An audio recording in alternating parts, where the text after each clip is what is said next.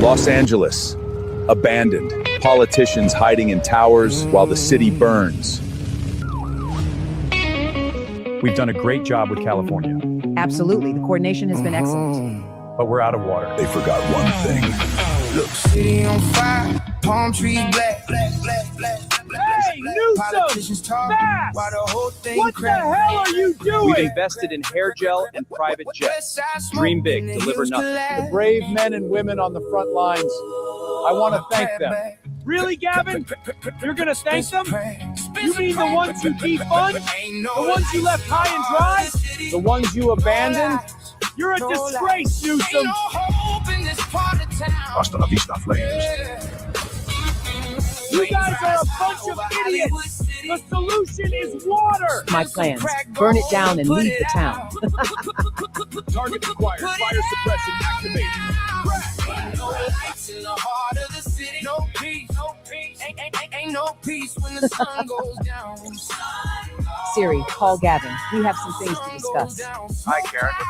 What's up? Take care of this fire and make sure it doesn't stop burning. I'm headed to Ghana. No stress, just blessings. Ghana love is real. Burning skies while the ash keep falling. Sirens echo while the crowd stay calling. Carrying overseas while the coast still frying. Champagne sipping while the hills keep dying. High dreams dry and the pressure stay broken. People fed up cause the words stay hollow. Storefront smashed and the glass still scattering. Dreams shut down while the rich stay smiling. Whole damn city feel one spark from losing. I'll be back. LA know when you vote. Just know who you're choosing. This is crazy. Let's dance. Let's do it. Heart of the city. Ain't no hope in this part of town. Flames rise high over Hollywood City. What the heck are you clowns doing? Crack on, put it out. Put it out. Hasta la vista, you filthy crooks. In the heart of the city. No light, no They said LA was finished. Wrong. Smoke clouds cover the Hollywood sign now. Ooh, crack, gonna turn it around, turn it around. Wow. Wow, vote Pratt for mayor. I think this guy might actually win. I mean, he's got like seems like he's got a good ad campaign. I don't know who's doing his ads. What's up? Let's see who's here tonight. We got Mr. Sneaky Sean was first. How you doing, Sean? Great to see ya. Kelly J's here. Just what I needed after a stressful day. Well, I really hope so. Sherry Gatlin's also here. How you doing? Great to see you. Jay Schwartz is here too. Good to see you, pal. Snarf's here. What's up, Snarf? HJ Remy's here. American Jane's here. Wow, man. Edward Elkins is here. Love it. What's up? How's it going? Yeah, it's so nice to see everybody here tonight. So many people. So many people here. It's so very nice. And we're going to have a really big show tonight. Got a lot of stuff to talk about. There's an election happening in Texas, which we'll check in on as the night progresses to see how the numbers are looking. From what I've seen so far, kind of looks like Paxton is running away with it. But, we'll have to wait and see because, that's how the news works. So, yeah. So, just want to tell everybody, thanks for being here. If you like the show, please remember to hit the like button. It really does help with the algorithm and everything for the channel.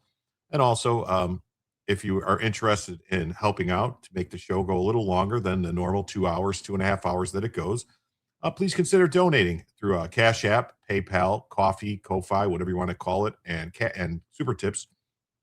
Those links are pinned in the chat, and occasionally a Cash App or a PayPal QR code will be on the screen. And also we have YouTube Super Chats, Rumble Rants, also memberships or gifting memberships on YouTube or Rumble, and also Locals Coins and Kick and Twitch memberships. When we add that all up and we hit $100, we add an extra hour to the show. And then for each additional 100 that comes in, we add another additional hour to the show. And when we hit $50, we activate Bellavision for the evening. There's Bella chilling.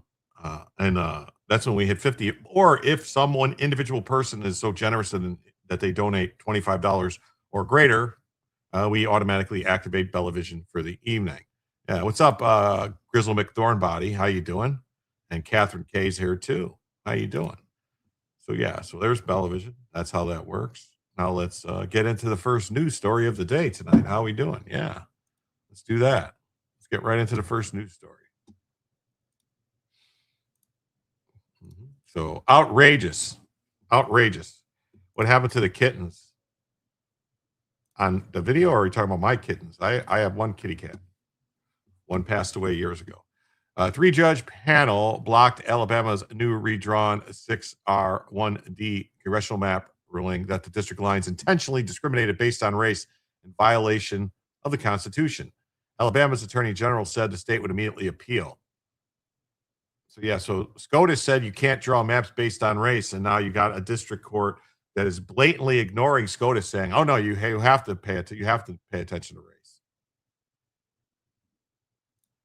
So we're having like a revolt in the lower courts. Breaking news out of Alabama. That state's plan to use a new congressional map has been blocked by a judge. That could have helped Republicans pick up more House seats, giving the party perhaps an advantage in the midterms. The state will have to use the current maps, at least for now. Alabama could appeal the ruling. Many states have to the U.S. Supreme Court. We'll see whether or not that is the next action taken. Stand by. Okay. Breaking news. Yes. Oh, he goes, Bella was playing with in the older videos. Okay, that's not Bella in those videos. That's Charlie. That's my dog that I had before Bella. That was my girl, Charlie girl. She passed away in 2016. And I got Bella in 2017. So, yeah, I got Bella in 2017. So, and those kitty cats, that was like 2014, I think, or 2000, something like that, 2014, 2015, those videos were from. That was Charlie, and the kid. One of those cats is still here. One of the cats is Frisky. Frisky's still here, but the gray cat her name was Baby, and she passed away.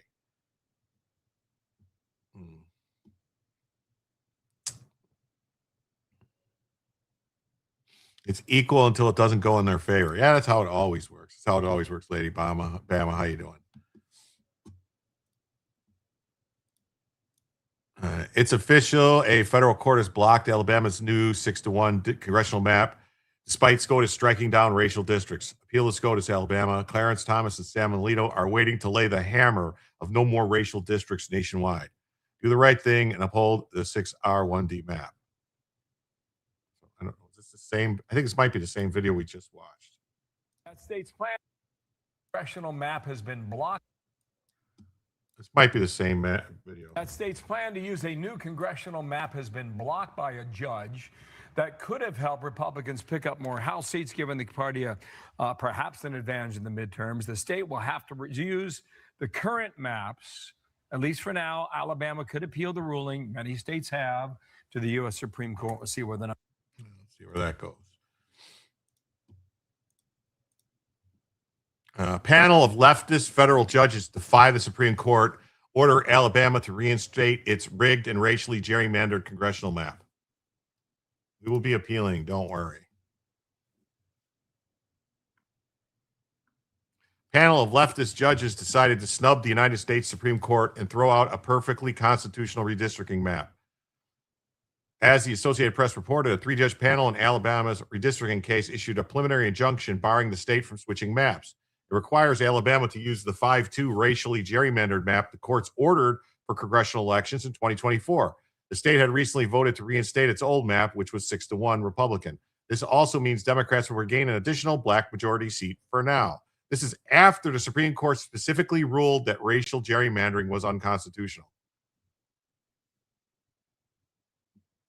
All right, Greg, you're going to get blocked from the channel because you're lying and being inaccurate, and you're lying.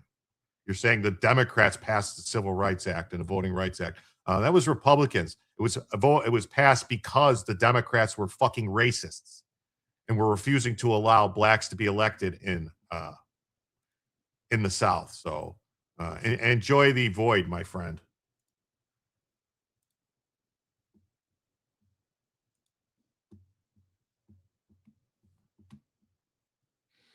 Federal judges on Tuesday temporarily blocked Alabama's plan to use a new congressional map that could give Republicans an advantage in a key House race in the midterm elections.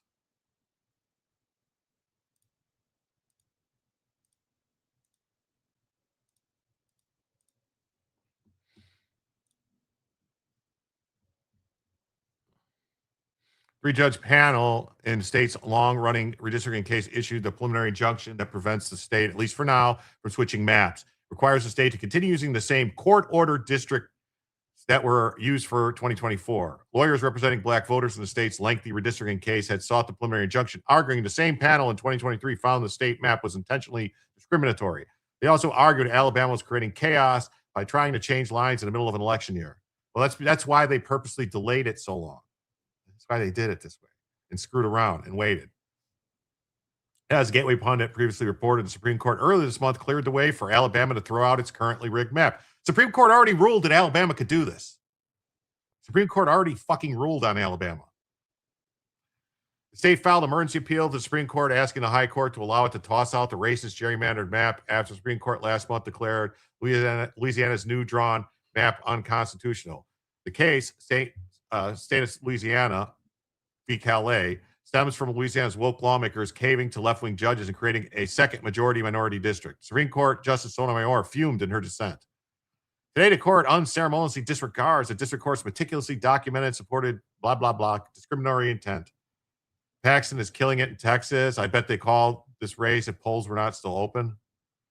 Oh, that's right, because there's two time zones in Texas, right? So some polls are still open.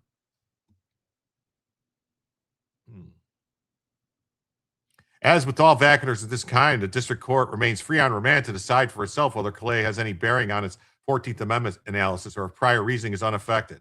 So that's what they did. They said, oh, no, we don't care. We're going to do this. Yes, that's right. This is the other Greg.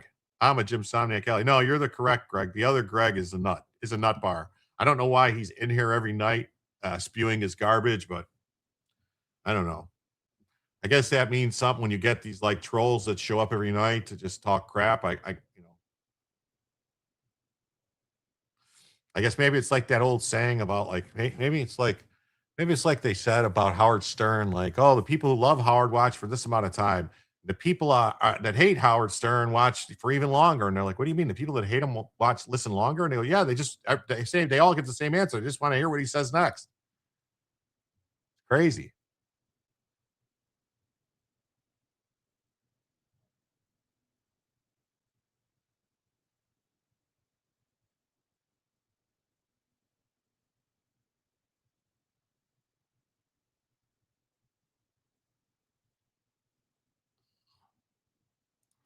Mm-hmm.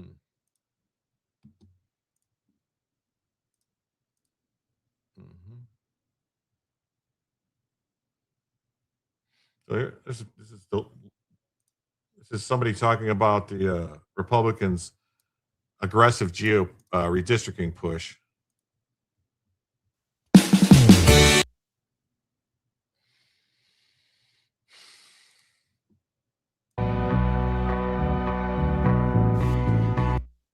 Have we done America's Newsroom together? time? We have a president in his second term. We always hear about, oh no, it's a bloodbath. You know, the president loses seats in the House, usually in the midterm. Hey, what's up, Mother Pep? Definitely How you during doing tonight? his second term. We are now in a conflict with Iran. And so Trump is seeing resistance from Democrats and also some people on the right. If you listen to, right-wing influencers, there's a lot of them who are against the actions in Iran. So he's got it coming at him in many ways. So his approval rating doesn't surprise me much. What about you? Yeah, and I don't think it's necessarily, I mean, of course, we don't want Republicans or, I don't know. This has absolutely nothing to do with what they said it had to do with. So I don't know. I hate, why did Fox is the worst with that crap? It gives you a headline, says this is what they're talking about. And then you listen to the video they have, and it has nothing to do with what they claim it does. Federal Appeals Court blocked the GOP-friendly Alabama map on Tuesday, dealing a temporary setback to Republicans. We'll see, because I have a feeling the Supreme Court is going to knock it down again. So a 3-judge panel said Republicans must continue to use a map that was created by courts using racial lines. Ultimately, we can't see our way clear to requiring Alabamans to cast their votes in 2026 under a districting plan tainted by intentional race-based discrimination, the federal judges wrote. We cannot understand the 2023 plan as anything other than intentionally discriminatory.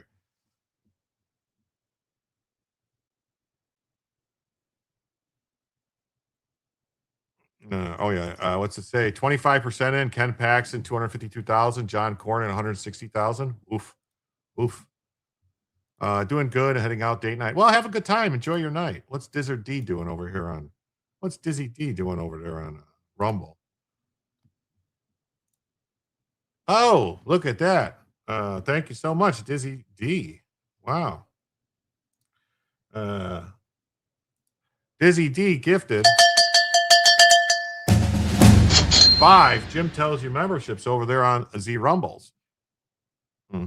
People need to speak on Rumble to get a free membership on Rumble. Yes. If you're in Rumble and you talk, you get a membership. That's how that works. Thank you so much, Dizzy D. That means Bella gets activated for the evening. Thank you so much. That means we are now $75 away from adding a first additional hour to the show. That's how that works. Thank you so much. I'll try to pay attention to this when the names come in, when I see them come across the transom of people getting memberships. So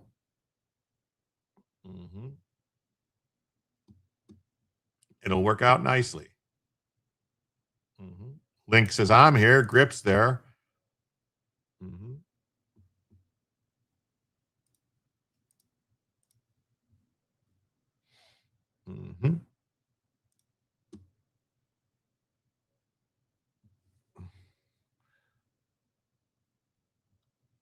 Alabama Attorney General said he would appeal to the Supreme Court. Know this, in my mind, it's not a matter of whether we win this case, only when. That's good. What's up? How you doing, Cesium Cat? Grip, how you doing? House Minority Leader called on the Supreme Court to reject Alabama Republicans' appeal. Well, here's Dox's chat. You guys should all be getting these memberships. What's going on over there with the Rumble not giving out the memberships? It's taking kind of a long time.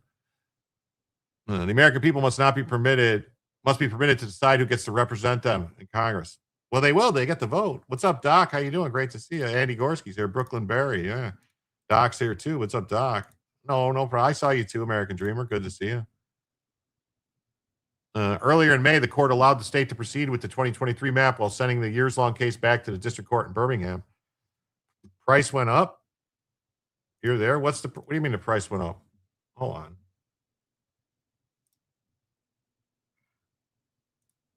No, there's still $5. It's still $5. It's still $5 a gift. I'm looking at it right now. If you use your phone, Rumble can stutter. I think if chat's quiet, it takes a minute. It says Doc was gifted a membership. There you go. What that says Chulin 007. That's not Doc. What's going on here? Who's Chulin 007? It says Doc. Huh. That's weird. Doc was gifted a membership. Oh no, Chulin was gifted a membership. Chulin 007 was gifted a membership. Sorry, Chulin. I didn't see you up there saying you were there. I'm doing stuff. What's up, Grip? Dizzy D, are you using here's the thing, if you're on Rumble and you use like a phone, they charge you more for gifted memberships because they basically charge you the fee that they have to pay by using a phone if you're using like Apple phone or whatever. So that's why if you use a computer, if you use your browser, that's still $5 a membership. That's just because Rumble charges you the fee up on the top, but I can't see that. I just see the $4.99 per membership. Yes, thank you, Diz. Thank you. So Rep. Shamari Figures celebrated the panel's ruling, finding that the state attempted to weaken black voting power. It's 513 there in Oregon, Cash. Yeah, well, and I also think if you're in a place where they charge tax on stuff like that, Rumble charges you the tax if you're using the app or stuff. I don't get it. I'm pleased with the court's decision, but this case is still not over. Although we expect the court to reach its decision given the overwhelming evidence, we fully expect the state to immediately appeal to the Supreme Court.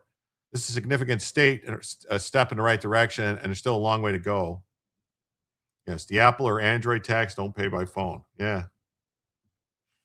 Yeah, they do. They're real bad about that stuff.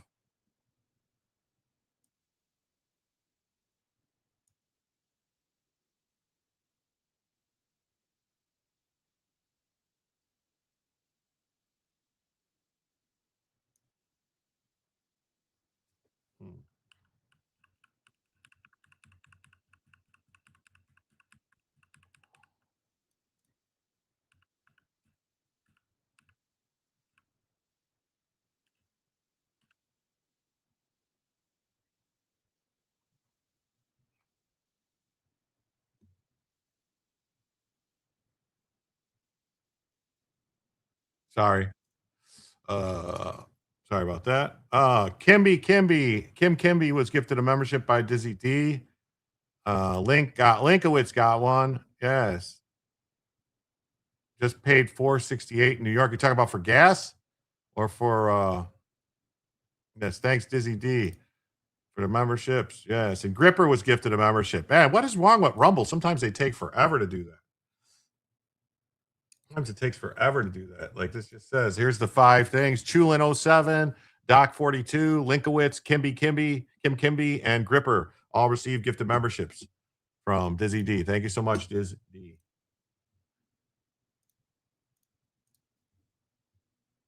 Governor Kay Ivey has scheduled several House primaries for the newly configured districts under the contested map for August 11th. The rest of Alabama primaries were held earlier in May. Republicans' redistricting setback comes as Trump has urged GOP-led states in the South to aggressively redraw the congressional maps to benefit the GOP. Here's the thing. There was already elections voted on in maps that weren't changed, so I don't understand what they're going to do now because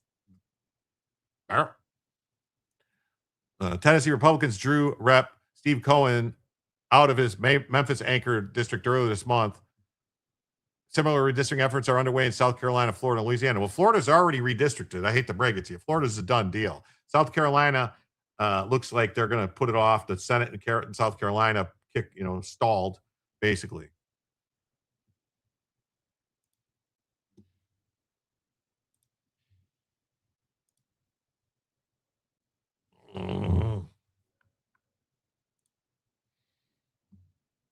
It's just court blocks Alabama map that favors the GOP. So it requires Alabama to use the same court order districts under which congressional representatives were elected in 2024. Yeah, they wanted to force them to use that map. The Supreme Court's already told Alabama that they didn't have to. This is what doesn't make any sense.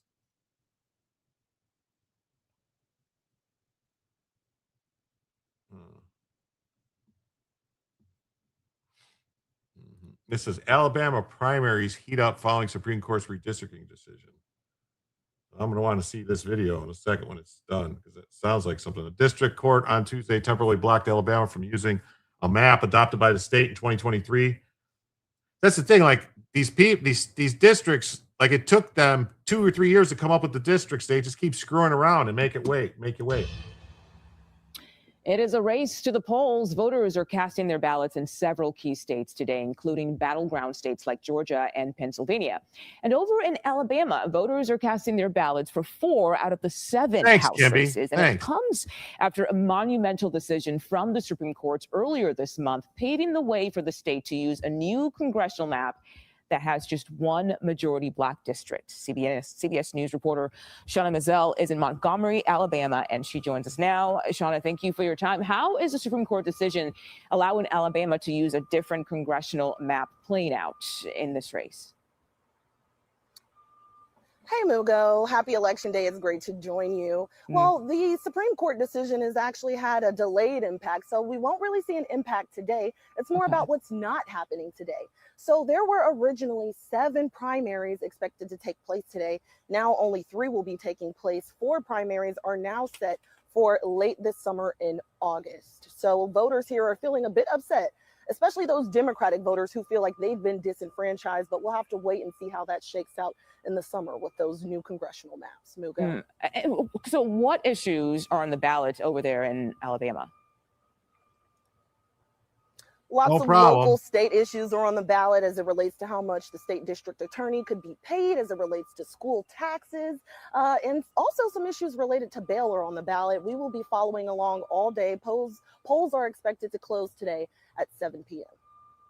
And what have you seen, Shauna, in terms of a voter turnout so far? Oh, those are not We've seen a really big turnout thus far today. Polls opened up at 7 a.m. There were already folks in line looking to cast their votes ahead of going into work. And so we've seen a pretty big turnout today, even though it's pretty warm. Folks are hoping to get in and out because it's roughly 90 degrees here today in Alabama. Ooh, yeah, sounds like it's hot out there, but apparently it's not stopping voters from showing up. Shauna Mazel, thank you for your reporting today. Appreciate it.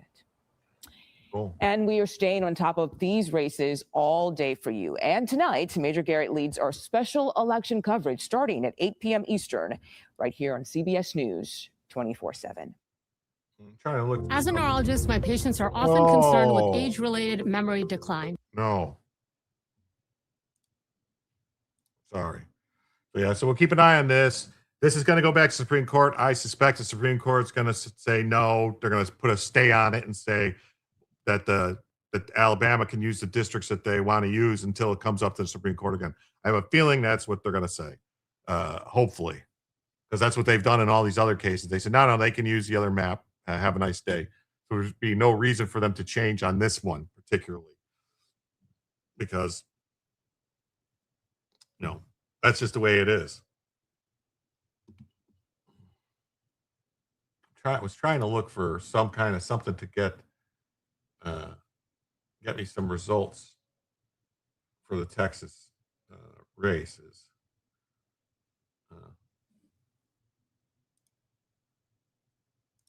And I'm not seeing, it's like weird. Is NBC News the only one that I can find? I guess NBC News is the only one I can find. House Republicans districts. Stop.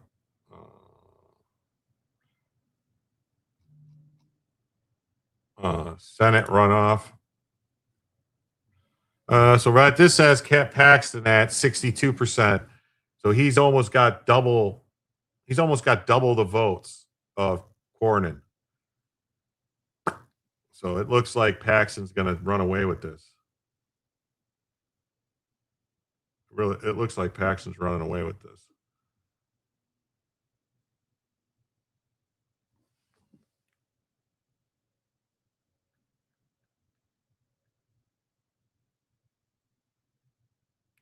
Yeah. Some drop just came in. Let's see. Is it that holiday weekend, we're kicking off summer with. it's actually gonna live Kornicki cam, it says from NBC News.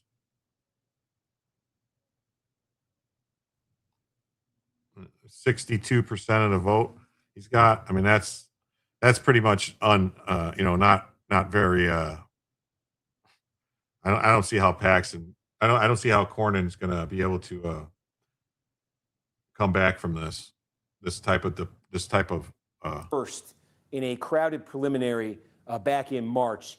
She's made comments that are clearly anti-Semitic, been denounced by her party.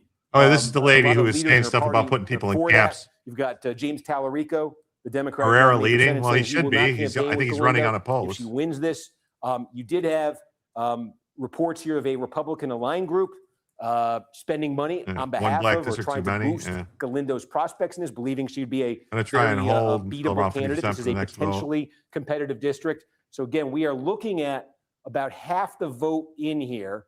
Okay, Bear County. I'm just seeing if there's any variance in these counties. Oh, since we got a raid, huh? We did. We got a raid. Thank you so much to the people that came over from Robert Cavea. From Karnes County. Yeah. Thank you for being here, all the people. Her opponent, Johnny Garcia. Bear and Guadalupe are really the only two places where there's votes on the Democratic side. So you're getting the early vote there in Bear County. This is where San Antonio is. Okay. And then Guadalupe County here. Thanks to all the people who came over from the Gavia raid. Thank you so much, all the people. Thank you. Thank you. Hello, raid people. If you like the show, please hit the like button. Please subscribe if you haven't already subscribed. We're going to go over some news. We're just checking in on this race real quick. Again, I want to just hello, watchers. Yes, hello, raiders. Thanks for being here. Yeah, this is a bit of a change. Predict our press are going to call it late because they're assholes. Galindo got more votes. Your money's on Paxton, above 60% margin. I think it's going to be Paxton with a lot. The Bear County Sheriff's Office. So about 3/4 of the vote in this district comes from Bear County. About a quarter comes from Guadalupe. Just who's Gavea? Robert Gavea from Watching the Watchers. He's a great guy. Has an awesome show. Very good. So that is he's a clear advantage there early in the votes for Garcia over Galindo. But Galindo is over 40% hello, of Raiders. the vote right Thanks there. for being here. Now, I say this is a potentially competitive district. Again, this all the Texas redistricting saga of the last year. This district was drawn originally. It would have been a Democratic district in the area that really connected up by Austin. And it turned into a district that's based in Bear County. And then Muffin Randall, awesome to see you. Thanks Trump for being won here. this district, or would have won this district, by 10 points in 2024. Large Hispanic population in 2020. This would have been a 1-point Trump win. So again, this is one of those districts, newly drawn districts. Republicans want to give themselves an advantage. Democrats felt, look, right candidate, right year. This could be winnable for them. Wow. Obviously, Galindo. Again, thanks to all the people coming over from the raid. As a giant X factor there. But if you haven't subscribed to my channel yet, on the Republican side, give us a chance. Wow, this is maybe subscribe. Again, throw let's us a like. zoom in here. Okay, now John Lujan is a state legislator. Okay, from Bear County. Carlos De La Cruz is a veteran and business owner. He is also the brother of Monica De La Cruz, who's a Republican congresswoman. Yeah, there was some from stuff. South Texas. There was some shady stuff in this race. Lujan. De La Cruz shady stuff in this race. The guy was trying to attack this guy. Lujan actually received more votes in the preliminary. So this is a real interesting test here of Donald Trump and his endorsement. What's up? How you doing? A very Hello, MAGA locally friends. How you doing? popular politician in this part of the district, Bear County. Now, on the Republican side, the numbers work a lot differently. Bear is a little bit less than half the vote on the Republican side. This is Lujan's base, and he is leading here in the early vote in Bear County. But then you get outside of it. You get to Wilson County. You get down here in Karnes County. These are much more significant pieces of real estate on the Republican side. Probably about close to a quarter of the vote will come out of these two counties tonight. And there's De La Cruz leading in both of them. And then Guadalupe County. It's almost the same size of Bear in terms of the vote impact. So Guadalupe really, if you're Lujan, frankly, you probably want a bigger number so far out of Bear, your Bear County base, given that you're trailing here, you're trailing in Karnes, and if you don't turn it, if that pattern continues into Guadalupe. Yeah, this is going to be a test also of Trump's, staying power and stuff like that. So All right. Now, Ken Paxton's at 62.8%. He's like almost double. If he keeps going at this pace, he's going to more than double Cornyn's vote by the end. So we'll check back in on this in a minute. Let's jump into the next story. All right. Yes. Top court, the SCOTUS has rejected the NFL's bid to pull a black coach's bias case into their arbitration and out of district court. So the Supreme Court on Tuesday turned away a bid by the NFL to move a black coach's racial discrimination claims out of federal court and into arbitration proceedings that are controlled by the NFL. Sorry. The justices declined to hear an appeal by the league and 3 of its teams filed after a lower court ruled the NFL cannot force Brian Flores, the former Miami Dolphins head coach and current Minnesota Vikings defensive coordinator, to arbitrate workplace bias claims through a process overseen by NFL Commissioner Roger Goodell. The teams involved in the appeal were the New York Football Giants, the Denver Crappy Broncos, and the Houston Not Really That Much Texans. I was joking. I like all these teams, but I don't like football. Ever since they kneeled and put the names of rapists and murderers on their helmets, I stopped watching. Just saying. That was a little much for me. Flores, 45, have accused the NFL, the most popular professional sports league in the United States, of systemic discrimination against black coaches. According to the 2022 lawsuit, the NFL and several teams discriminated against black candidates for coaching and management jobs in violation of federal and state laws. Wait a minute. They had this rule called the Rooney Rule in the NFL that they all had to do, that before they could hire a new coach, they had to interview a black coach first. That was a rule. So how were they discriminated against when they automatically got first dibs at an interview? This makes no sense. This doesn't make any sense to me. Flores filed the suit after being fired as head coach of the Dolphins, despite the team having a winning record for 2 consecutive seasons. Well, just because you had a winning record, that doesn't really mean that they want to keep you if you're not getting into the playoffs. You know, that's not how it works. Boom Boom says, I don't think the Cowboys kneel for BLM. Yeah, but did they put names on the helmets? Like, they put names of people on the helmet. Like, they put that guy, you know, the guy that raped that woman in Wisconsin and then had a knife and was trying to kidnap the kids. And I don't even remember his name, but then he got shot. And then Kamala Harris went, if you remember, Kamala Harris went to visit him in the hospital and stuff, and said how she was sorry that he got shot by police for trying to kidnap kids with a knife and refused to drop the knife. And, yeah, I can't remember his name, but you know, that was the whole case that the whole Kyle Rittenhouse thing revolved around. I can't remember his name. Jacob Blake. That's right. Jacob Blake. They put Jacob Blake on their helmets. And that was when I said, I'm done. I'm done, NFL. Goodbye. Hey, Steve Hilliard. What's up? Great to see you. Andy Gorski's here. Playoffs. That's what it matters. That's what they're worried about, the playoffs. Just Dawn's here. What's up, Just Dawn? Nice to see you. Blaze Obvious says, I stopped watching when they took a knee for the anthem. Yeah, I don't like that stuff either.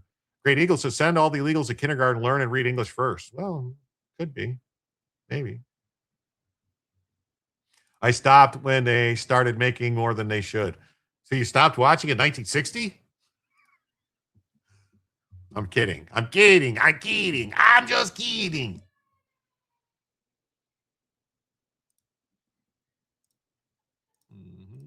Supreme Court rejects NFL's bid to move black coaches' bias claims into arbitration. So the Supreme Court turned away a bid by the NFL to move a black coach's racial discrimination claims out of federal court in arbitration. So, like, yeah, of course they want it in arbitration because they can control the arbitration type of thing. The arbitration is like whatever Roger Goodell wants it to be. Like, why are you doing this to me with commercials?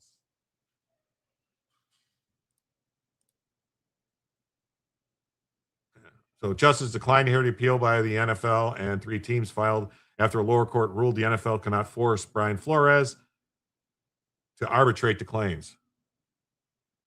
If there was and she was hired, she would always wonder, am I hired based on my merit or because of these discriminatory rules? Well, if there was and she was hired, she would always wonder, am I hired based on my merit or because of these discriminatory rules? I'll tell you, after we sent our first legal demand to the NFL, They did capitulate on hiring quotas for certain assistant coach positions, but they've not rolled back the entire rule. It still does require interviewing of black candidates before a team can hire a white candidate, and teams can still get third-round draft picks if they show that they're advancing candidates based on their race. This is a pretty big deal for a team, but that's not what the fans want. We don't have requirements that quarterbacks or running backs be of a certain color. Fans want players that perform well, that score touchdowns, that win based on performance, not based on the color of their skin. Wow, that's crazy.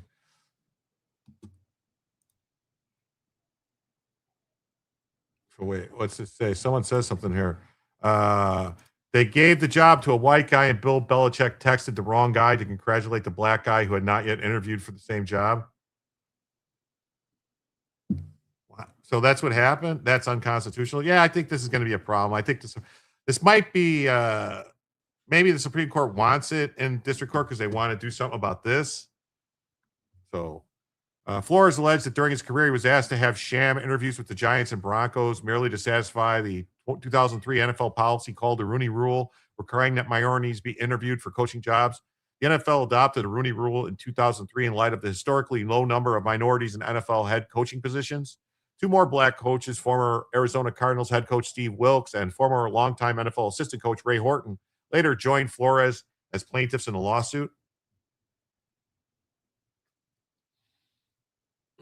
The lawsuit seeks to force the NFL to make a series of changes, incentivize teams to hire black coaches and general managers, and require teams to explain hiring and termination decisions in writing.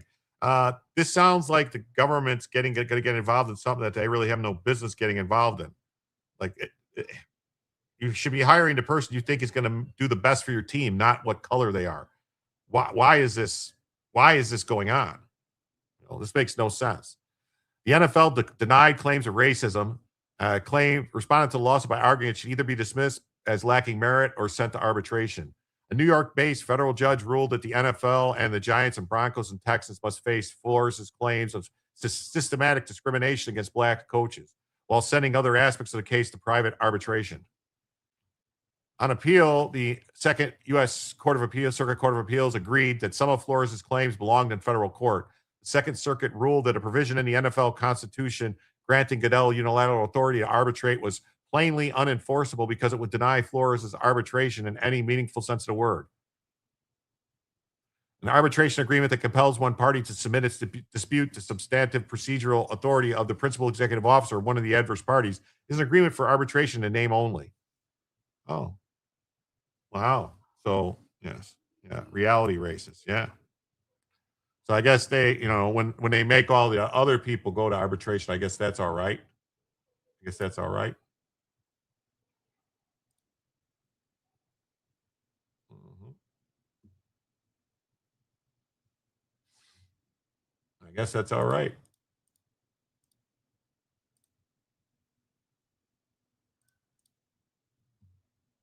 Mm-hmm.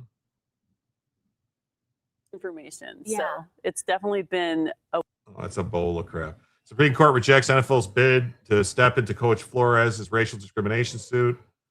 Year-long legal battle began in 2022. I could be wrong with this. So, he sued the NFL after he was fired. So, yeah, I don't know. I mean, I think they should just be, as long as they're hiring the best candidate, as long as they're not refusing to hire a black guy who's more qualified or a better coach, which I guess, why would somebody do that? Why would somebody not hire a guy that would be the best coach possible? This whole thing is just asinine on its face. These are clearly being made by the same people that make the arguments that women make 70 cents on a dollar of men. Because if that was true, then you would just hire all women and you would make more money at your business. If that was the case, you would have 70% less costs for employment. So, the same thing here is like, oh, we're not hiring these guys because they're better, but we're just racist. That's just dumb and wouldn't happen. It's just dumb. There's no way that would really happen in real life.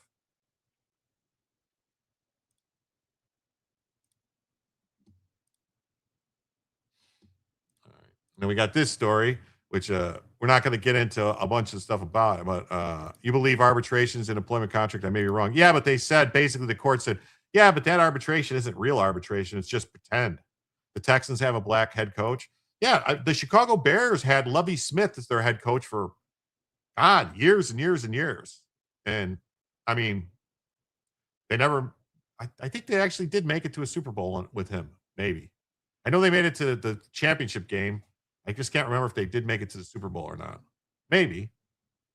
Your cousin had to move out of Kenosha after Jacob Blake, mostly fiery, peaceful protest. That whole viral video wasn't shown in context with the kidnapping. Same with Kirby. Yeah. Women take lower paying, easier jobs, skewing the stats. Well, I mean, you've been on YouTube since 2007. Jeez. That's awesome. Thanks for being here. So Governor Mickey Sherrill slammed for Memorial Day stunt at the Newark ICE facility after intense protest rage.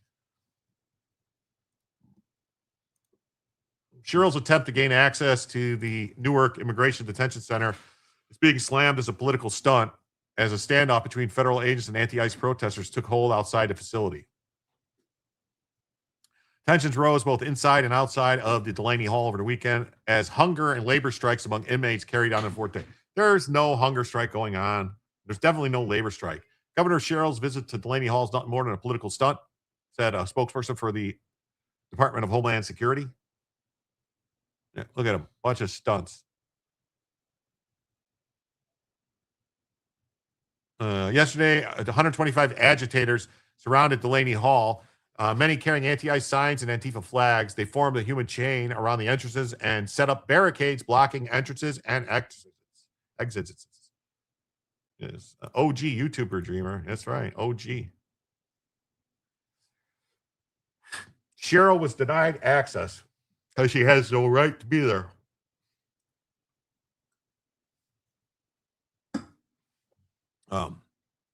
After several of her Garden State colleagues, including Senator Andy Kinn and Representative Rob Menendez, toured the facility over the weekend. They just keep showing up saying they want to go in every day just to fuck with people, just to like keep them from doing their jobs. I mean, at some point, this has got to be called out for what it is. This is ridiculous. How many times you need to come in every day and do this and screw us up and just spend hours making us show you around so we can't do our jobs? Video circulating online shows Cheryl standing outside the lock gate as a larger group of protesters chant, "Let Cheryl in." Hey, the Drunken Senpai has rated the stream. Well, thank you so much there, Off-Label Podcast. Thank you, Off-Label Podcast, for rating the stream on Rumble. That's awesome. Awesome, awesome, awesome.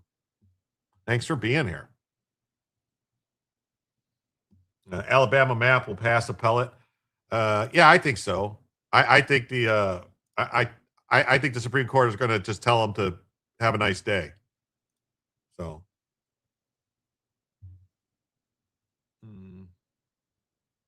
Hey, Mark, what's up? Great to see you. Thanks for being here tonight.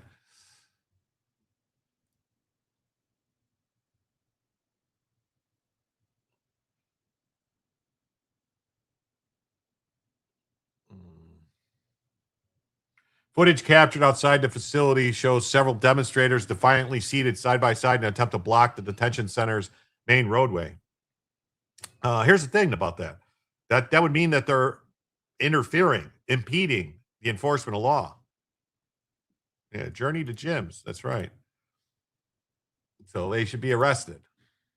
They should all be arrested. We need to bring back wood shampoo. If we had some wood shampoo to pass out, there'd be a lot less of this crap going on. New Jersey governor and Demon Rat senator spend Memorial Day protesting ICE facilities. So here's a little video. We'll play some of this video just to see. Probably going to be no commercial. What do you know?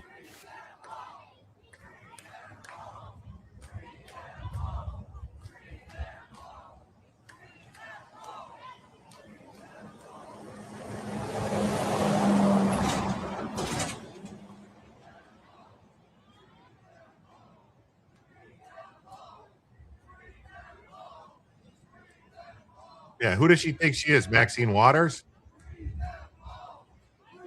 You have a lot on this New Jersey ICE story? With shampoo? Oh, yeah. It's also known as a mahogany massage. They've been defunding, defaming, and defanging law enforcement. Yeah. Maybe it will rain. Maybe. The old wood shampoo, the old mahogany massage, they say.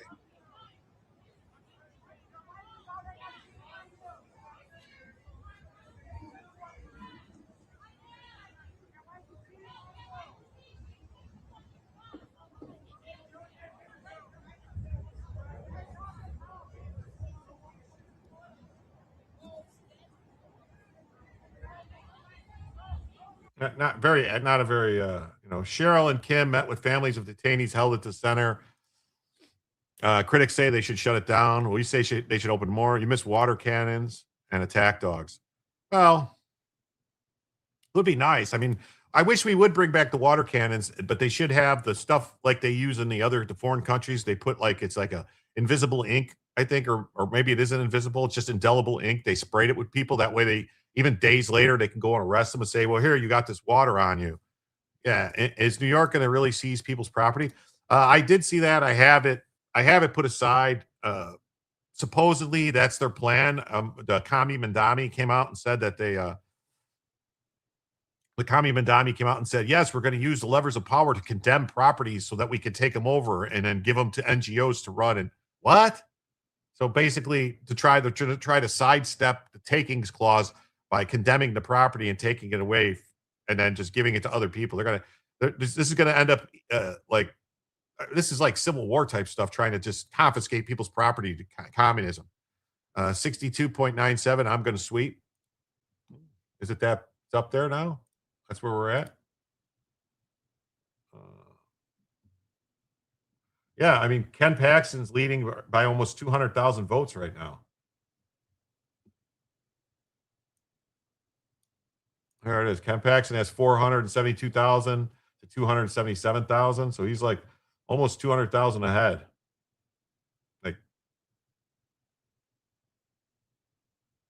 This don't look good.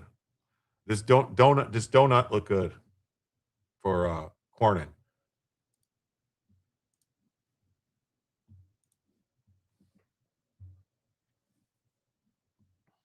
Didn't they use rubber bullets in Portland during the BLM riots? I don't know if they did or didn't use rubber bullets. I know they use like pepper balls and stuff like that. No. I mean, I'm not saying I ever did anything like this, but I used to go, who's Cheryl, in and out of the stream. Cheryl is Mickey Cheryl, the governor of New Jersey. She used to be a congresswoman from New Jersey. And then she became governor, claiming she was in the middle. John Thune will be crying with Cornyn. Yes, he will. Here's the thing. When I used to paintball back in the, back when I was a youth, there was people who would take the paintballs, which paintballs and pepper balls or any of this stuff, they're pretty much all the same thing. It's the same guns that fire them. But people used to take the paintballs and put them in the freezer and freeze them. So that way, when they hit people, it would hurt way worse. I'm not saying they should do that. All right. I'm not suggesting they should do that with the pepper balls, but if they did, it would be very funny.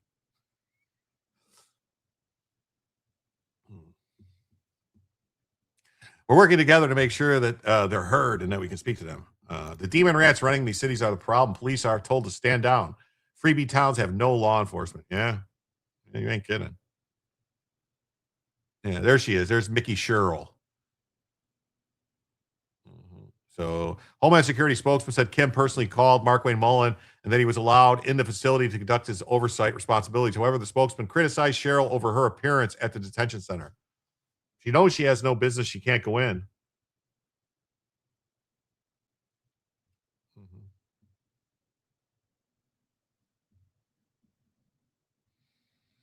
Cheryl's visit is nothing more than a political stunt. Yeah. So 125 Antifa agitators surrounded the facility. Protesters clashed with authorities outside the facility. Some detainees claim they went on a hunger strike. Cheryl said she's deeply disturbed by the conditions inside. She's not been in there. How does she know what the conditions are?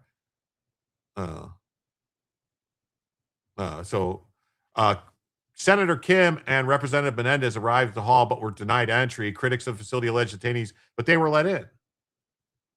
So what's going on here? Squalid conditions. So we'll see. Illegal aliens have access to phones, communicate with their family members, lawyers. They have certified dietitians. They got better. These illegals are living better than probably 50, 60% of Americans. Anti-Fles. Yeah. Anti-Fles. This broad right here is the one who attacked the cops last time.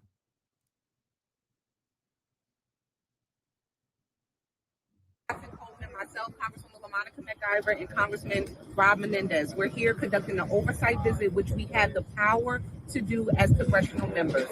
Statutory authority. And so that is what we're here for. And we're waiting to speak to a supervisor to let us in here because, as you can see, they will not let us in. Myself, Congresswoman Monica McIver, and Congressman Rob Menendez. We're here conducting an oversight visit, which we have the power to do as congressional members. Statutory authority. And so that is what we're here for. And we're No, whatever. Have a nice day. waiting to speak to a supervisor to let us in here because No supervisor, no getting in. Go away. You beat up somebody before. You got no business in there. You got no business in there, lady. She should be in jail. DHS slams Mickey Sherrill for attending the anti-ICE protests at Delaney Hall as a political stunt. Yeah, it was Memorial Day, and they decided to, decided to go. The Trump administration calls out New Jersey governor for Memorial Day political stunt at ICE facility. It was just a political stunt. That's all it was. New Jersey governor and Senator Kim joined the riot. I'm going to call it a riot. I'm going to call it a fiery riot. Yes, that's what I'm going to call. That's what I'm going to call. That's how I like to call fiery riot.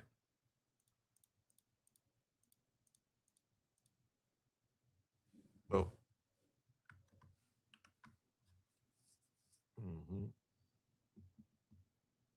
Wait a minute. Oh, here we go. Okay.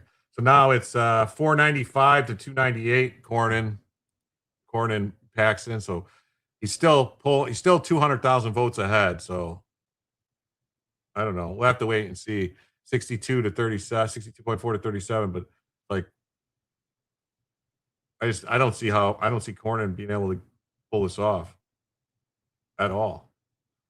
I mean, so Cornyn is winning Austin area, barely winning Dallas area. Oh, he's really winning Panola, so 70 to 30. That must be where he's from or something.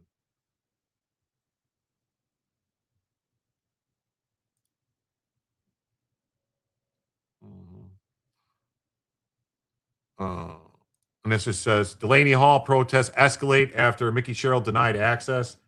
As they blocked the entrance, and Naomi Ruckham reports now from Newark.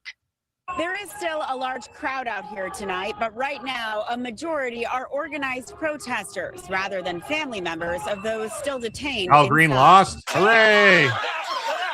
Tensions boiling over outside Delaney Hall in Newark as ICE agents in riot gear moved in to clear protesters blocking the entrance and exit to the immigration detention facility. This man was pepper sprayed. I was just trying to de-escalate. Some protesters could be seen throwing objects, while others linked arms, forming a human chain. Did they call it? Grip? AP called it for Paxton? Yes.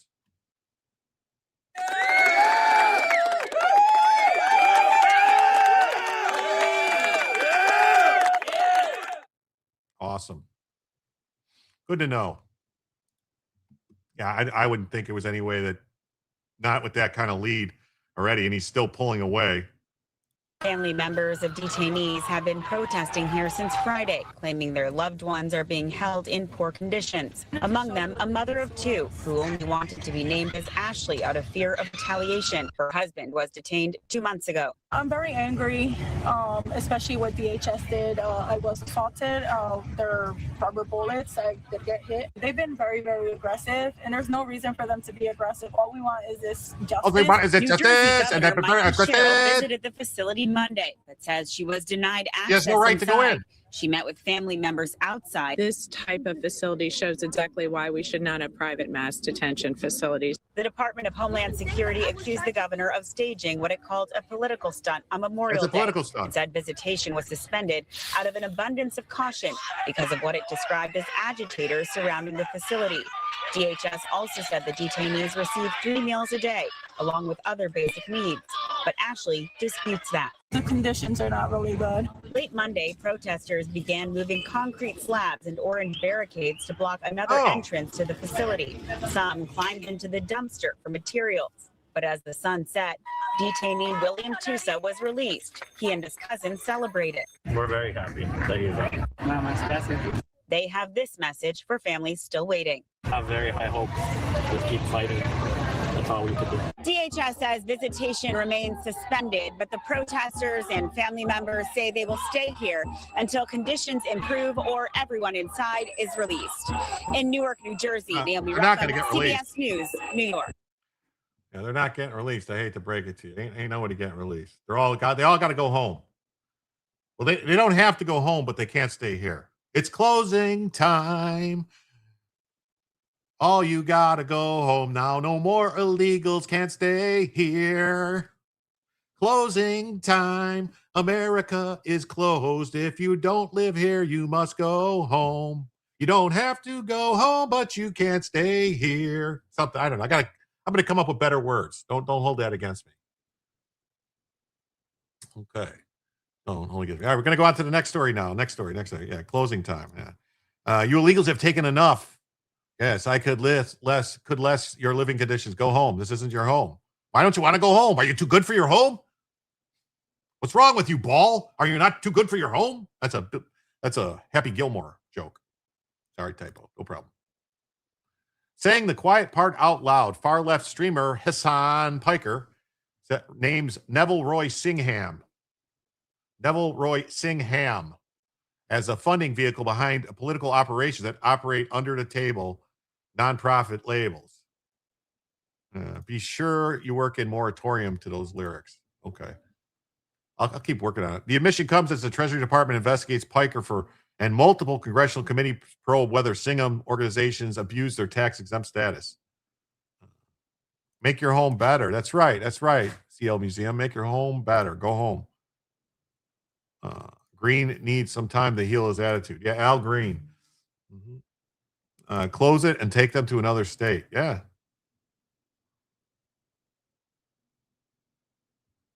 Mm-hmm. Singham for Sing Sing. Sounds good to me. Sing Sing prison. Yeah. Code Pink. Singham. Yeah, he's in the cage singing like a bird.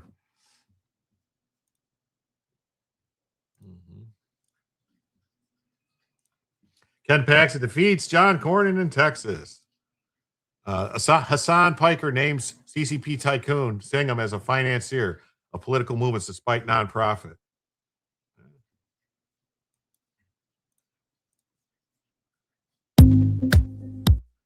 Bum, bum, bum, bum, bum, bum, bum, bum, bum. Our left influencer, Hasan Piker, might be in real trouble for visiting Cuba in March, where he filmed what looks like a propaganda video for the regime. I'm here in Havana, Cuba, right now on a humanitarian. Well, it's not that Singham supports Code Pink, CL Museum. Singham's wife is one of the co-founders of Code Pink. So, like, he funded the start of Code Pink. Code Pink wouldn't have started without his money. You wonder what Ashley's husband did? Those are criminals, bad people. They hurt others. When people protest, it actually makes things harder for the inmates because of safety. They will be locked down. Yeah, crazy. Al Green lost his primary. Thank you. Where are the police? Yeah, where's the police? Isn't Piker the one who whines about how much he hates America? Yes, that's him. What's up, Shasta Bell? Great to see you. Yeah, it's Portland PD put out, said don't call 911 unless it's a matter of life and death. Amazing, the crime rate has decreased when 911 calls don't come in. Yeah, arrest them all. That's what I say. Arrest them all. Arrest them all. Mission. My goal here today is to bring awareness to what my government, the United States of America, has done to the Cuban population. One of the most ridiculous embargoes of all time that has only gotten more deadly as time has gone on. Yeah, now federal officials have subpoenaed Piker as part of a wider investigation into violations of U.S. laws and sanctions, which prohibits supporting Cuba's communist regime. Piker responded today saying it's, quote, not great and BS and other things. This comes as the USS Nimitz aircraft carrier recently entered the Caribbean and the DOJ indicted Raul Castro. Joining us now is senior editor of investigations at Fox News Digital. She's been all over this. Azra Namani, we're always happy to have you. I want to clear up some of the misconceptions or misnomers about this whole thing with Hasan Piker. This is not about speech. It's about his actions. Oh. Can you please read my audience? From everything that I've seen online, his parents came to the U.S. on a tourist visa, on a 90-day tourist visa or something like that, while the mother was pregnant and she pooped out Hasan. And so they claimed, and then they immediately went back to Turkey and raised him. And he didn't come back to the U.S., I believe, until either high school or college. So he was completely raised in Turkey.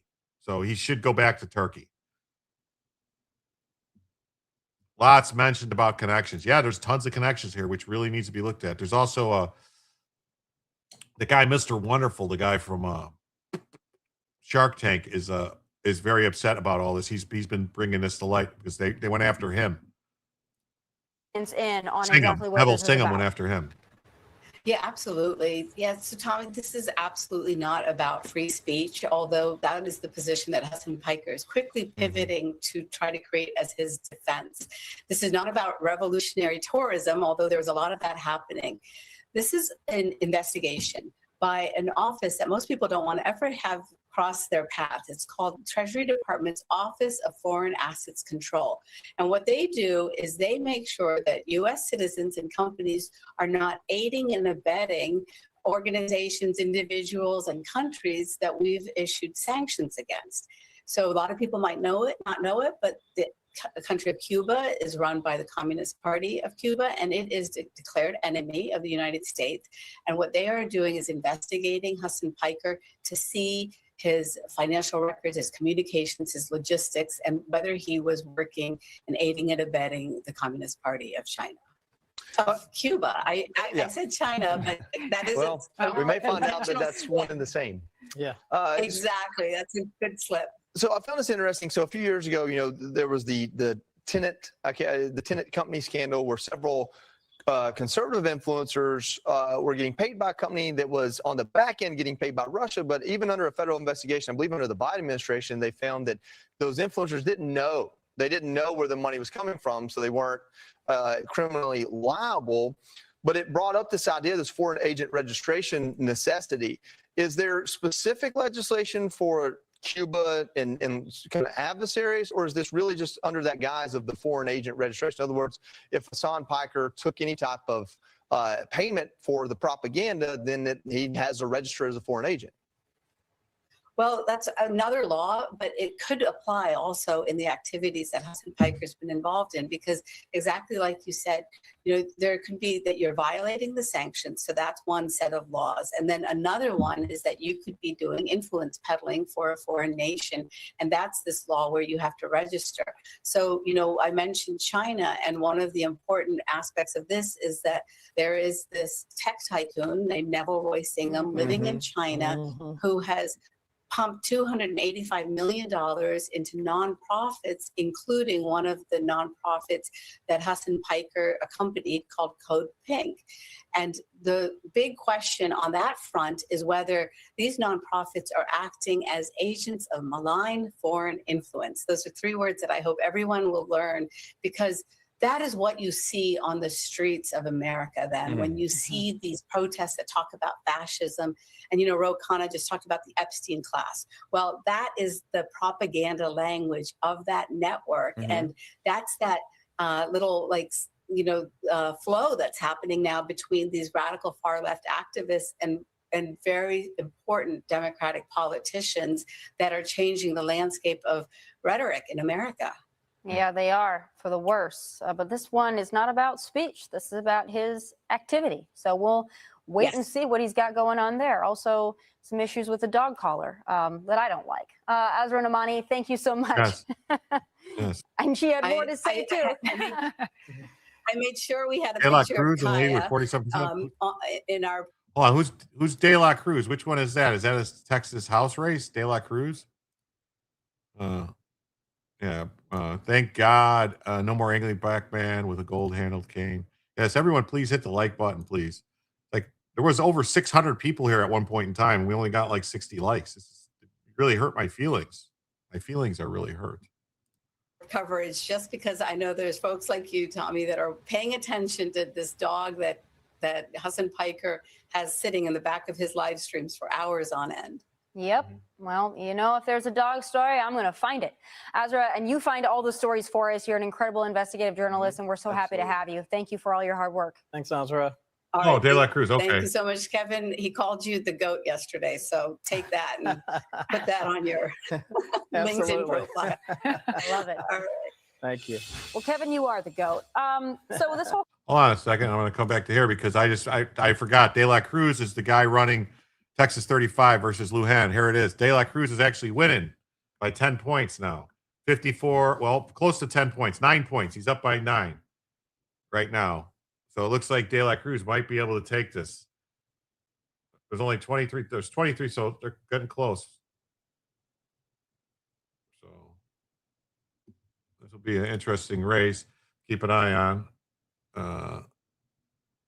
This other one, Maureen Galindo, she's the one who said she was going to put people in camp. So it looks like this one's close. She was actually slated. She was slated to win. They thought.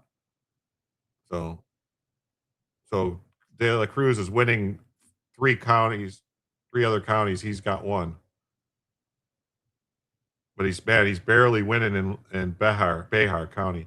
He's crushing them there by 20. Or no, 30, I'm sorry, 30 points there, almost 10 points here, and almost over 20 points here. So, yeah, he's crushing.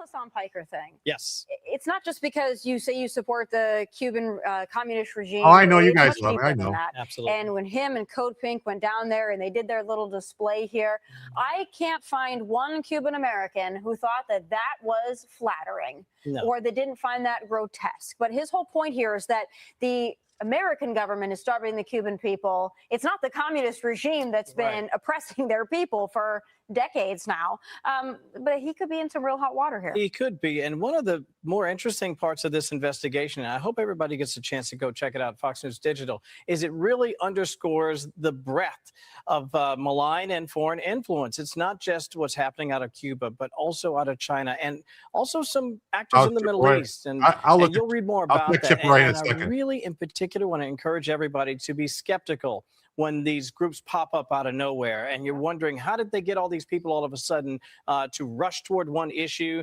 Usually there's a reason behind it. Alicia? Yeah, and there are so many groups that it's kind of hard to keep track of, which is also concerning. But one of the larger groups, one of the members is the daughter of Congresswoman Ilhan Omar. And there's an investigation right now going on to see whether or not her mother helped fund her trip to Cuba. And I'm just curious, you know, these are Americans. Do they care that there are listening stations hosted by Cuba for China and for Russia? And this is all malign. So this is crazy. So I just checked for Chip Roy is actually losing, but to Mays Middleton. Who did Trump endorse in this race? Does anybody know? Yeah. Come on, people. 357 watching. American people from Cuba, please. Yes. So I mean, I don't know. It's Chip Roy. I don't know if this is going to get turned around. I mean, he's down by 100,000 votes. So it's too early to call, it says. Who is Mays Middleton? Roy is in trouble. Yeah. Anyone, any idea who Mays Middleton is? Trump didn't endorse anybody in this race. Hello, everyone. I want to know, did any Republicans go down to Cuba with them? No Republicans went with Hasan Piker. Hasan. You watched Chip a few times. He impressed me as a decent politician. Karen says Chip is a follower. You see 93 likes? Well, that's better than 63 or whatever.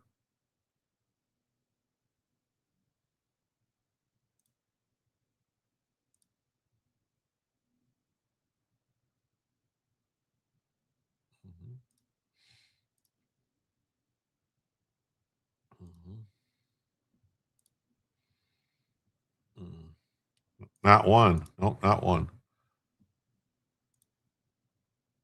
So far left political influencer Hasan Piker identified American Marxist communist tycoon Neville Singham as a major financier behind a network of pro-communist U.S. nonprofits engaged in political advocacy. And with a lot of political movements, marking the first time acknowledgement from a figure inside the far left network, the organizations in Singham's network are operating with an explicit political agenda. The comments are significant because congressional investigators and watchdog groups have long argued that nonprofits connected to Singham are functioning as overt political operations while enjoying tax-exempt charitable status. Yeah, I would say Code Pink shouldn't be a tax-exempt charitable status. No. Critics argue such activity may violate nonprofit tax laws, which place strict limits on the amount of political activity charities can conduct. As Fox News reported exclusively on Saturday, Treasury Department Office of Foreign Asset Control issued an administrative subpoena to Piker and far-left Code Pink co-founder Susan Medea Benjamin for possibly violating sanctions against doing business with the Communist Party of Cuba when they traveled to the island nation in March for an ideologically charged transnational convergence of communists in international convoy. David Mays Middleton II is an American businessman, a politician serving as a member of the Texas Senate for the 11th District. But is he any good? What's his deal? Is he, I don't know. Aren't they financially supporting Antifa in Sweden? I think so. I believe that is correct. Piker and Benjamin haven't responded to requests for comment, but they have publicly defended their trips to, as humanitarian missions to help the people of Cuba.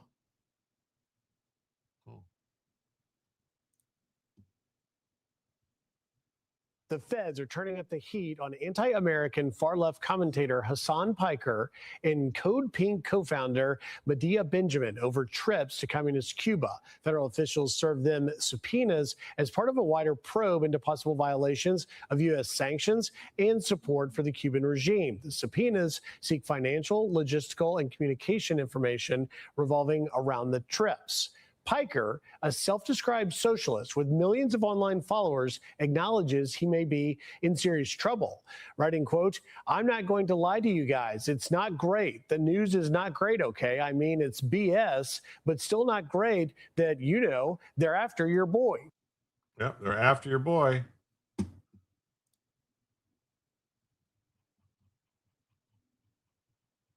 About 37 minutes into a 6-hour live stream on Monday, feds are after me, punctuated with 2 cursing emojis. Piker stunned listeners knowledgeable about the intricacies of far-left networks by saying that he believes the feds are ultimately targeting Singham and the organizations he supports, including Code Pink and the communist organization Answer Coalition and the Party for Socialism and Liberation for the political work they do. Your boy, BOI, yeah. Together, these groups and others in Singham's network have organized, coordinated, and staffed most of the divisive anti-U.S. street protests the nation has seen over the past decade. Yeah, all the stuff you see, every time you see them out there, they'll say RevCom, Revolutionary Communist Party of the United States, Communist Party USA, DSL, Democratic Socialist Liberation Party, all this stuff.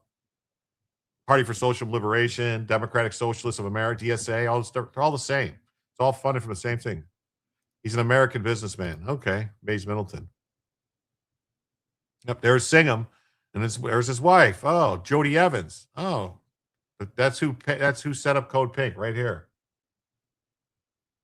A 5-part Fox digital investigation published in March, the week of the Cuba convoy, documented how Singham funneled $278 million starting in 2017 after his marriage to Code Pink co-founder into a network of 6 nonprofits that in turn have financially supported dozens of organizations.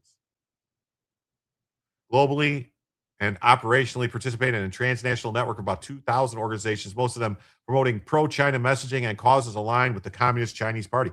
Hey, what's up, JD Kirby? Dark Overlord, Jim's a wild man. Well, I just try to tell the truth. That's all, the whole truth and nothing but the truth, so help me God. He's a MAGA champion. Trump praises him. Okay, well, if Mays Middleton is a MAGA champion, and I hope he wins. That's all I want is MAGA champions to win. Investigation also documented for the first time Singham's appearance at a Shanghai conference at the Golden Tulip Hotel, where he praised Chinese President Xi Jinping and the Communist Chinese Party's vision for a new world order. We all who was born in the USA, it was a mandatory go to school, learn English here. So why is illegals not part of this? No, what happens is we actually pay for translators for all the illegals so they can speak their native language. For some reason. I don't know why. It's not new. It's been around for a while. Yes. It's totally effing ridiculous to try and stop the political advocacy of an American citizen. Let's look into that citizenship. Why don't we? Why don't we look into it and see if your parents were temporary visitors, if they were sojourners, just gallivanting around America to pop out a kid, and then they scurried back to Turkey to have us a Turkarian candidate instead of Manchurian, a Turkarian candidate. Maybe, could be, possibly. Maybe the Supreme Court, please, Supreme Court, come with a ruling that says it's retroactive and these people aren't citizens, and then people like Hasan get sent back to Turkey. Hey, Great Eagle comes in for 5. We who were all born here in the USA, it was mandatory to go to school and learn English. So why is illegals here not part of this? Well, first, thank you for the 5. And with that 5, that means we are now just $70 away from adding a first additional hour to the show tonight, folks. But like I said, it should be mandatory. It should be. But why are we paying? See, that's part of the problem is there's a court case. I'm not sure if it's the Flores case or if it's a different case. I would have to look into it. That mandates that you have to provide schooling to all these illegal aliens. And that's costing us billions of dollars a year, tens of billions of dollars a year to provide education because you got to get translators, got to get all this stuff, bilingual classes, all these things. You know, maybe that should stop.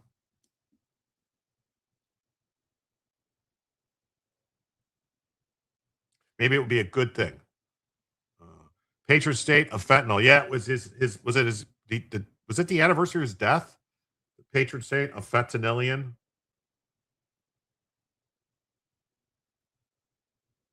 Was that yesterday? Was that why there were all these people saying these things and I was trying to figure out what it was? Could be. Who knows? South Carolina can't pass a map primary June 9th. Yeah, that's what they're delaying. South Carolina is a bunch of rhinos. I mean, think of South Carolina keeps voting in Lindsey Graham. Hi, everybody. My name's Lindsey Graham. I like war, and I like my ladybugs. They like to wear my stuff, and they're going to come with me, and we're going to come talk about it. Trump signed an EO saying English is American language for government agencies. Good. It's Lindsay's ladybug. Yesterday, he was 6 years sober. Well, congratulations, man. It's so hard to stay sober these days. There's so many challenges and everything. I mean, some people say, really, if you really want to stay sober, you got to lock yourself inside a pine box in order to stay sober.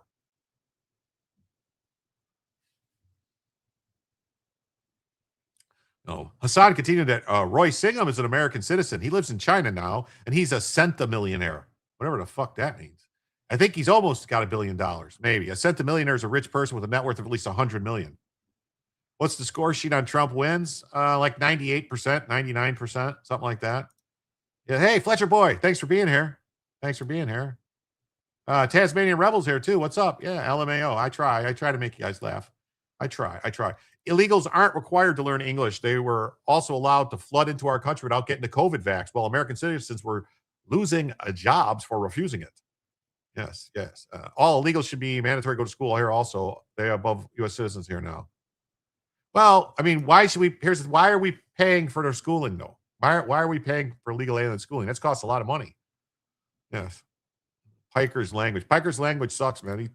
He's straight up Piker, straight up called for the the death, called for the death. Hasan Piker called for the death of Senator Rick Scott repeatedly. Yes, rest in peace, David Dorn. Keith Ellison should be in jail for allowing the viral video to shape the narrative for BLM and deliberately delaying the police body cam footage of Floyd's fentanyl OD. Yes, he's still not breathing. Yes, illegals mandatory go home. Yes. Fox just showed that Trump is 100% for Senate, House, and governors. Yes, pray for David Dorn. Definitely. Anyway, I hate to do this. I don't like doing this, but we've been going about an hour and a half. So we got, maybe about a half hour to an hour left of the show unless we hit the goal. And right now we're sitting at $70 away from adding an additional hour to the show. Just putting it out there. You can donate with Rumble Rants, Super Chats, Cash App, PayPal, Coffee, Ko-Fi, Super Tips, Locals Coins, Kick, Twitch memberships. Just saying, there's all these ways. Right now, there's a QR code for Cash App on the screen. Now it's the PayPal one. So either one, anyone, anyway, anyone. I add it all up. I do the math. In 2017, Singham sold his tech company ThoughtWorks for an estimated $85 million, and began establishing a new network of shell corporations and nonprofit organizations in the U.S. from his adopted base in Shanghai. Yes, as long as the carrier pigeon can make it to my house, I'll accept it. Piker then described Singham as a funding vehicle for a lot of political movements. The Singham network has deployed rapid response teams to protest U.S. actions, including demonstrations that support Iran, with professional protesters like Code Pink DC coordinator Olivia DiNucci painting her hands red to vilify U.S. military action in Iran. She protested besides Benjamin outside the White House. Benjamin. Oh, here she is. All right.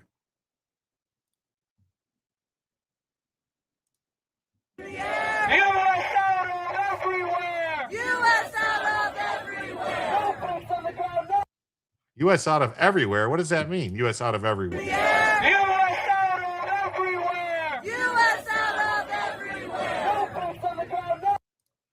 Wow. That's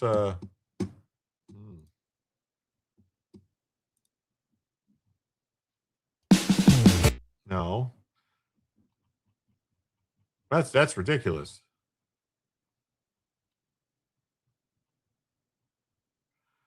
Not sure how much money he has now, but he's been a funding vehicle for a lot of political movements in the country, like a lot of activism. And they hate that shit, so they're trying to jam them up. They're trying to hit him on anything and everything they possibly can. That's it. That's the goal here. That's the broader goal. Like, you're a survivor of fentanyl, 5 years clean? Well, God bless you, man. God bless you. That stuff's rough, man. That's rough. It's rough. It's hard. I know some people. I lost a cousin to fentanyl, so it's rough. Yeah, we unvax Americans were accused of killing grandma. In the meantime, millions of unvaxxed illegals were exempt from that charge. Baltimore police officer Kiona Holly was executed in her patrol car. BLM Redder caused her death. Say her name, LaBrenda James.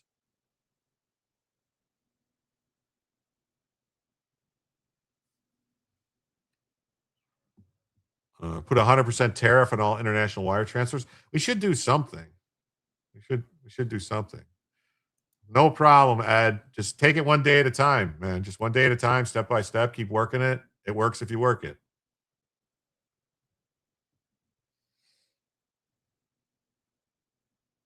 According to Fox News Digital, Singham's pumped $285 million in 6 organizations, $22 million into the People's Forum, a hub for communist organizing in New York City, $1.33 million to Code Pink, $68 million to Justice and Education Fund, a nonprofit that funnels money to anonymous projects overseas, $1 million to Breakthrough BT Media, a propaganda arm, and $16 million to Tricontinental, a pro-communist think tank. The Party for Social Liberation and Answer Coalition share office space with the People's Forum and share leadership with the People's Forum. Well, look at this. Jonathan Marcus says $5 early rally. Thank you so much, Jonathan Marcus. But that right there, folks, that great donation. That means we're just $65 away now. Just $65 away from adding a first additional hour to the show. Thank you so much.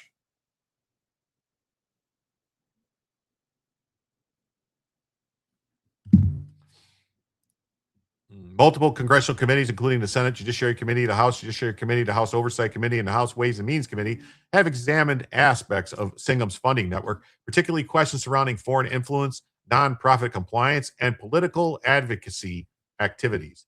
Investigators have increasingly focused on whether organizations receiving charitable tax benefits engaged in political activism beyond the scope permitted under federal law. Piker's description of Singham's as financing political movements may now intensify the investigations. I hope so. I love it when their own words. I love it when their own. Here's the dog. Here's the poor dog that. Here's the poor dog. Here's the poor dog that. See, he's got this thing in his hand. He's shocking the dog right now. Yeah, he's the dog go. The dog just shit on the grass, and he doesn't pick it up because he's a piece of garbage, communist. He's shocking a dog. Here, so, I don't understand. It says Piker is the Turkish-born nephew of Turkish-American socialist political operative Cenk Uygur, founder of the Young Turks YouTube channel and co-founder of Justice Democrats, a socialist organization that helped elect far-left lawmakers, including Rep. Alexandria Ocasio-Cortez and Ilhan Omar and Rashida Tlaib. So this says Piker is Turkish-born. Maybe he wasn't born in the U.S. If he was not born in the U.S., just saying. LaBrenda James was always saying, say her name for that paramedic who had her body in a rental car and was shot by police conducting a drug murder. Breonna Taylor, I think. Okay.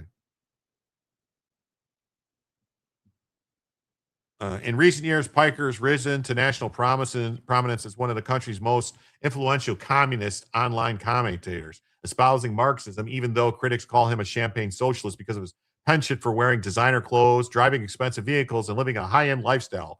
Piker drew criticism even in socialist circles for living in a $2 million, it's a $3 million home, $3 million home, not a $2 million home, $3 million home in West Hollywood, California. Save dog from communist, yes. AOC is communist, yes. Piker has monetized these hours-long live streams on a platform called Twitch, popular among young online gamers. How is he still on Twitch? I mean, how is it acceptable? How is it not against Twitch's rules to call for the death of people? Like assassinating people. He's called to assassinate politicians. How is Twitch okay with that? I don't understand it. Like, that's something that the Congress should look into. He talks for hours on end, mostly without any script, free associating in a stream of consciousness that often includes rants, curses, and condemnations of the very nation that he's built his wealth, repeating talking points of Russia, China, and Cuba, and Hamas. In his live stream on Monday, Piker bragged about buying a suit from a photo shoot he just completed in New York City over the weekend. News of the subpoena against Piker and Benjamin triggered widespread reaction across activist and political circles, with far-left figures and organizations rallying behind Piker, while even Democrat leaders and influencers mocked Piker for turning his back on Democrat presidential candidate Kamala Harris and now facing scrutiny from the Trump administration. Hey, we got to look at this. Another 5 from American Dreamer. Thank you so much, everybody. Yes. Let's keep this rally going. Right now, we're just 60 away, folks. Just 60 away from that first additional hour. Thank you so much, American Dreamer. Piker himself has devoted 2 live streams since the news broke to condemning the investigation, describing it as politically motivated and characterizing himself as a victim. Brenda says in the 1960s, Soviet Premier Nikita Khrushchev said that they would destroy our nation from within, and they would start with the young people, then proceeded to infiltrate our education system. Yes, thanks for the rally, Jonathan. Thank you for the rally, Jonathan, and the other people. Yeah. Great Eagle Star, and then Jonathan came in with the rally figure. Yeah. And then American Dreamer. We just need a couple more and we'll be getting closer and closer. That's why our schools have been turning out communists. Yes. The Treasury Department Office of Foreign Asset Control, FAC, enforces U.S. sanction laws and restrictions involving foreign governments. Organizations and individuals under a Treasury Department sanctions program. In Washington policy circles, OFAC has become a verb, and getting OFAC is widely viewed as a serious escalation because it can indicate potential sanctions or foreign transaction violations. He's going to get all fucked. He's going to get OFAC'd, all right? Fucked, all right? Oh, fuck. Mm-hmm. American Dreamer likes all the good shows like Future Conflicts, too. Yeah, I like Future Conflicts, too. I'm a big fan of Scott and Watcher. Joe, too. Joe Dolio is pretty good. The only one minor thing about Joe is if you ask him a question, he gets upset. Like when you're asking him a question about something, he gets like all bent out of shape. Like, I'm like, dude, I'm just asking you a question. You don't need to get bent out of shape. Like you're insulting him or you're calling him and somehow implying something by just asking him a simple question.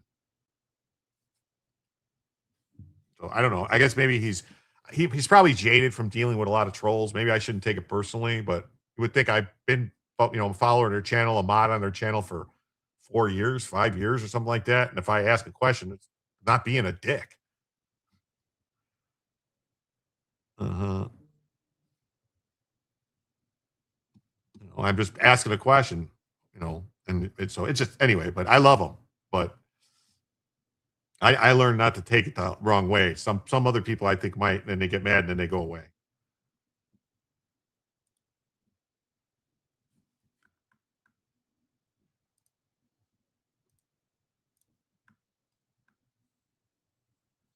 Far left Twitch communist Hasan Piker accidentally admits pro-China billionaire is bankrolling massive political movement in America. You taught Joe D stuff once, just once. Because of Joe, I found you. Well, that's awesome. I like all those guys. It's just, and I don't know. I mean, I'm just saying, like, if somebody says something to me in the chat and I go, oh, maybe they're right. I always look at a way to learn. I never go like, oh, I know you're, somebody's asking you a question. It usually means they're asking you a serious question. Answer the question. Don't just go, don't just cop an attitude. That's all. You like making Joe laugh? Yeah. Street chemist dealers are lacing everything with fentanyl because it's addictive properties, availability, and cheap. Oh, my God. That's crazy. Yes, just once. We all learn very slowly. Oh, look at this. We got a rant over there. So that's great. Over there on the Rumbles, it's from Linkowitz. He says, thank you, Jim. Well, thank you. Thank you, Linkowitz. That means we are now just $55 away. We're almost halfway home, folks. Just $55 away from adding a first additional hour to the show. Almost halfway there. Joe is very argumentable. Okay. Hey, Dan, what's up? Thanks for being here. Piker will squeal like a bird. Yay, we're getting close. We're getting close. Thanks for letting me know, Gundam, that we had to rant.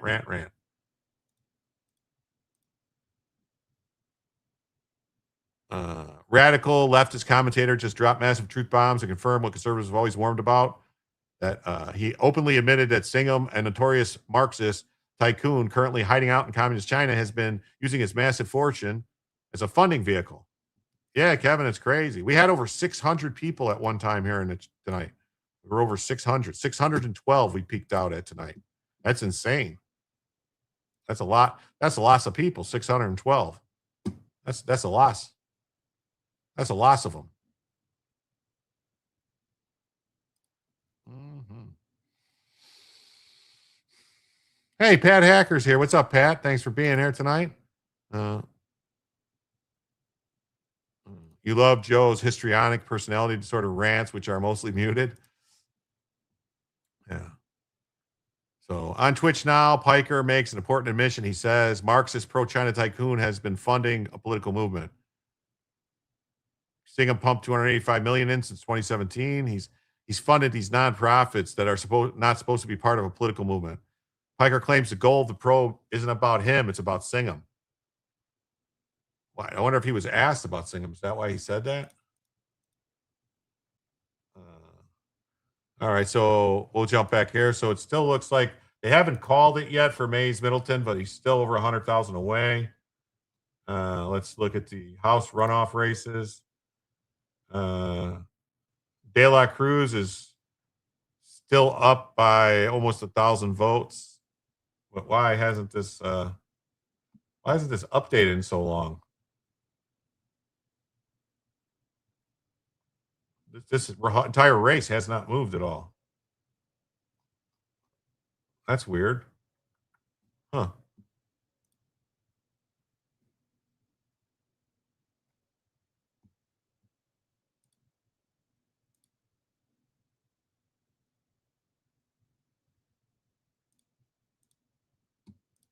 Piker says Trump administration's national security advisor, Sebastian Gorka, is behind the scrutiny.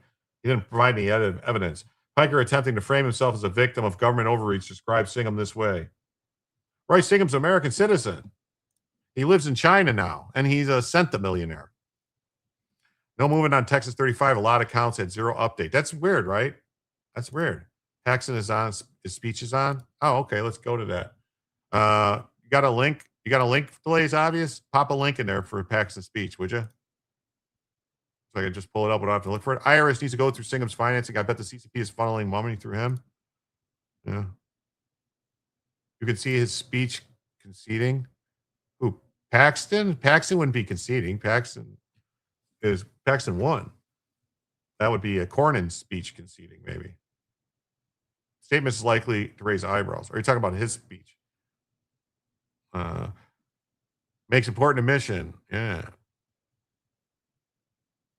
Right? It's like totally fucking ridiculous to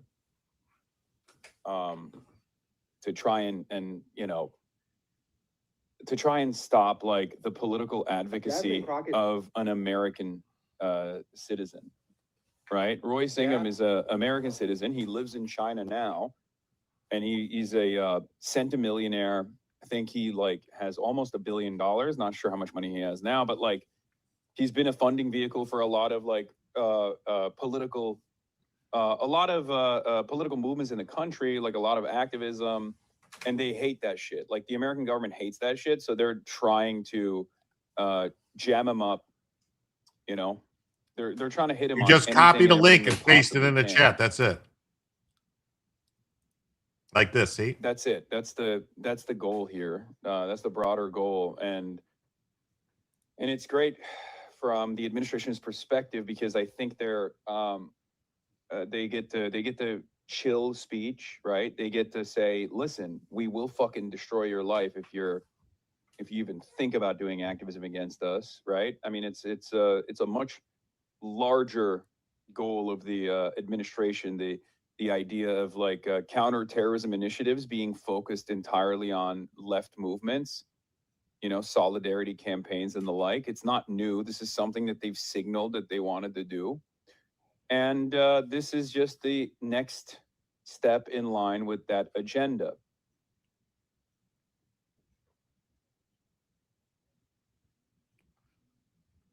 Many Americans are, as I've said over and over again, sleepwalking into fascism. Oh. Completely and utterly oblivious that the administration has declared war on anti-fascism. And you only do that if you are a fucking fascist. This is a fascist administration. Oh, okay. That has decided that some of the telltale markers. Now, here's the thing. If this was a fascist administration, they would be locking up a lot of people in camps in Gitmo and Leavenworth and other stuff. Like Hasan would already be in jail. If I was in charge, I mean, that's the thing. Like, I don't consider myself a fascist. I mean, but I would like to see a little more Pinochet. You know, just a little more Pinochet. Because you know, people got to start getting locked up, and I'll be generous. I will provide. If I was in charge, I would provide free of charge transportation via helicopter for every communist right out of this country. Free of charge. Does that make me a fascist? No, that makes me somebody who wants to protect America. All right, let's do this.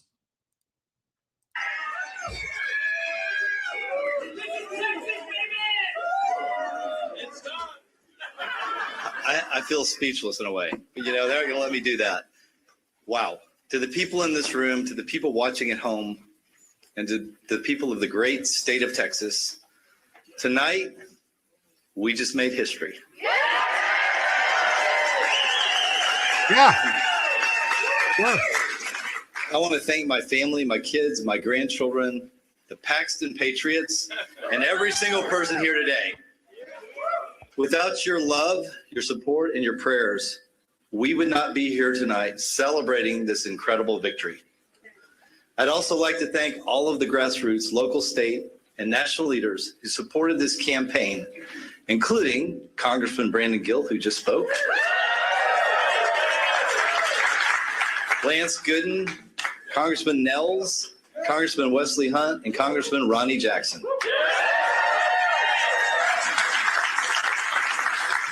I'd also like to thank Scott Pressler and Turning Point Action. Yes, Turning Point Action. And Turning Point Action for their endorsements. And then there's one person who I No think problem. you might know. Thanks for being here. President Donald J. Trump.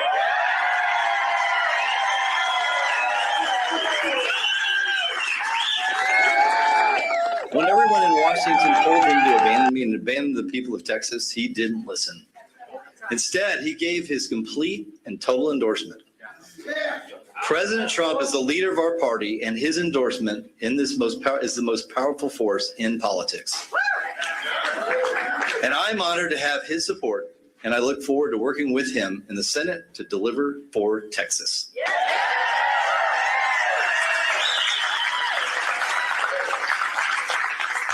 Tonight, we just sent a Texas-sized message to Washington. I said it in March, and I'll say it again now. Today, change was on the ballot, and change won. Let me be clear, this is not just my win, this is your win. We just proved that this Senate seat doesn't belong to Washington. It belongs to you, the hardworking men and women of this state. We went up against $150 million in all the attacks in the world, and you know what happened? The voters declared loud and clear a simple truth that we know in our hearts and in our souls: Texas is not for sale.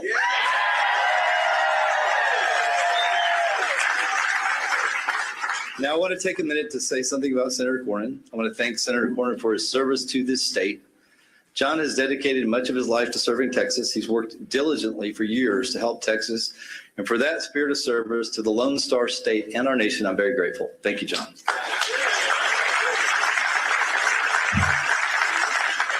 So no matter who you supported in this race, whether it was me, Senator Cornyn, or you voted for someone. I just want to point out, that's class. That was a classy thing to say. That's what you call winning with class. That's 100% the opposite of what we heard last week when some asshat came out and made comments about people being in Tel Aviv. Just saying. This is class. Different in March. I want to thank every single Texan, and I want to let them know that I want to earn your support. Tonight is not the end of a campaign. Tonight is the beginning of the fight to preserve every value we hold dear. The future of Texas and the future of America is on the line, and I intend to do everything I can to expand our movement. I've won 3 statewide elections because I know how critical it is for our party to come together, and that's what we must do now. Without a shadow of a doubt, I will be the Democrats' #1 target in November. Texas will be the radical left's #1 priority. But if there's one thing I know about Texans, is that we're not going to let them take it. We're not gonna take it. No, we ain't gonna take it. This campaign is not about red versus blue anymore. It's about so much more. My opponent is the most extreme radical the Democrats have ever nominated. He's even running a vegan campaign, whatever that is. He goes by a few names that you may all have heard of. Some people know him as Tofu Tallarico. Some people call him Six-Gender Jimmy. I've even heard some people call him James Tellafrico. And others refer to him simply as Low T Tallarico. But no matter what you call him, let me tell you this: James Tellarico is a threat to everything we hold dear in this state and in this country. He's a threat to our security and our safety. He wants open borders and even said a welcome mat should be at our southern border. He's a threat to our children. The threat. He wants boys and girls sports. He does. Gender mutilation surgery performed on kids. And when asked what he loved outside of his family and friends, you heard what Brandon Gill said. His first answer was trans kids. That's weird, and that's a radical guy. He's a threat to our prosperity and Texas economy. Yeah. He said you can't be a Christian if you support the oil and gas industries. He wants to raise your taxes, and he won't do a single thing to lower costs for you and your family. And finally, he's a threat to our very way of life and our values. Yeah, and also I don't want to just keep cutting off Paxton there because he's doing a great job. I just want to point out too something that Tallarico said, which I found very telling, is that he said that there's nothing in the Bible about abortion. You won't see anything in the Bible about abortion. It doesn't tell you any way in what you should do about abortion in the Bible. It does say in the Bible there's this one little thing. It's like, they call the 10 Commandments. kind of says thou shall not kill in there. It kind of says it. And no matter any way you slice it or dice it, you're killing something, a baby, when abortion. So I think Tallarico is like anti-Christian. He's the opposite of a Christian. He's like, it's insane to me. But yeah, Tallarico. Yeah, Tallarico. There should be a welcome at the southern border on our side, welcoming them back to Mexico. Boom. Yes. I mean, he's a vegan who thinks God is non-binary and that there's actually 6 biological sexes. It's hard to imagine someone more radical than that. No matter what he says or how much he raises, the reality is that James Tallarico is going to be nothing more than a Texas-based puppet for Chuck Schumer and the National Democrats. He wants the open borders policies of Biden, the woke agenda of AOC. He's going to push trillions more in spending. It's going to continue to drive up prices for all of us. He can never become our senator, but I need your help. We know James Tallarico is going to raise more money than any Democrat in America. So I need everyone watching to go to kenpaxton.com and donate right now and support this campaign.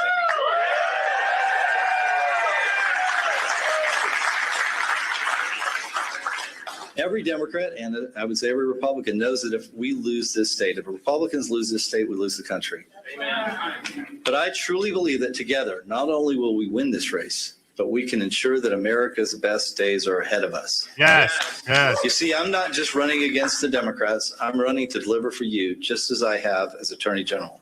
Awesome. I'm running to lower your cost of living because you deserve to be able to buy a home, afford groceries, and have a high quality of health care without being forced to stay up at night worrying about how you're going to pay your monthly premium or pay off your debt. In the Senate, I'll support President Trump's America First agenda and finally secure our nation's elections by passing the Save America Act.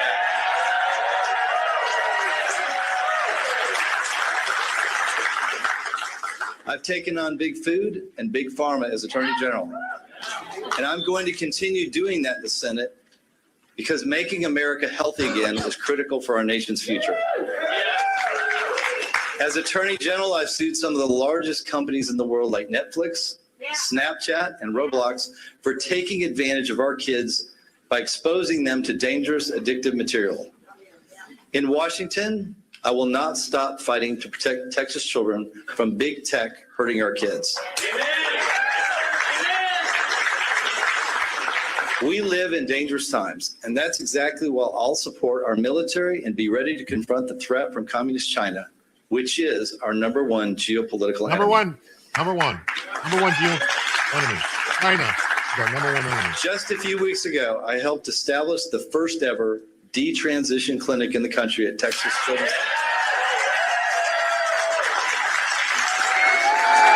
This will help kids reverse the damage caused by radical doctors who tried to transition them. And in the Senate, I will never back down from taking on the woke mob.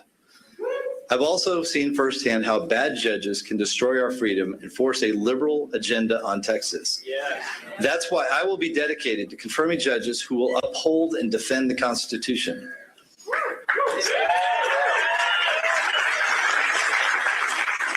So now it's time to finish this, Texas. We have until November to come together and bring as many people into this campaign as possible, defeat James Tallarico, and deliver for our state. Yes. I can't thank you enough for your support and your hard work and your vote. Thank you for making history. God bless you. God bless Texas. And God bless the United States of America. Thank you. All right, gotta stop that because that music is bad. Bad for me, bad for you, bad for all of us too. So yeah, back to this thing with Hasan. The dark money network of Neville Singham has funded everything from violent anti-ICE riots to pro-Hamas chaos to pro-Cuban solidarity stunts. House Oversight Chair James Comer, Rep. Anna Paulina Luna, and Senator Tom Cotton have all called for freezing his assets and investigating his foreign influence operation. The Gateway Pundit reported that the Treasury Department's OFAC has already issued subpoenas to Code Pink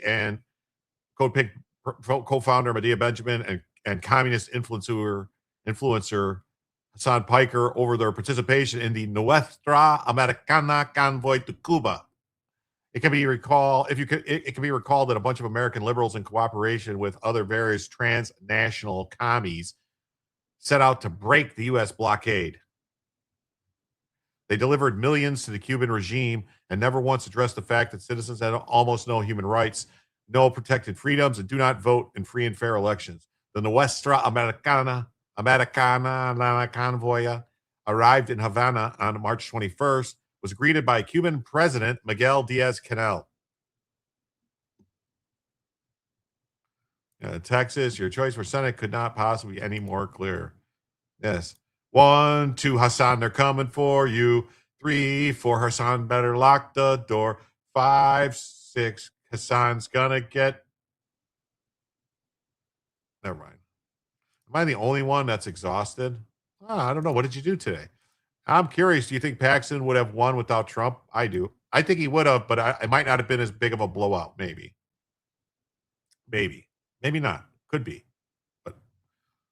So the convoy, named after the 1981 essay by Cuban writer Jose Marti, was organized by Progressive International in coordination with a coalition of communist groups.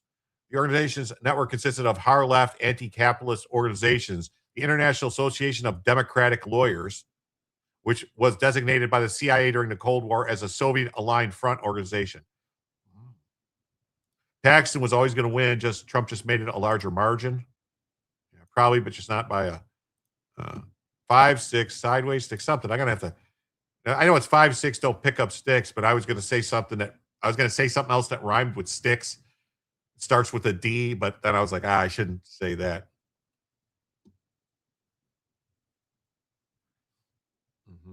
So they endorse socialist central planning and express support for communist revolutionary movements. I'm hopeless in the Northeast. I got a letter from Blumenthal telling me SAVE Act is voter suppression. Big dick. Yeah. Tricky Denang. They call him Denang Dick Blumenthal because he lied about being at Denang. And somehow he still wins elections.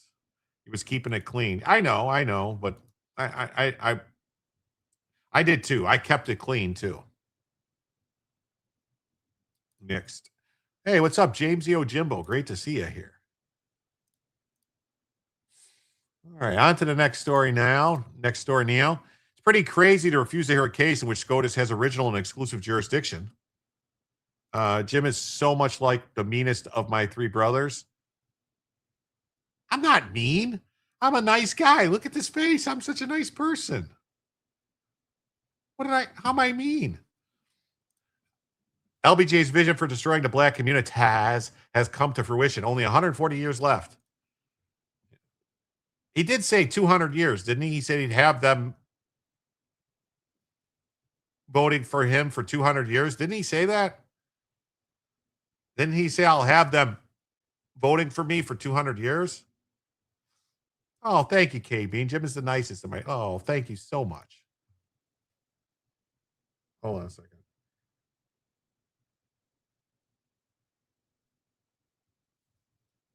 Yes. Well, yeah, yes. LBJ said that. If you want to start a big agreement in Texas, barbecue pork ribs is better than brisket. I don't know. I thought they like brisket better in Texas. SCOTUS denies Florida's motion for leave to file a complaint against California and Washington for providing CDLs. Avowed racist LBJs. Yes, he was avowed. Jim is the nice uncle that sneaks you candy. Yes. Both are good. They buy pork ribs and brisket.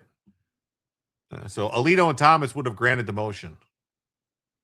So yeah, state of Florida was suing over California's allowing illegals to get licenses. People that don't speak English or read English to get licenses. Thomas and Alito's dissent is exactly right. The court can just reject a case arising out of its original jurisdiction. Then Florida has no court to hear its claims against California. I guess they could just invade then. So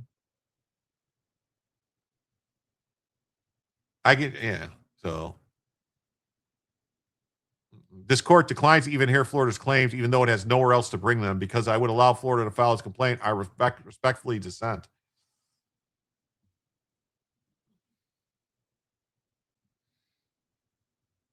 I don't think the Constitution allows for the court to deny original jurisdiction cases, but of course they are the Supreme Court, so there's nowhere to appeal to this to correct this. The only way to correct this would be Congress would have to say something about it, like they would have to pass a statute saying that they have to take the cases and hear them. I don't know. Something. That's the only way, or a constitutional amendment. They'd have to do something. Yes, they could impeach Roberts. That would be a good start. That'd be a good start. Impeach Roberts. This is just Roberts' court. Yeah. Frequent refusal to hear critical cases to the next level. Yeah, this is just Roberts' court's refusal to hear. Pretty wild for the majority to not even feel the need to address the point. Yeah. You know you're effed when you got Justice Thomas pulling out precedents from Chief Justice Marshall. If your decision conflicts with something Marshall said. Yeah. Oh, you're off the bed, Michelle? Well, thank you for being here. It was great to have you. I don't know how much longer the show's going to go. I believe we're already, let me see. I believe we're already past the timer. No, we got 2 minutes left on the timer, but as usual, I'm not going to end it right when the timer goes off. We're going to go probably 2.5 hours or something. I'm going to try to get that other 50 because a bunch of stuff to talk about tonight. Hopefully we can get in. So I doubt this court has discretion to refuse to hear cases within its original jurisdiction. We have no more right to decline the exercise of jurisdiction which is given than to usurp that which is not. Cohen's v. Virginia, an 1821 case. Justice Marshall for the court. If this court does not exercise jurisdiction over any controversy between two states, then the complaining state has no judicial forum which to seek relief. The only statute addressing this court's jurisdiction over these kind of cases nowhere contemplates a process of discretionary denial. The Constitution says SCOTUS shall hear disputes between the states. Yeah, this is crazy. It's crazy that they're doing this. This is one reason, among others, that the conservative legal movement will never succeed in undoing the legacy of the Warren Court. The Warren Court churned out hundreds of decisions every year. Bingo, and the next liberal majority, SCOTUS, will do the same. Yep. It turns out that Republican jurists, just like Republican politicians, squander their majorities. They are careerists who are uninterested in or incapable of governing. This is true at the state and federal level. There's a simple solution. Florida can now declare full faith and credit null and void as it pertains to CDLs. Why not? California will have to petition SCOTUS for the remedy.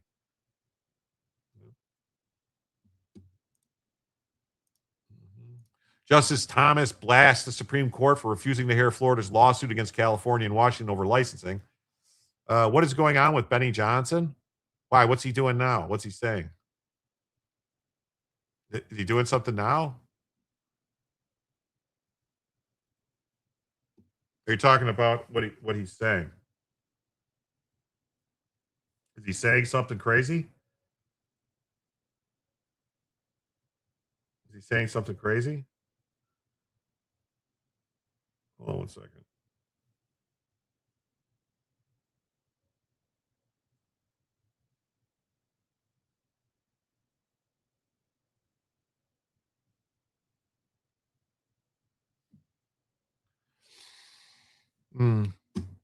Mark Levin is blasting him. Oh, probably because it probably has something to do with what he was saying last night about the bombing. He was saying that it basically blaming the bombing of Iran last night all on Israel. It's basically saying that it's all Israel's fault and Israel's doing this and Israel's doing that and blah, blah, blah. And it's like, no, it says that we did it. It doesn't say Israel did shit.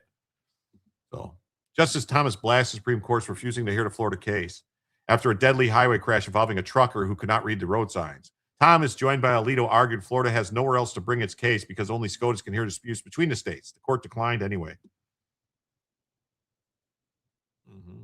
I stopped following Benny months ago. Sick of him. Yeah, I was hitting him. I was saying a lot of things last night when we were watching Benny talk about the stuff because it basically was breaking news last night that the attacks happened and stuff. So, and then I was listening to him like, what are you talking about? What are you talking about? Wow, we're at DOCON 5 right now. That means nothing going on. Ain't nothing going on but the ramp.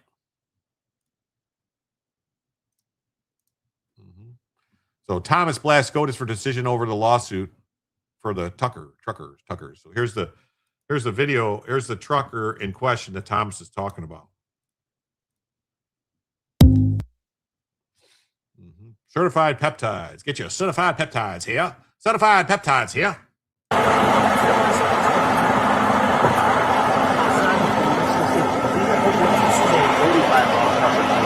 You're still at 60 in the car. But in the down in the day, in the first time in the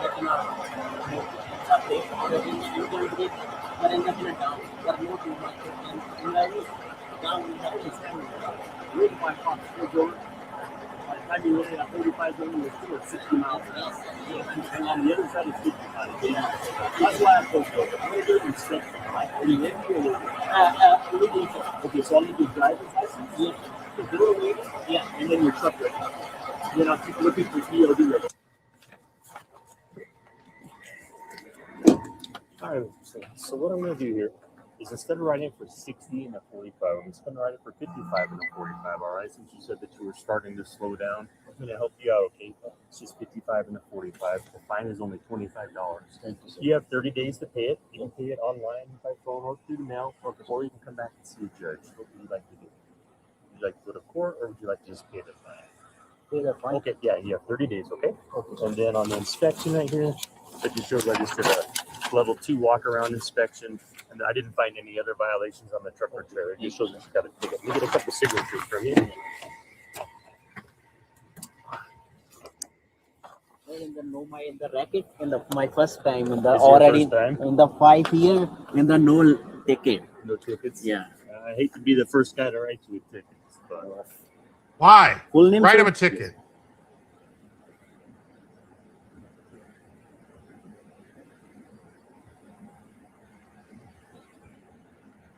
this one here's the one that you're paying. We have 30 days to take care of it.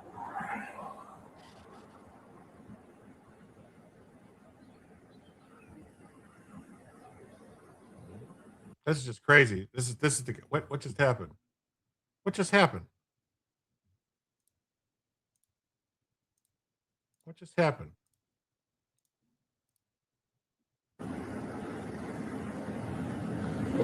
Check on the scandies, and I guess I had. This is the guy that was illegal. I feel bad. This is the guy. This is the guy who did that was let go from a traffic stop, then went on to kill people. So, Justice Thomas accused California and Washington of undermining federal immigration and trucking safety standards.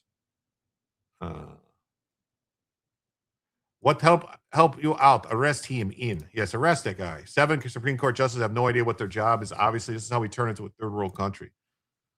Yes. Yes, indeed. He blasted him for refusing to hear the case. Florida alleged the 2 blue states improperly issued CDLs to illegal immigrants in violation of federal standards requiring English proficiency and lawful immigration statuses.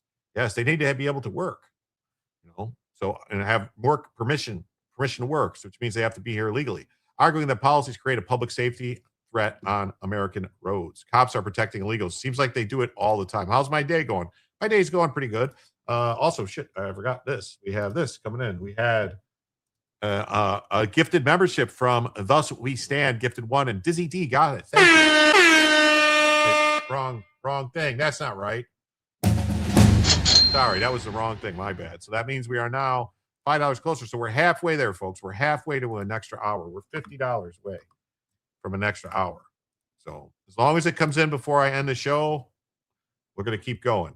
Confiscate the trucks and the cargo. That sounds good. Drug tests for all truckers. Yeah, do that too.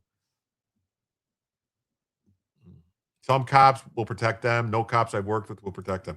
Yeah, well, some, I hope most won't, but some of them are just like, oh, whatever, Do people not understand that Mark Levin is the new John Bolton? His entire job is to play the tough guy? Maybe. I don't know. I mean, I don't really like Mark Levin. I never really liked him. Just like his vibe and stuff. Like nothing against him. I just never really. I don't know. There's some people like honestly, I don't like Sean Hannity.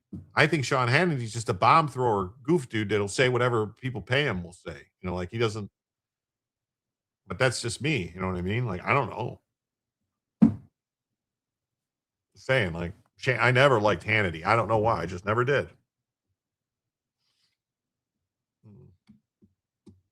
Mark Levin's always been a cranky old man personality. Yeah, it's not my thing. I don't know. So Thomas, joined by Alito, said the Supreme Court had a constitutional obligation to hear the dispute because lawsuits between states can only be brought before the high court. Mark Levin is not someone who you send out to change minds. Yeah. The court does not exercise jurisdiction over controversy between two states, and the complaining state has no judicial forum to seek relief. Why couldn't we just have 8 more? Why couldn't we just have 8 more Justice Thomases? Karen says, I listened to Mark. Sean is crap. I like Levin as he quotes the law and how it applies to issues. Okay. I'm just saying, it's just something about him. I don't know. Hannity sucks. He never lets his guest speak. Yeah, I don't know. Just something about Levin. I don't know. Something about, I don't know. Something about him. It's just never, I was never drawn into him, like where I thought like this guy is on my side. I don't know. Just never really got that feeling. Thomas argued that Florida's allegations against Washington and California were serious because failing to follow federal commercial licensing laws could create dangerous road conditions and, as he said, contribute to deadly crashes. Thomas pointed to the fatal Florida crash involving a trucker, Harjinder Singh, who said he could not read signs and argued Florida deserves a chance to pursue his claims. An illegal alien who cannot read English road signs cannot drive an 80,000-pound tractor trailer, Thomas wrote. Federal law and regulations prohibit states from providing commercial licenses to applicants unless they can pass a driving test, sufficiently understand the English language, and show appropriate immigration status.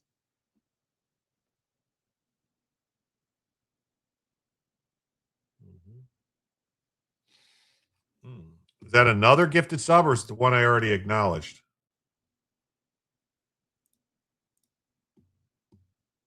Yeah, it's the one I already got. That was Thus We Stand to DisD. Thank you, though. I already got that. Portland, Seattle, Minneapolis, upper echelon chiefs, mayors, and governors are issuing stand-down orders.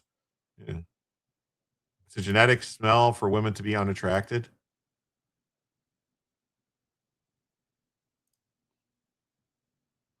We need to do what Kamala said. She said we need to expand the court right now. I agree. I just worry about the people that they would. I just worry about the people. Thank you so much for the gifted sub. I just worry about the people they would put on the court. Like, how do we know they wouldn't just be closeted Democrats? Sorry, dealing with blinking electronics at the same time. No problem. I appreciate it anyway, Gundam. Thank you so much. Florida filed the lawsuit directly with the Supreme Court under the court's original jurisdiction, which gives the justice sole authority to hear disputes between the states. Thomas said, while the court may be able to exercise discretion in ordinary appeals, lawsuits between states are different because the Constitution gives the Supreme Court exclusive jurisdiction. We have no more right to decline the exercise of jurisdiction when it's given than to usurp when it's not. Thomas accused the Supreme Court of failing to abide by the Constitution when it declines to hear a dispute between the states. I think he's right. When it comes down to what the Constitution says, I think I would always take Justice Thomas's word over it.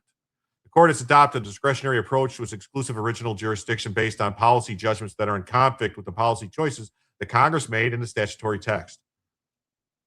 He argued that if Florida, California, and Washington were separate countries instead of the U.S. states, a dispute over one government allegedly allowing a dangerous driver into another territory could create serious diplomatic tension, would likely be handled through international courts or other government action. Yeah, like an invasion, like going to war. By entering, the Union states agreed instead to have such disputes resolved by this court. The issuance of a CDL came under scrutiny by the Department of Transportation last summer following several deadly crashes involving illegal immigrant truck drivers. Last September, Sean Duffy, Secretary of Transportation, announced new rules imposing stricter criteria for non-citizens seeking a CDL. He also threatened to pull federal funding from California for keeping CDLs active for people found to be ineligible by the Trump administration. Yeah. Trump will nominate a fourth SCOTUS. Will Sotomayor pull a notorious RGB? I don't know. Like, the one thing people are saying that they should just start putting justices on there, because they keep talking about expanding the court. So Republicans just go, okay, let's expand the court.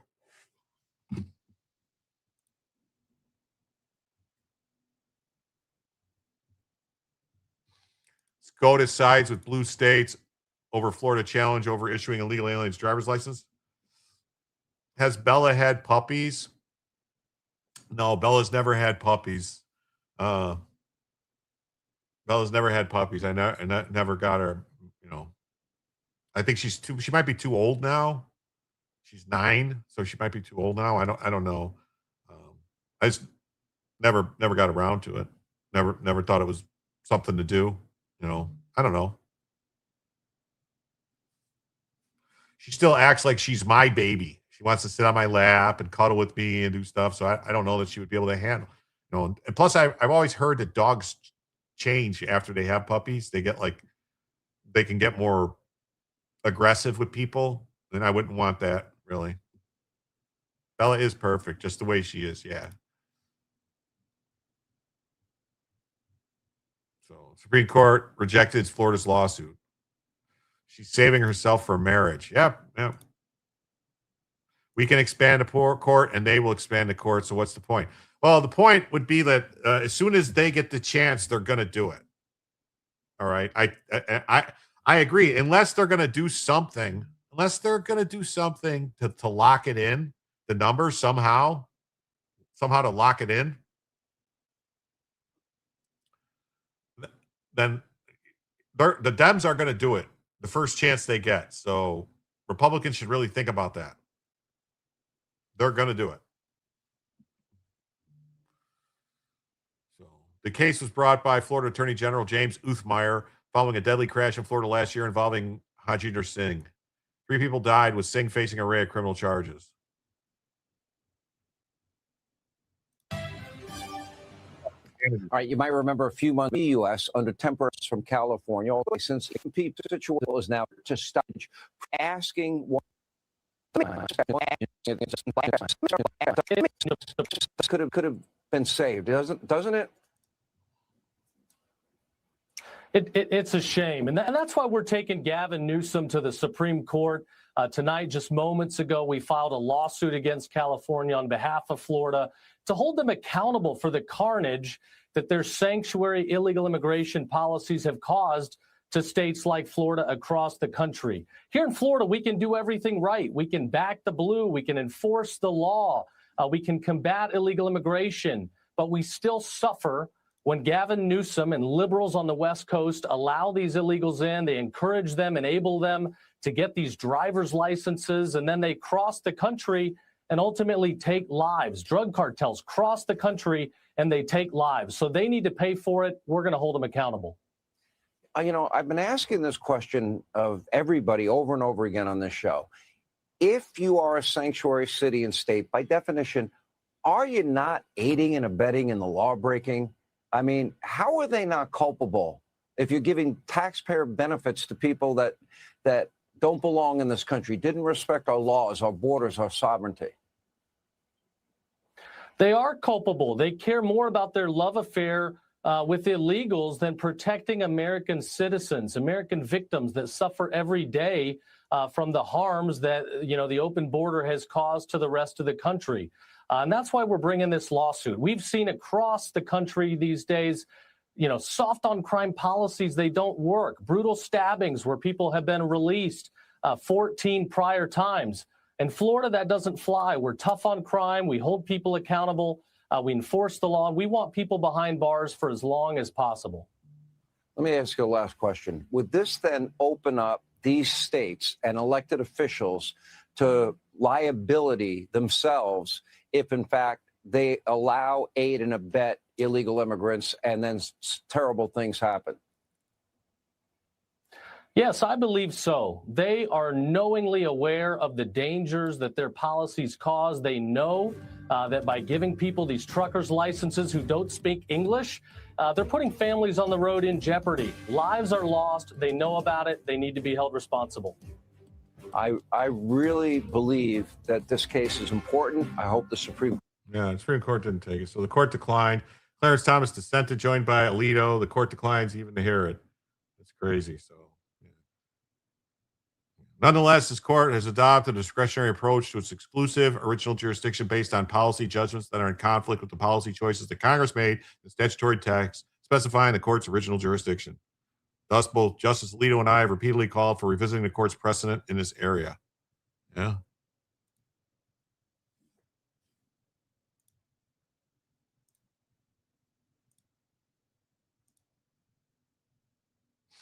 All right. And on to this next story here, man. It sounds good. What's up? Hey, Duck Fat, how you doing? Great to see you. This is great. So the residents of California are on a hook for that too. Damn, California can't get a break. Everyone I know here hates new scum. We're sick of his crap. How much does California have to pay for? Yeah, it's treason. They're intentionally doing this to destroy this nation. Yeah. Make Maryland man make that make sense. I can't make it make sense. Wow, another brilliant rhino. John Thune sends everyone home on a vacay. Called soon to get our representative back to work and fix this BS. Thank you so much. Thank you so much. Thank you so much. Thank you so much. With that 10, folks, we're now just 40 away, man. 40 away. We got a little while to go here. We got some more time to make it. I'm still doing show here. If we get to 40, we're $10 closer. $10 closer to adding another hour to the show. Right now, we're just 40 away from adding another hour. The Trump administration's full-scale war on fraud. What do you know? The deed is only the beginning. I hope every resource is being maximized to end the fraud and the policies that put it in place to begin with. Yes.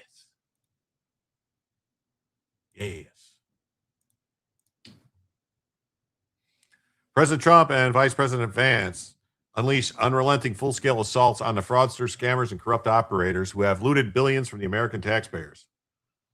The White House task force to eliminate fraud is moving at unprecedented speed and ferocity to root out waste, fraud, and abuse, criminal exploitation of government programs, and these things that have drained billions of dollars from the government coffers.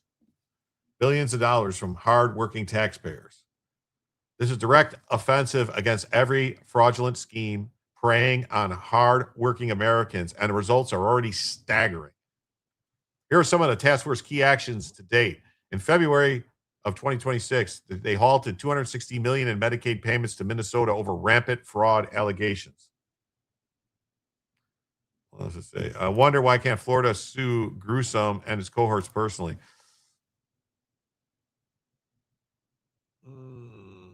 I would think you would just I would try and sue him in Florida state court. That's what I would do. In March, prosecutors charged 11 individuals with a major real estate and loan fraud ring preying on elderly Americans in California. On March 25th, they suspended dozens of high-risk hospice and home health providers in Los Angeles. And then they launched a new nationwide fraud whistleblower program to empower Americans to expose waste, fraud, and abuse. Now, I would think that this program would be the same as the other programs. Like if an American citizen, a taxpayer, or anyone really reports fraud to the federal government, they're supposed to get like a piece of that money. Like if they turn somebody in and it gets exposed, they get a chunk of the money. I think 20% or 25%, something insane like that. So like if they find or maybe it's 15, I don't know, it's a decent amount though. Like if you tell them, if you show them where there's $100 million in fraud, you're going to get like 10, 15, 20 million. Oh, look at that. 15. Thank you, KPT on PayPal. KPT said, let's get this going. $15. Wow. Thank you so much. So right there, folks, that means we're now just $25 away, people. Just 25 away. We're only 25 away from adding another hour to the show.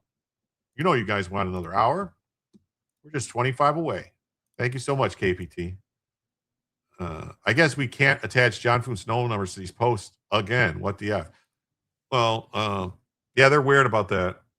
They don't like it. They don't like people put phone numbers in.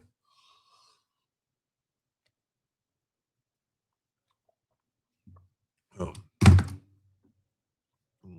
What happened? What happened? What happened? What happened?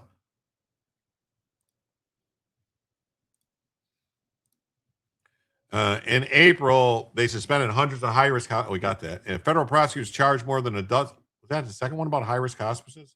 Oh, March, they just suspended dozens. And then in April, they suspended hundreds additional high-risk hospices and home health providers. So first it was dozens, and then it was hundreds. Well, wish I had the money, Jim. No problem, Edward. Just thanks for being here. Hit the like button. Tell your friends.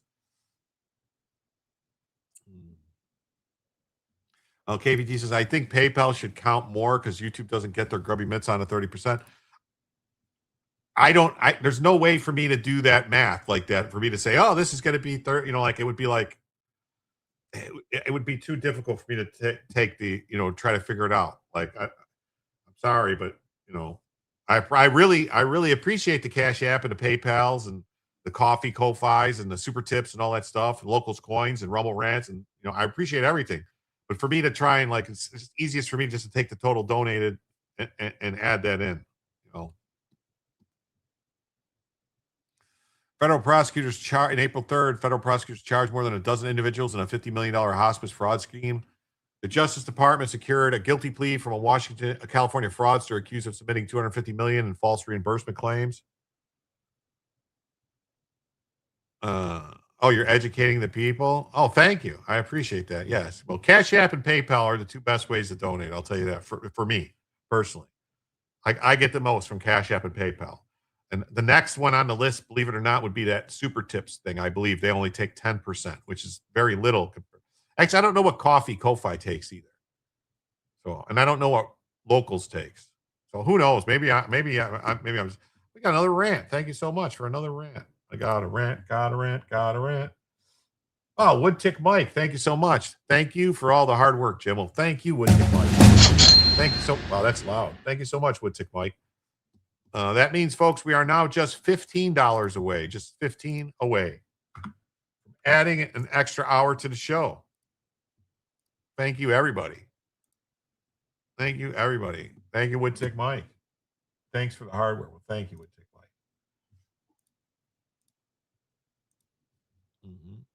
And then in April, they discovered $6.3 billion with a B in suspected fraudulent government contracts and immediately launched a sweeping investigation. I mean, that's crazy, right? That's crazy.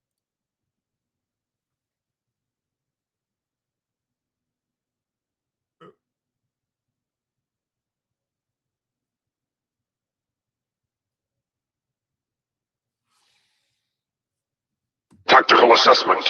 Red Chinese victory. Impossible. America will never fall to communist invasion. Communism is the very definition of failure.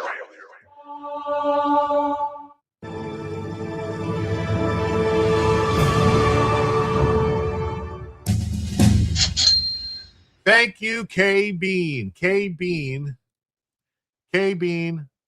donated $25 on the PayPals. Thank you so much, K-Bean. That means, folks, that we are now $90 away from adding a second additional hour to the show. Thank you so much, K-Bean, and everyone else who was so generous and donated tonight to keep the show going. We're $90 away now from a second additional hour. I'm going to go over here to the YouTubes. I'm going to get a little reset here. Going to adjust the goal. Start a new goal for 1 hour for $90. We'll do 10 yellows. The sizes are just so that I can keep track of it better because we're 90 away. So it doesn't matter. I count everything anyway. So it doesn't matter if they're 5s or 2s or 1s or 15s or 10s. I just, I sometimes like to do the $5 ones, but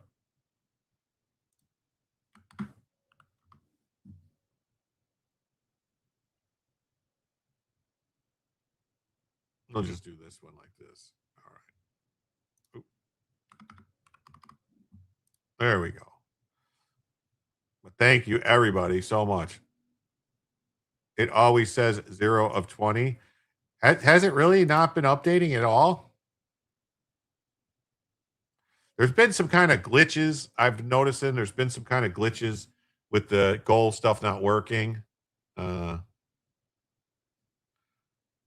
So Karen, Nick's friend Jack deserves some credit. He gathered the background information. Oh, you're talking about Nick Shirley. Nick Shirley, waste, fraud, abuse. Yeah, that guy Jack's done a lot of work with them. It's been off for several channels.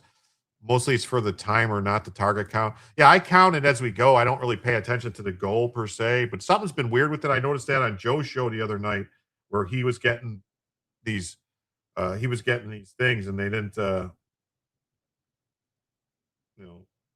he was getting these things and it wasn't saying the goal was hit. And I was counting them and telling him, no, this looks like it was just crazy. It always says 0 of 20. We had the same issue with our show. We just blamed StreamYard. Oh.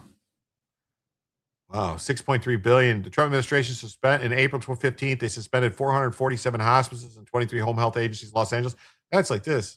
Can we take a moment to glory in Hasan being subpoenaed? Yeah, we can honor Hasan by giving him a ride. We'll take Hasan up for a ride, and this is the last sound he'll ever hear as he journeys onward back to Turkey. The fast way. If you just donate the money and not click the target to do it, it won't count to the goal. Yeah, it's weird. They used to count it, but it's just weird. It's just weird.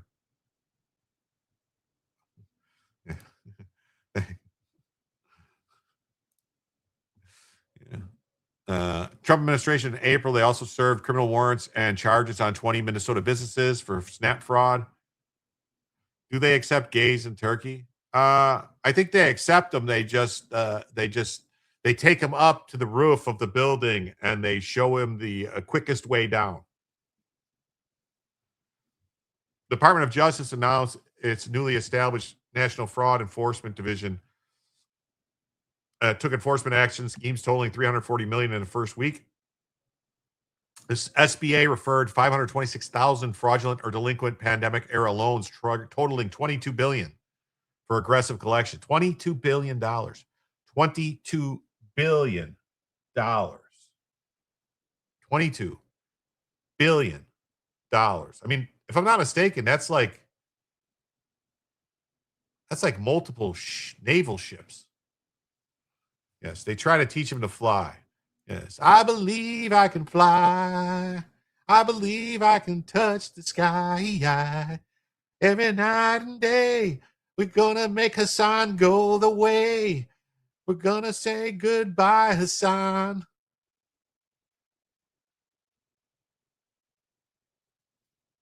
We need a Dr. Evil emoji. Yeah, that would be nice. LA fraud is the Slavs. I don't care who it is. I don't care if it's the Armenians. I don't care if it's the Azerbaijanians. It's got to stop. All right. The Department of Justice targeted enforcement at 24 Minnesota child care centers suspected of systemic fraud. And they also, in April, they launched West Coast Strike Force team targeting healthcare fraud across Arizona, Nevada, and Northern California. Trump deferred an additional $91 million in federal Medicaid funds from non-cooperating Minnesota. The Trump administration identified over 10,000 fraud cases in immigration student work programs. What? In May 13th, they suspended $1.4 billion in home health and hospice funding nationwide. Watched an interesting piece on why Islam hates dogs yesterday. Why do they hate dogs? I don't know. They just think they're unclean, or they think they're unclean or something. And then in May 13th, they halted all new Medicare enrollments for hospice providers nationwide. They're so gross. And May 13th, they launched audits of Medicaid fraud control units in all 50 states. All 50 states. Trump administration blocked $60 million in fraudulent student loan applications in just the first month since deploying enhanced screening. Now they got enhanced screening. Enhance. It'd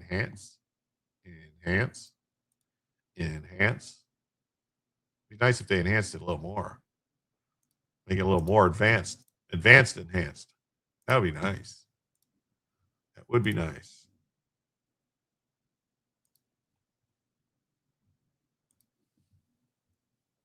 Yeah, that's right. Because dogs can see your heart and know if you're good. Because Muhammad got caught with a dog.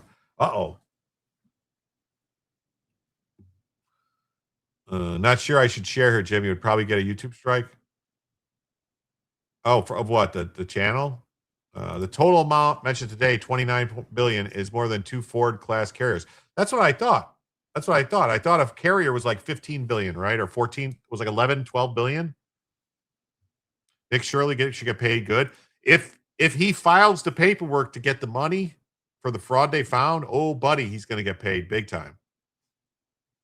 Unless they somehow try to weasel out of paying him, which is possible. I never trust the government.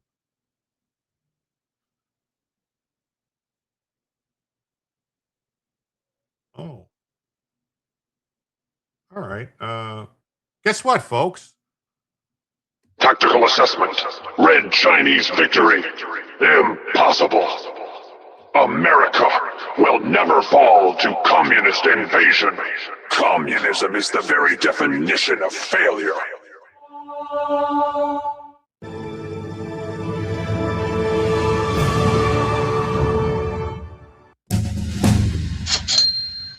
Thanks to our wonderful Christine. Where's she at? Where's she at? Where's she at? Where's she at? Where's she at? Where's she at? I know I just saw her. Where you at, Christine? Where you at, Christine? Where you at, Christine? Where you at, Christine? Christine. I saw you, Christine. What is going on? There she is. We should be allowed to call him. I've called him several times. Christine donated $90. $90 on Cash App. $90. Wow. Thank you so much, Christine. Wow. With that means, folks, we are now $100 away from adding a third additional hour to the show. So as soon as the new goal expires, I will reset it again for the third additional hour. But thank you so much, Christine, for everything you do. It was very generous of you.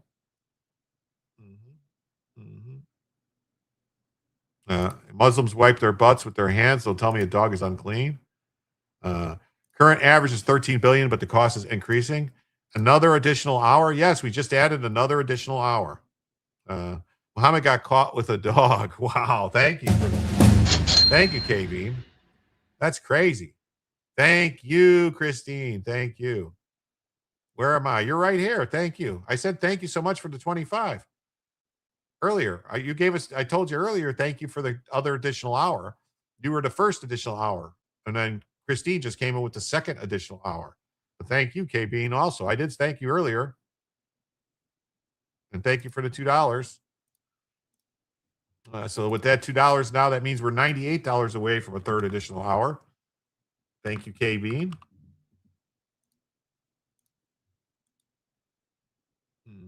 Yeah, it's nice, Christine. Thanks, Christine. Need to reboot your audio distorted. Is it my audio is distorted or is it you? Should I reboot? Oh, wrong, Christine. Sorry. Oh, no. I was, well, KB, I'm sorry. Well, thank you. Should I call you KB or should I call you Christine? Thank you. Oh, that's right. I'm sorry. You did leave a message there, and I didn't read the message. I'm a screw up. I apologize. She said, thank you, Jim, and Robert Cavale was excellent tonight. That's what she said on Cash App. I didn't read it. I'm sorry. I should have read it, and along with some American flags and hearts. Thank you. I'm sorry. I was flustered. Okay, it's normal now.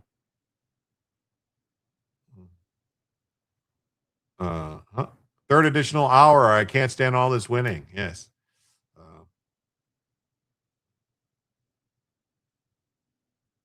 You're calling shenanigans in Texas 35. De La Cruz is still winning, but Lujan Stronghold County is slow counting. Islamic women need to uprise against their husbands. As an American, I'm not going to sit here and worry about their lives. They have to pull themselves up by their bootstraps. Yeah, they got to pull themselves up by their Birkenstocks.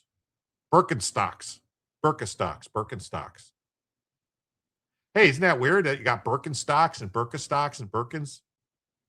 As soon as I typed that, AP called it for De La Cruz. Okay. Oh, yeah, they did right here. Here we go.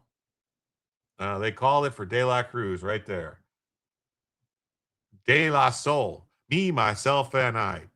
Burn it down. Me, myself, and I.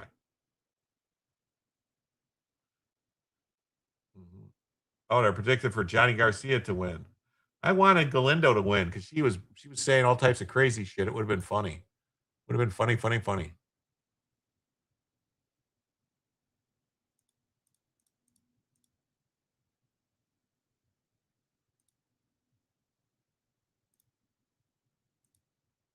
Wait, where'd it go?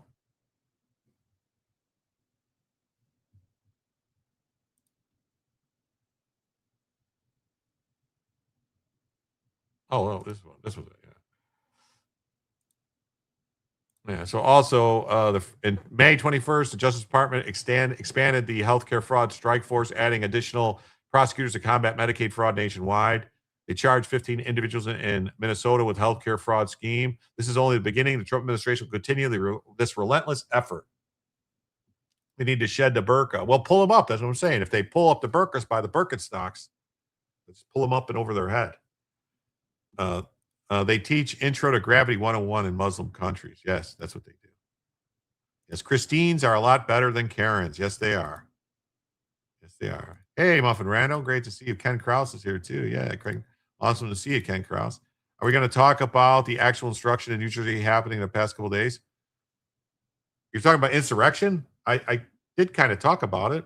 That was one of the first stories of the evening, talking about the stuff that was going on I did kind of talk about it. I could talk about it some more, I guess.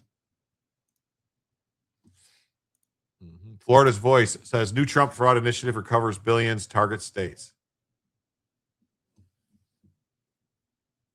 AOC, it's physically impossible to pull oneself by their bootstraps. You got her late? No worries. No worries. No worries. No worries. It'll probably come up again because it's in my Twitter feed. So I'm gonna jump over to Twitter to go through some of the bookmarks in a second. So it'll probably come up again. Trump administration launched the multi-front offensive against fraud in federal programs, halting billions in questionable payments, calling it a full-scale war on waste, fraud, and abuse. President Trump and Vice President J.D. Vance are directing the White House task force to eliminate fraud.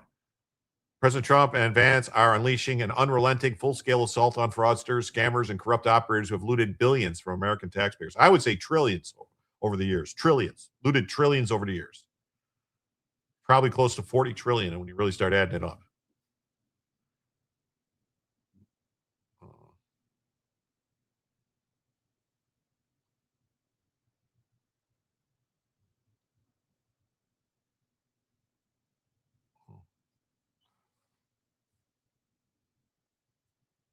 No. Salty C, they were just saying what AOC said. Salty C. They were just saying what AOC said. AOC said. C said. C said what she said. AOC said what she said. So we saw all this stuff. The Justice Department's more than 8,000 active fraud cases. Hey, Wheezy Bob, thanks for being here. But if you are, that's okay. Oh, that's great. So yeah, $340 million scheme, a new whistleblower program.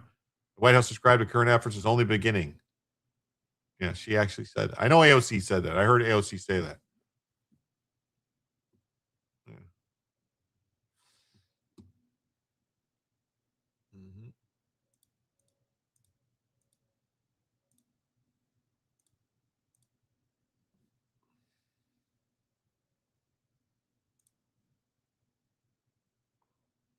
Wait.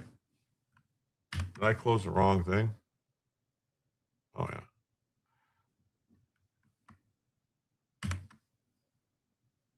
Did I close another one too? I guess I did.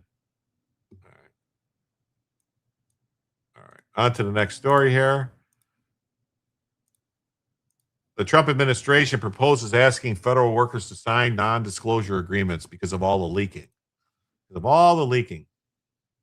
AOC also said, let's go to the sun at night when it's not as hot. Yep, that's what she said. It means put your boots on and get your butt to work. That's what it means. You know what they say? You could starve somebody like AOC if you just hid their food stamps card under their work boots. Mm-hmm.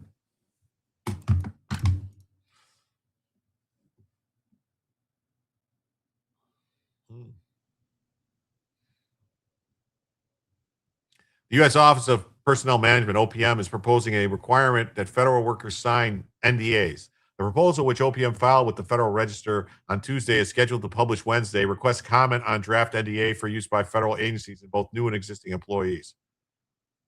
The agency, which acts as a human resource department for executive branch, added that the form is intended to document federal employees' acknowledgement of an agreement to comply with current legal obligations to safeguard non-public, confidential, or proprietary information created or obtained through their official duties. They said duties. They said duties. It's funny. They said duty. They said duty.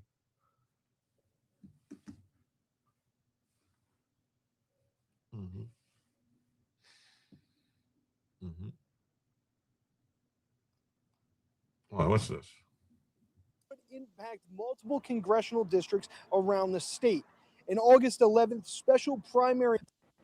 This ruling comes just weeks after the Supreme Court opened the door for Alabama to begin using the 2023 Livingston congressional map, which would impact multiple congressional districts around the state. An August 11th special primary election for those impacted districts has been scheduled. It's unclear right now how this ruling will affect that special primary election. A 3-judge panel made up of United States Circuit Judge Stanley Marcus, United States District Judge Anna Manasco, and United States District Judge Terry Moorer have barred Alabama from using the 2023 Livingston congressional map. The map would have the map that the Supreme Court told them they could use. So this is going to go to the Supreme Court. The Supreme Court's going to say, yeah, Alabama can use this map. They've already set it all up. They've already scheduled the fucking votes. They've already scheduled the votes. Change congressional districts 1, 2, 6, and 7. The map would have. You know, I was going to say something, America First, about that. Does he have a face for TV? He's got a voice for radio, though. He does have a good radio voice. I mean, if that guy could be on TV, why couldn't I be on TV? I mean, I look better than that guy, don't I? And my voice is pretty good, isn't it? Good evening, folks, and welcome to Jim Tells You. Well, I will tell you the news, brought to you with fun and laughter. See, I could be on TV, right? Favored Republicans in the state and put 2 seats currently held by Democrats at risk of being lost. In their ruling, the judges stated, ultimately, we cannot. No, I take it back about his voice. It sounds like he's talking like this, but he's holding his nose. Hello, I've got to bring you the new map. See our way clear to requiring Alabamians to cast their votes in the 2026 elections under a districting plan tainted by intentional race-based discrimination. House Minority Leader Anthony Daniels celebrated that decision today. The judges are right. When they redrew the lines, the state of Alabama couldn't get it right. It is apparent that from a historical standpoint, the state of Alabama have used race in a different way, which violated the VRA. And so the court decision today is no surprise to me. Attorney General Steve Marshall, House Speaker Nathaniel Ledbetter, and Secretary of State Wes Allen all condemned the decision. In a statement, rumor about Allen Matt? says, I strongly disagree with the lower court's decision, and I look forward to appealing it to the United States Supreme Court as soon as possible. We've reached out to Secretary of State Wes Allen to ask questions about how What rumor about if Vance? the special primary election will be impacted. At this time, he has not responded to those questions. I mean, they could actually just ignore the court. Alabama could just say, no, we're going to have the election. What are you going to do? You're going to make us tell us stop? What? We already set it up. It's too close to the election. That's what they could do. They could do. I did read something about Pam Bondi saying that Pam Bondi has thyroid cancer. So I don't know. That's weird. It would be Jim and Bella telling the truth. Thank you. Thank you. Divisiveness is all the demon rats have. That's right. So I would love to know what he's talking about the rumor about JD Vance, who let him out of his mom's basement. Yep. That's all they're doing. They're just trying to delay. That's all they're trying to do. So confidential government information is defined under the filing as all non-public confidential proprietary information to include but not limited to information relating to internal agency operations, personnel matters, procurement processes, or any sensitive pre-decisional or deliberative material that is not currently publicly available and should not be disclosed under applicable law. Absent-minded. What's up, buddy? Thanks for being here tonight. Great to see you. In the release, the director said that the proposal reinforces accountability within the federal workforce. And it'll help agencies better protect against unauthorized disclosures. In much of the private sectors, employees handling sensitive business or customer information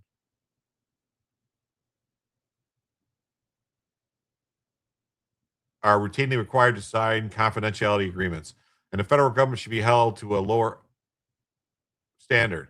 Americans should be able to trust that their personal data and sensitive government information are being handled, should not be held to a lower standard, should be handled responsibly. A draft published says that the employees must agree to use confidential government information solely to perform their official duties and safeguard and protect such information from unauthorized disclosure. What's it say? Trump appoints Bondi new role.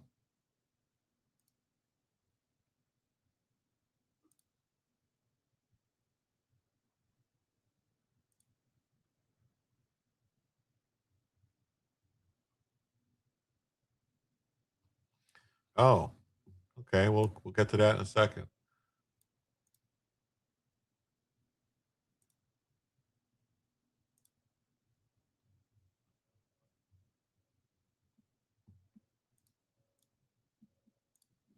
So, I don't know. I mean, I don't really. Vance is from your. Hey, Vance is from your. It's distracted much. I don't know. Vance is from your state. We need more likes. Yes, we need more likes. Yeah, we had a big crowd here tonight. Bella doesn't look like she's dreaming about chasing anything yet. Yeah, she's actually knocked out. Okay, she's still breathing. I was getting worried there for a second. Want to have a laugh? FOIA the annual training for sensitive but unclassified information from your favorite agency.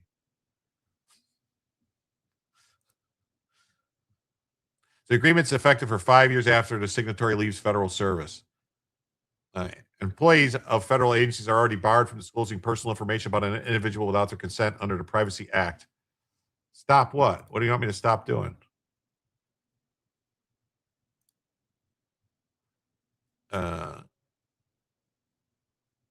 What's happening?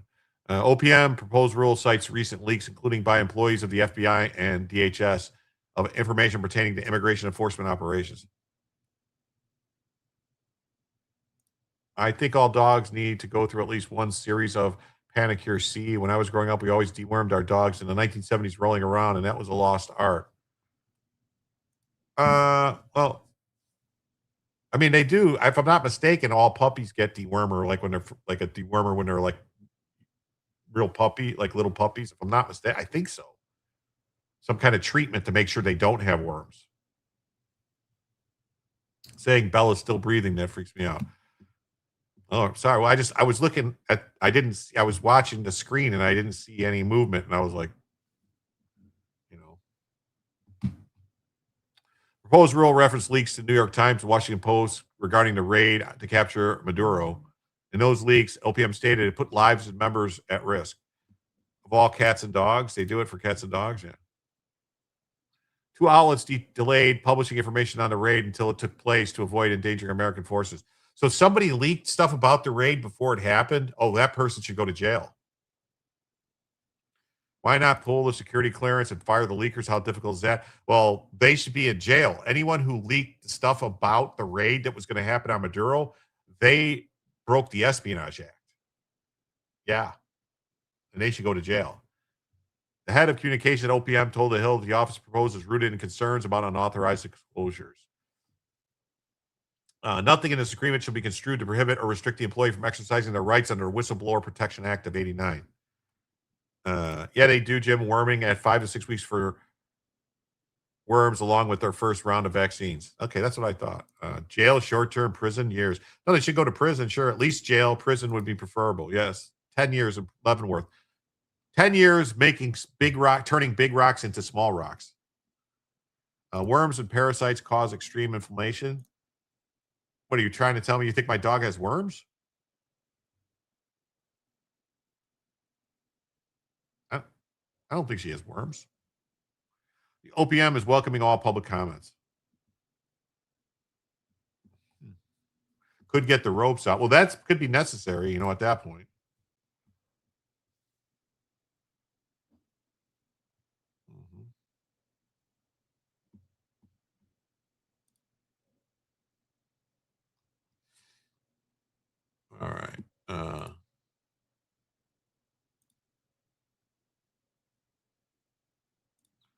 So, I mean, I guess if it cracks down on leaks to the journalists and stuff that could get people in trouble, they should do it. But I think personally, they should probably just, the people that broke the law, they should just go to jail. You know, oh, there's her tail. She's wagging her tail, so she's dreaming about something that's making her happy. President Trump appointed Pam Bondi to a new role on a White House AI panel. Bondi will serve on the President's Council of Advisors of Science and Technology. Deworming your animal is not one and done. Do it twice a year. Really? Bella is well fed with help from the grandson. Yes, Bella is very well fed. If they don't have worms, no need to do it. Yeah, I thought if they don't have worms, you give them dewormer, it can hurt them.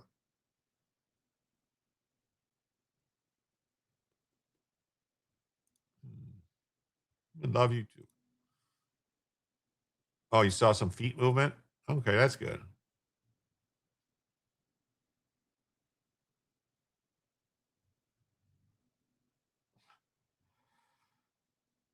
Axios also reported that Bondi was diagnosed with thyroid cancer shortly after she was fired from her job.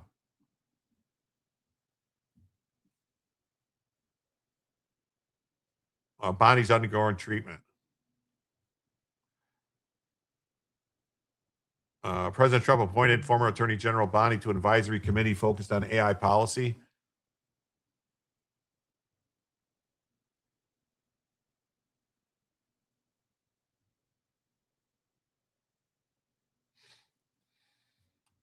Vet would ask for a stool sample to check for worms. Her stool, just get some Panicure and give it a try. I mean, she goes to the vet twice a year, even when nothing's wrong. And she goes, if there's ever any issues, I take her to the vet and whatever. And they check her stool and stuff. They've never said anything about worms or anything like that. Susan says, we all have parasites. And yes, she probably has them. Bondi, with whom Trump ousted as AG last month, will be on the President's Council of Advisors. The panel's chaired by former White House AI advisor David Sachs and White House science advisor Michael Kretsios.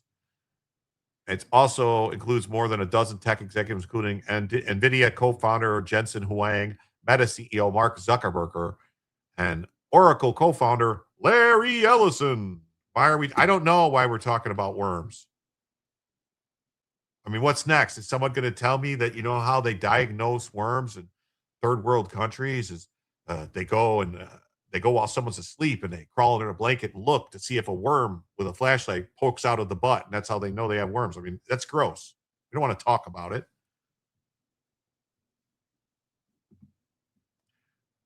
Bondi will be charged with facilitating coordination between the government and tech titans on the panel.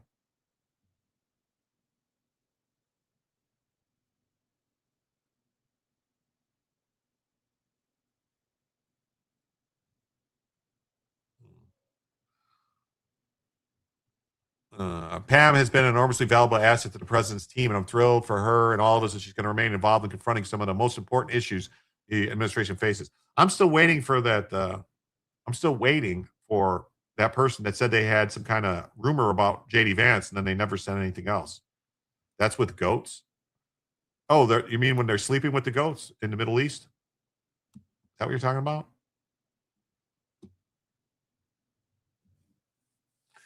Trump fired Bondi as Attorney General. I had in foot after falling a rotten roof. I'm on benzol and ivermectin, both deworms, been on them for months. Well, I hope you feel better.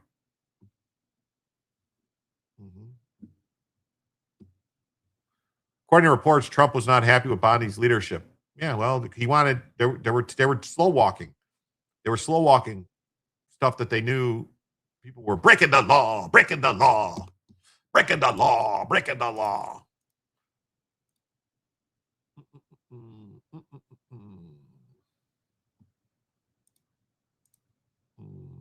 Bum, bum, bum, bum, bum, bum, bum, bum. We still have over 220 people watching, and we don't even rumor about Vance not running in 28. Oh, okay. Jim, do not worm your dog twice a year. I am a dog breeder. You only worm puppies up to 12 weeks. Only worms she can get now is whipworms that come from ingesting fleas. All right. I mean, I give her, I can't remember. I give her something that's like a triple thing every month. She gets this big chewable pill that's like, it's for fleas, ticks, and heartworm. So I don't know.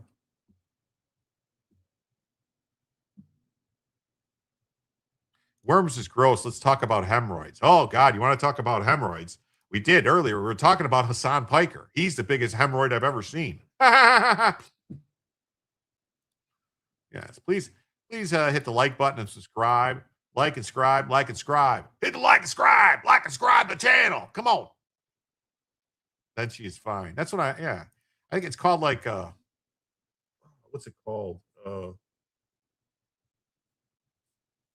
I'll come up with it. You were not happy about Bondi that got to her. Yeah, Bondi, I don't know, man. Bondi, here's the thing. I never liked Bondi when she was the AG of Florida. Bondi was the reason that Florida ended up. Bondi was the reason that George Zimmerman got persecuted by that crazy leftist person up in Jacksonville or Tallahassee. Well, and it was up in the Panhandle, I think, Panhandle. I'm sorry, Tallahassee. Bondi did that. The local police and the local prosecutors looked at the case and said, this is self-defense. Bondi did that and sent it up there because she was playing politics. Bondi was a politician through and through. The shooting happened at Parkland. Bondi was immediately went to Rick Scott was the governor at the time, which I'm not a fan of Rick Scott either, because immediately go, we're going to ban all this stuff. So you live in Florida, you can't get bump stocks, you can't have binary triggers, you can't have anything that could increase your speed of firing a gun in Florida because of Bondi and Rick Scott, because Bondi pushed it. Bondi was very against open carry in Florida. We just got open carry in Florida because of the new attorney general said, this is crazy. This is unconstitutional. And she's in with the pharmaceutical companies. Yeah, supposedly her brother represents pharmaceutical companies. You never knew about her. Me neither, didn't trust her. Yeah. Jim spitting truth. So, what about oranges? You like oranges? Anyway, so, all right. So I think we have all the updates we needed in the Texas races, right? There was nothing else. Let's see. Wow. And just so you know, Ken Paxton is pulling away now in the race. I mean, they already called it for him, but he's up to 64% of the vote. He's got 782,000 and Cornyn's only got 440.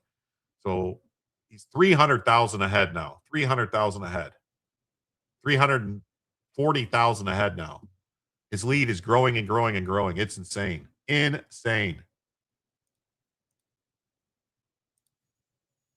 All right. Let's get to the next story. What do you say? Thanks for the info. No problem. Chump Soy, Chip Roy lost. Yeah, I never trusted Blondie. Me neither. I never liked her. I was like, no. I'm gonna tell you, like, if you look at, I've been doing these shows for a while. If you look at what I said when Trump picked her, I said, this is not good. I don't like her. Now he gets to whoop that closet homosexual's butt. Yeah, that's awesome. Trump bump is gold. Yes, it is. It is. This France might be learning. Maybe France is waking up people. Maybe. All right. You think Bonnie was the assistant district attorney when Epstein got the sweetheart deal? Yep, that's what I've heard. I'm not 100% sure, but I believe she was in that office at that time.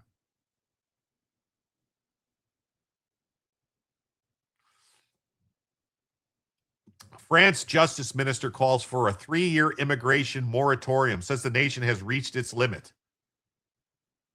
Has France woken up?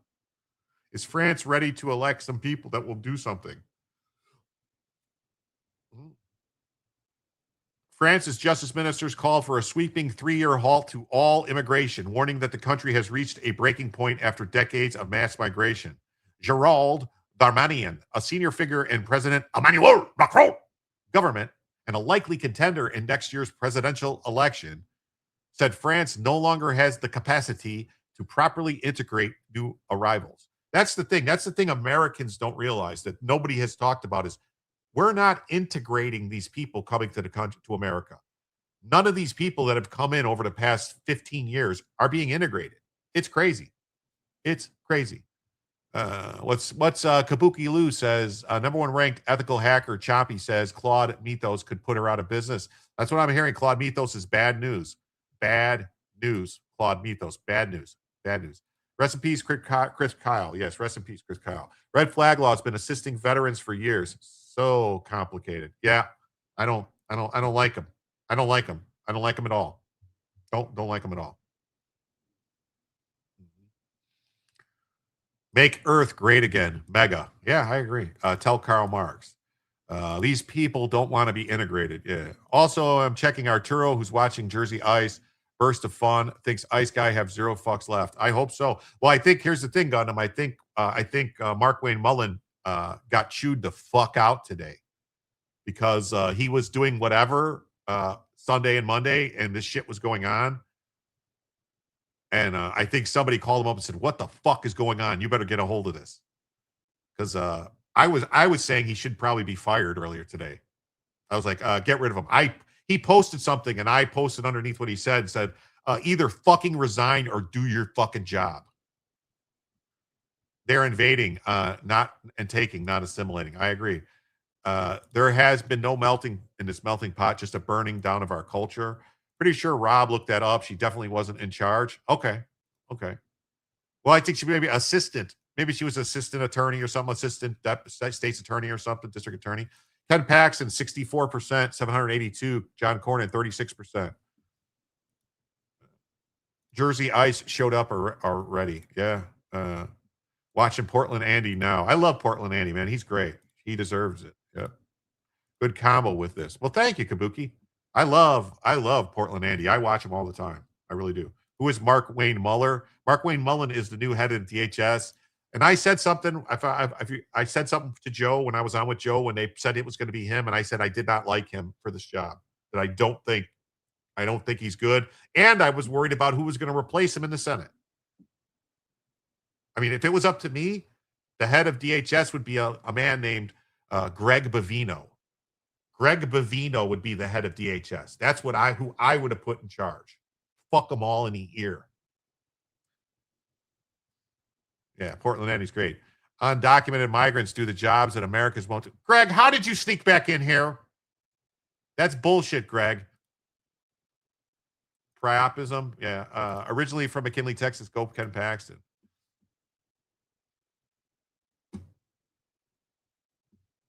You think Ron DeSantis is going to be put in somewhere? I'm wondering. Bruce Wayne Mullet. Yeah, I'm not liking him. Maybe. Here's the thing. Maybe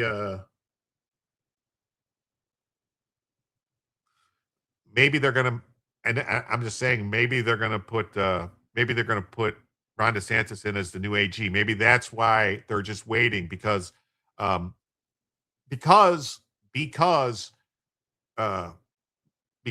what's his face? Because Todd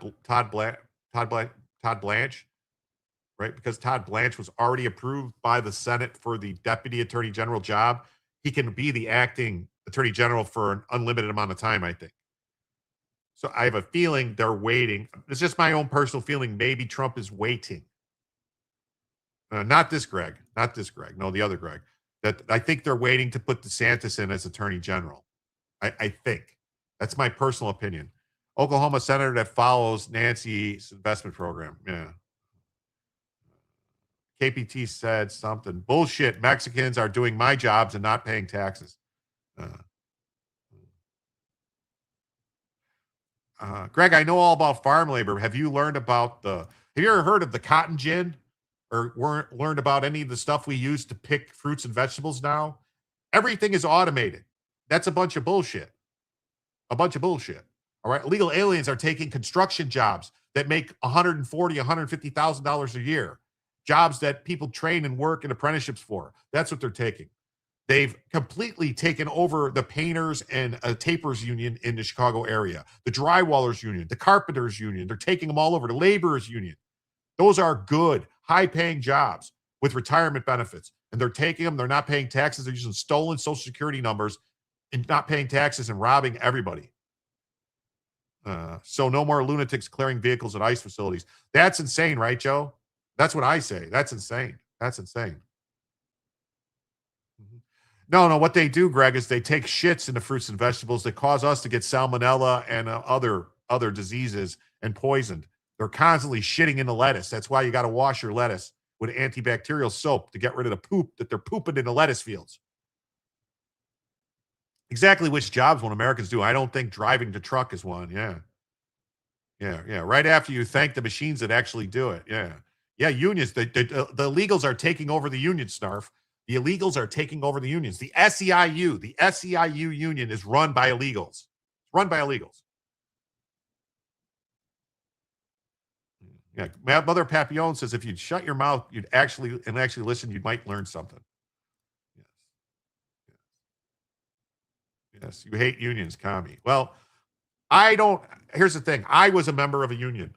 I'm still technically the member of a union, Local 134, IBEW. I think unions serve a purpose if they do what they're supposed to do.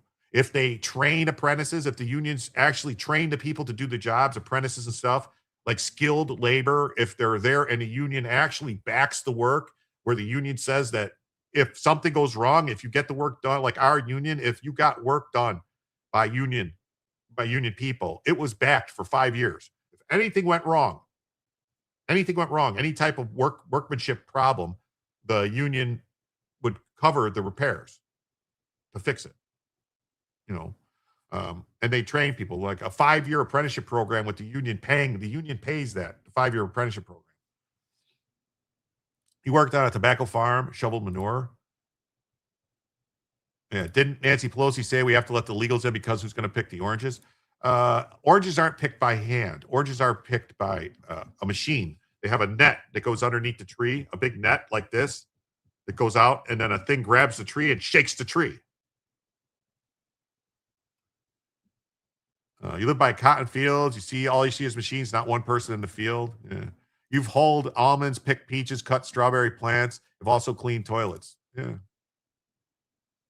I don't buy it. I mean, here's the thing. You know what the jobs the illegals are doing? The jobs the illegals are doing is the jobs that our high school kids used to do, a lot of them.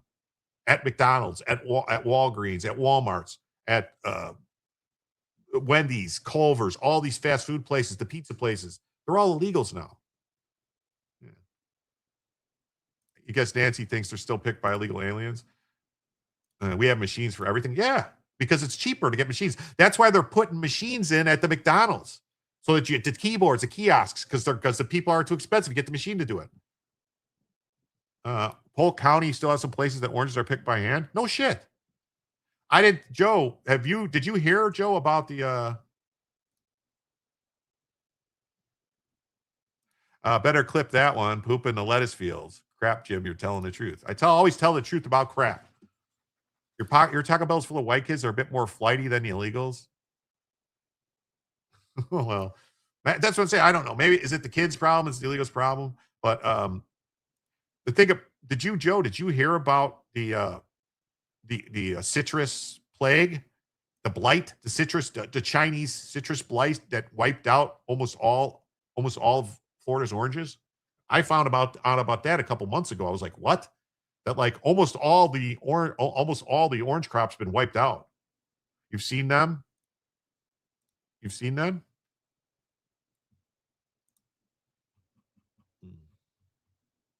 Near your house? Well, that's cool. I just read a story about some kind of citrus blight. They said that almost wiped out almost all the citrus crop in Florida. You tried to get hot sauce at McDonald's the other day, and the girl had no idea what I was saying, and finally said, "Forget it. It's ridiculous." Bella taking her cover off. Here's what I've been forced to do, Christine. I'm going to tell you, this is the trick. Is order with the app on your phone. All right. If you order with the app on your phone for McDonald's, they actually get your order right probably 25 times out of 30 or more. because it's all picked. You put the stuff and they actually, for some reason, that works. I don't know why. On your phone, you order, there's a McDonald's app, and then you get like bonus stuff. I mean, I don't eat McDonald's a lot, maybe twice, 2 or 3 times a month, but I order it on the app. You just pull up, you read them a number, they say your name, they give it to you. That's it. And they get it right. You can do special stuff in the order. You can tell them like double meat, do different things. Florida lost the war with the citrus canker. That's what I heard. That's what I read. Like, I was shocked. Like, I was wondering why when I go to the orange, there's this place called the Sun Harvest Orange Juice Factory I go to get orange juice, lemonade, and stuff like that. And they have awesome sherbet, fresh. Anyway, tangent. The prices there went through the roof. Like, it used to be like 2 to 3 times a month is a lot for McDonald's. Oh, to me, it didn't seem like a lot. Thus we stand 2 to 3 times a month. I mean, I have grandkids that are constantly wanting McDonald's. You haven't eaten fast food in 20 years? Oh my God. Well, I'm technically a man, though. I'm a single adult. You guys realize that, right? I don't have a wife. I have an ex-wife. I don't have a wife. I take care of other people. You go 2 to 3 times a year. Well, here's the thing. I used to eat 20 years ago. I ate fast food every day and only for breakfast. 20 years ago, and while I was working, I ate fast food every day because that's what I ate at lunch every day. I would go to some place for fast food, not like McDonald's, but I would go to like a hot dog stand or a beef stand, get a beef sandwich one day, a hamburger. An ex-wife is worse. Yes. Yeah. Mullen is not an ethical person. He uses Pelosi investment plan. Anyway. So yeah, this guy. So anyway, back to France. We have reached our limits and our capacities for integration and assimilation. The ex doesn't come over and cook for you? No. We're cordial now. We weren't for a long time, but we're cordial now. Like, as far as we get along and we could talk and stuff, there's no just, I understand what you're saying. However, I want to order. If I don't want to order from an app, I want them to hire American citizens. Oh, I do too. Yeah, I do too. But I'm just saying, the app is there. Take a McDonald's burger, put it in a Ziploc, set it aside for 2 weeks. It still looks the same. I've heard that. I have heard that. So now I have a strong conviction we must put an end to immigration as it is today. That's why I'm proposing a 3-year moratorium on legal immigration. The comments mark one of the starkest admissions yet from a senior member of the French establishment. Oh, Jacques Lebleu. Darminian also called for tougher deportation enforcement. Let's put a stop to immigration. Let's expel those who must be expelled by conditioning visas on acceptance of deportation orders. Let's work on assimilation of those who are on our national territory. France hits immigration breaking point. Justice Minister Gérald Darmanin says we've reached our limit. Pushes a plan to halt immigration for 3 years. Chick-fil-A, stay away from McDonald's. The apps are the best thing ever. No incompetent people screwing up your order. Can specify stuff the way I want it. And like Jim says, they get it right, finally. But it never looks like the picture on the advertisement. Yeah, I was actually really shocked. I'm going to tell you something. That Burger King, like we talked, they had that Burger King. It was called like the Bodyguard. No, not Bodyguard. The Bounty Hunter Whopper. Bounty Hunter Barbecue Bacon Whopper. It was actually pretty decent tasting. I was shocked. They had like some kind of like pickle chips or something that were like Funyuns, but they were pickles. It was good. They went to the machines because they won't want executive pay for burger flipping so much that it speaks to. Yeah, I think they're doing some. What up, Jim? Dang, you got 230 in this hole. Yeah, Kilo. I had 630 people here at one point tonight. It was a lot of people here. Yeah. A lot of people. I mean, granted, they didn't stick around because they didn't find me, I don't know, worthy of staying. But 230 stuck around, so I'm doing something right. Thank you so much. And, if you're here, you might as well don't forget to hit that like and subscribe. Yeah, well, thank you, Kilo. I'm just trying to, what was the sauce base on the burger? It was some kind of whatever barbecue sauce. It was some kind of barbecue sauce on the Whopper. Culver's is awesome, but they're expensive. Yes, I do like Culver's I also like Five Guys. They're very expensive also. I don't like between Culver's and Five Guys. I mean, Five Guys is good if you just want a burger and fries. Five Guys is good for that. But if you want, Culver's has other stuff that's actually pretty good. You haven't tried a smash burger yet? The Jack Smash Burger? I've never had a Jack. I've had smash burgers from a place called Smash Burger. They're good. But like for just a burger and fry, Five Guys you can't beat. You can't beat Five Guys. Culver's is great, and they also got a bunch of other stuff. You know, like the chicken. A Culver's chicken sandwich is fantastic. Fantastic. Oh, no mustard or mayo for me, but barbecue is cool. Yeah, you got to tell them though, if you go to Burger King, tell them no mayo, because I think they still put mayo on it. Maybe. And personally, I got it the first time I got it with everything on it, the barbecue bounty hunter burger. And I was like, I didn't really, the lettuce was kind of like, I think maybe they put the lettuce on it before they put it in a microwave or something. And so I took the lettuce and tomato off and ate it, and man, it was good. Just so the other time I got it with just no lettuce and tomato and the barbecue sauce, it was great, man. Great. Yeah, Culver's has the best chicken strips. I want Five Guys to get robots to make the fries. I had one Five Guys near me with a good manager that kept them on the fries. Right, every other guy's hit or miss. Yeah. These days you need a loan for Five Guys. It's $20 for a burger and fries at Five Guys. It's $20. I think it's $13 for a burger at Five Guys. They hire a crew that speaks Spanish. If you don't speak Spanish, you won't get hired. I make my own smash burgers. I could eat them every day if my husband would. Oh, that's awesome. I have what's one of those Blackstone grills. It's like a griddle, a flat iron, they call it. And I used to use it a lot to make burgers and stuff like that, but it's such a pain to clean. And if it's just me or me and a couple people, the thing is huge. I got it for when I was going to have company over because you could cook like 5 pounds of bacon on it at once, lay out 5 pounds of bacon on once and cook, pancakes and other stuff. It's huge. It's like the size of a couch. But man, it's nuts. What is a smash burger? They take a ball, like you take a ball hamburger that you weigh, and then you got a hot grill or whatever, and then you throw it on there, and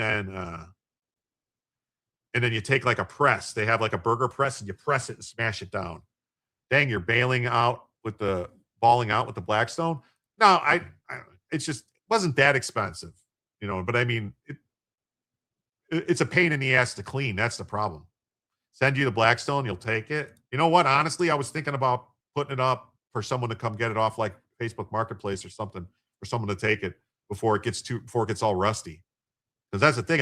Even if I'm not using it, I've got to constantly keep oiling it and cleaning it. Otherwise it'll rust because of the humidity here in Florida. Clean with just water on the hot grill. No, I know, but you have to do it. It's a pain in the butt to clean it and then scrub it. And then it's like, you got the grease and everything. And then because if you do it, you can't clean it with anything else. Otherwise the seasoning gets ruined. But with the humidity here in Florida, it's constantly starting to rust. And I got to scrape the rust and do everything and try to re-season it and stuff. And man, yes, Massey filed I think it's just a slush fund for Massey, but we'll get into it. I have that story later. Spanish is required now for most entry-level jobs. So yeah, France said they had enough.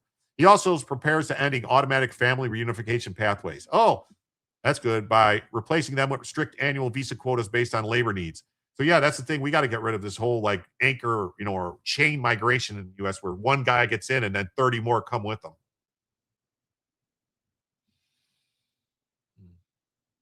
Yes. ¿Dónde está airporteo? Bandeo. It's a pain to clean. Yeah, it's a pain to clean them. It is. It's a pain to clean. It is. It takes more time. Honestly, it takes more time to clean the Blackstone than it does to get it ready and to cook on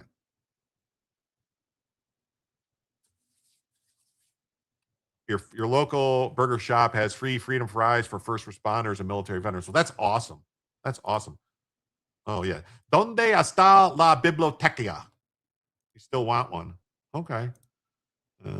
Massey's like a certain bug that you hit it and it just keeps coming back and running. Yes.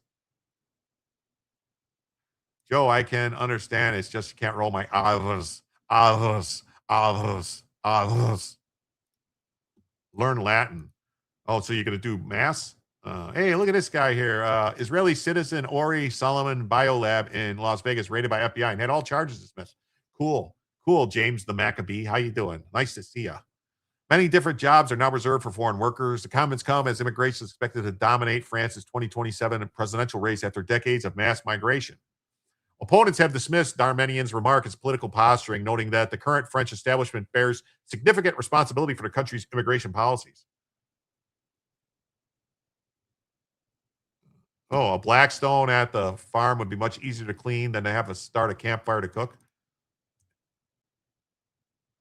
If Massey runs for president, he'll move left like the Independent Party had. He's not gonna run for president. I mean, he could try to run for president, but it's not gonna happen. Not gonna happen. He won't get on the ballot, and he won't have enough signatures to get on the ballot in most states. I knew a girl in the military that wanted to sin just to hear me roll my R's. Oh, okay. Darmanian is widely expected to seek the presidency under Emmanuel Macron's Renaissance banner. A recent study of France National Institute of Demographics found that by 2020, roughly 1 in 3 people in France were either immigrants or the children of immigrants. 1/3 of the country is immigrants or children of immigrants. Oh, France, you fucked up. You don't have anyone to cook for you either. I just pulled up the Culver's app to order a chicken sandwich, but they're closed until tomorrow. I'll let you know how the chicken sandwiches. I think they're really, really good, the chicken sandwiches. And another surprisingly good chicken sandwich is the new Crispy Chicken Deluxe at McDonald's. The new Crispy Chicken Deluxe. Not the old McChicken. McChicken is, but the new Crispy Chicken Deluxe is almost like a Culver's chicken sandwich. Not Culver's, I'm sorry, Chick-fil-A. I think they tried to steal Chick-fil-A's sandwich with the new Crispy Chicken Deluxe they have at McDonald's. It's only been around like a year or so. France is done. The left is likely going to win the next election and hate everything. I think what's her name? The one that was trying to run, the blonde chick. Cold cuts are good. Yeah. Oh, I like Public subs are great, or Wawa. I just had a Wawa sub the other night. You know, they're good. They're good. Reach the limit. French Justice Minister calls for 3-year migration moratorium.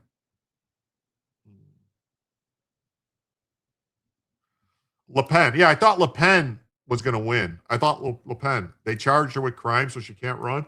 Oh, my God. Really? Now you had to go fix something to eat. Thanks, guys. No problem. The fecal matter you're referring to caused E. coli in spinach was traced back to cattle. Okay, sure it was. Nothing beats Jersey Mike's. Jersey Mike's is good. If I'm not mistaken, Jersey Mike's uses either Boar's Head or Dietz and Watson or something like that meats. Way better than eating out all the time. Yeah, it is. Yeah, it is. Love cooking, but hate shopping, especially for one. That's why I love Blue Apron. You can get fancy stuff, but they give me everything I need, just exactly what I need.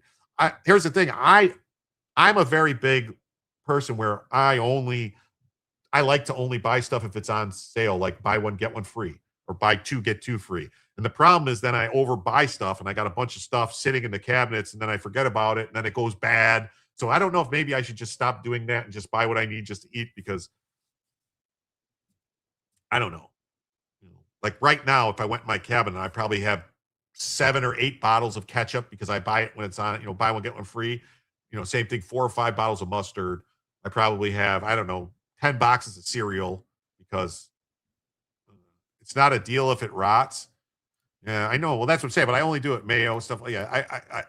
I usually only do it stuff that I know goes with a long expiration date. That's a guy thing. Yeah. Like I only buy I love Snapple iced tea, but I will not buy it if it's not on sale. And when it's on sale, I basically buy every pack, every 6-pack they have in the store. That way I have it and don't run out. So they've reached their limit of immigration in France. They sure have. They sure have. France Justice Minister demands 3-year immigration halt. All right. Let's jump to this. This might be like news that we don't really care about now, but we'll do this real quickly in a hurry, and then we'll get to some other stuff. Trump flexes his MAGA muscles in Texas Senate runoff. Whoa, what do you do? Hello. You'll be right over. Thanks. I'll DM you the Blue Apron code to try if you like to cook. It's perfect for one. There are 2-person meals. I save the second portion for a lunch in the future.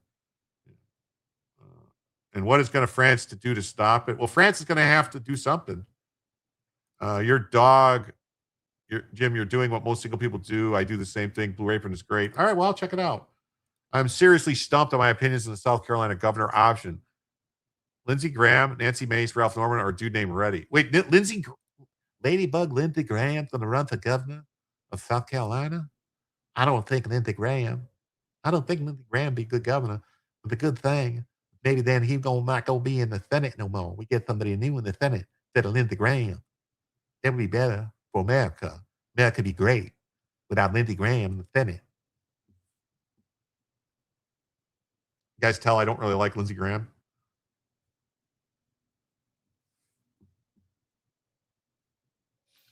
It's lightweight Pedro of Spain on the way out. I don't follow a lot of international stuff that much. Like only when it concerns America. That's my only thing. Is it legal for Graham to use pictures of his military uniform? Yeah, I think so. Like he's a warmonger. He is. Like Lindsey Graham did some straight up bogus shit. He tried during the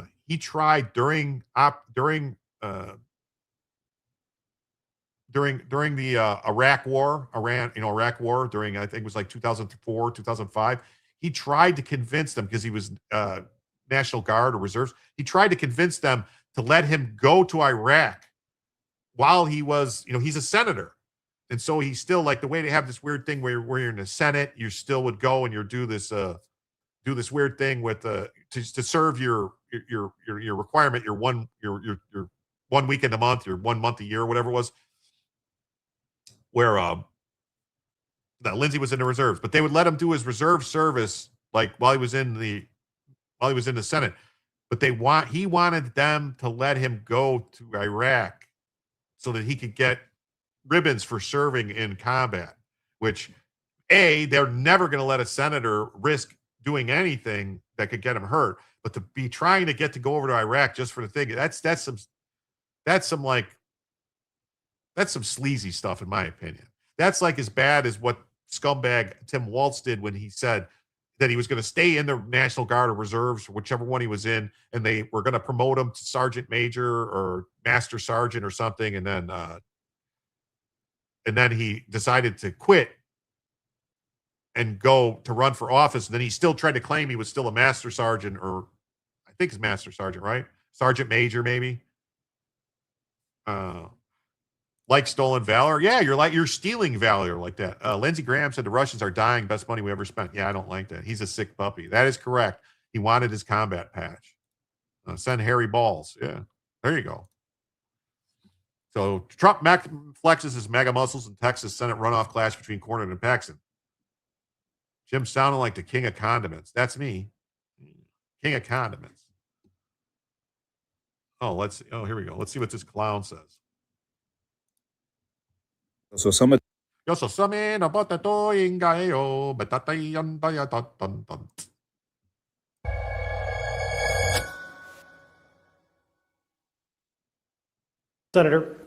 you saw what happened to your friend, Senator Cassidy, a week and a half ago. What happened to Congressman Massey just the other day?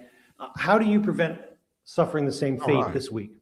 Well, my situation is different. President Trump has called me a friend and a good man. All right, I'm going to restart another goal. Closely for both terms of office. So I don't see my situation as the same. But, in the end, it's Texans who are going to make that decision. And we're encouraging everybody. For another hour? During early voting, and it's looking positive. And, of course, tomorrow is the big day, Election Day. We are currently $98 away from a third additional hour. I know you've gotten along with the president. You've helped pass a lot of his agenda over the years. But just in the last week, obviously, he endorsed your rival. And just on social media, just in the last 24 hours, he called you again very disloyal. How do you push back, or how do you tell voters in a Republican primary that you're with him? Well, I don't know how much more with him I could be than 99.3% of the time. I can't interpret what's in the president's mind, but I have been supportive of him because I want him to be successful. I want America to be successful, and I want Republicans to be successful. But, in the end, as I said, Texans are the only ones that are going to be able to make a choice. And You know what? Here, I'm going to stop this because I want to bring this comment up. Russians are good people. They're much more like us than we're told to think. I 100% agree. I 100% agree with you. I bring it up all the time. I'll bring it up again right now on this show. In 2003, when Vladimir Putin went to George W. Bush and said, we want to be allies with you. We want to join NATO. We want to help you defeat these terrorists that attacked your country. They've attacked your country. They've attacked our country. We are natural allies. Let us join NATO. This is ridiculous. We shouldn't be adversaries. George Bush said, sorry, Pootie. I just can't do it. Just can't do it. The Germans, they just won't let me. They just won't let me, Pootie. I'm sorry. The world would be infinitely in a better place right now if Bush would have just said, yes, you're coming in. There would be no war in Ukraine. There would be none of this shit. There wouldn't be any oil crisis right now because we'd be getting all that stuff. The stuff in Iran would be not a deal, nothing, because Iran would have been cut off from Russia. China would not be getting shit from Russia right now. China would be isolated in a corner all by itself doing whatever the fuck we want. They wouldn't be making noise about nothing. The world would be 100% different place if that idiot George Bush would have just said yes. That's all he had to do was say yes. That's it.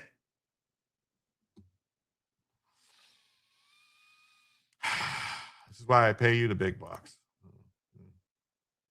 Trump is nice to turds with a Bush had no balls. Yeah. He's over 80, time to retire. I think Texans can be pretty independent. Your rival has, you've been very clear that if he wins this runoff, it's going to cost Republicans a lot more money to defend this seat. It gives the Democrats a great chance to win here. Hurts down ballot. Hold on. That money it's going to cost Republicans a lot of money to defend this seat. Yeah, they've spent $100 million defending Cornyn from Paxton. $100 million defending Cornyn from Paxton. Wow. That money could have been spent other places for other stuff, but Republicans do this shit all the time. I call them Republicans because they fuck stuff up all the time. Considering how Gerhard Schroeder treated Bush, I would have done it. Yeah, right? He should have did it. Maybe George was getting his coke from China. Who knows? You think Trump getting our bombers and jets out of Europe will help end the Ukraine war? Could be. How much did they spend on Cornyn? Over $100 million. Over $100 million spent on Cornyn in the primary. Yeah, George W. Bush was only slightly smarter than Biden. I thought Russia started the war of Ukraine joining NATO. Yes, they did, because Russia in 2003 wanted to join NATO. And if NATO's like, no, you're our enemy, Russia, and we're going to get every country around you to surround you and destroy you. I mean, that's basically what the Obama administration tried to do, was to destroy Russia. They wanted to basically cripple them and destroy them.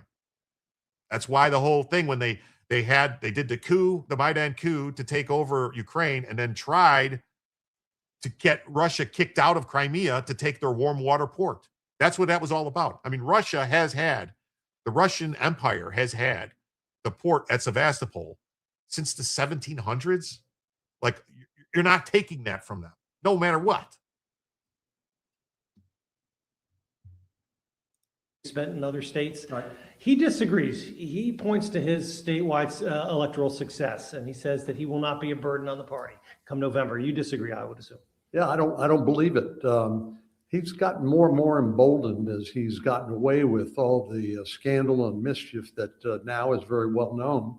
But once were he to be the nominee and be exposed to general election voters, especially independents, I think it's going to be a very rocky time. Really, it's going to be a rocky time for Paxton. That's weird. He's won 3 statewide races for attorney general. So they decided that he was good enough to be the chief law enforcement officer for the state of Texas, but not one of 2 senators. Really? Huh. Keep blowing smoke, buddy.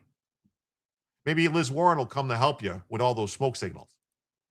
And the press, by and large, is in love with Tallarico. They see him as kind of the second coming of Beto O'Rourke, and they've fallen in love. And he's going to get a lot of money. He raised $27 million in this first quarter of this year alone. So there will be an incredible tsunami of Democratic funds coming in against Paxton were he the nominee. Conversely, if I was the nominee, if I am the nominee, then we'll be able to shoulder the burden pretty much on our own. I won my last general election by 10 points. I think I can do similarly against somebody who's as far left and radical as James Tallarico.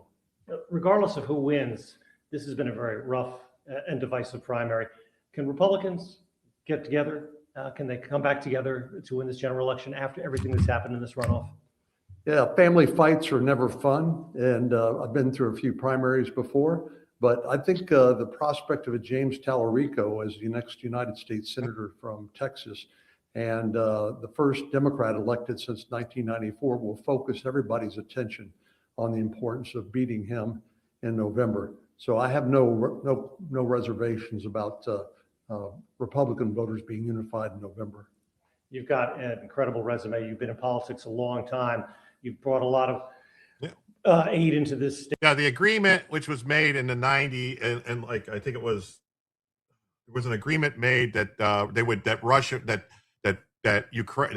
was agreement made that if the Russians would let, like, basically the Soviets, when the Soviet was breaking down, and when West Germany, the wall came down and stuff, that NATO will never move any further east than Germany. That was the agreement. That was the agreement.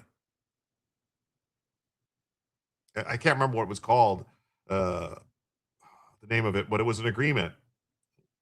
So, can we deport Obama? I hope so. Stop being an asshat and support Paxton. I agree. I remember when Congress subpoenaed him and he got away with ignoring it. You talking about Obama or Holder? Pissed off Putin big time. Yeah. One former SSR against other former SSR. Politics was never supposed to be a career. Yeah. Rest in peace, Scott Adam. Dilbert said that Russia isn't our real enemy. It's the caliphate from the Middle East infiltration into Europe. Yeah, I agree. We've been at war with, the caliphate has been at war with the West since the 1400s, 1300s.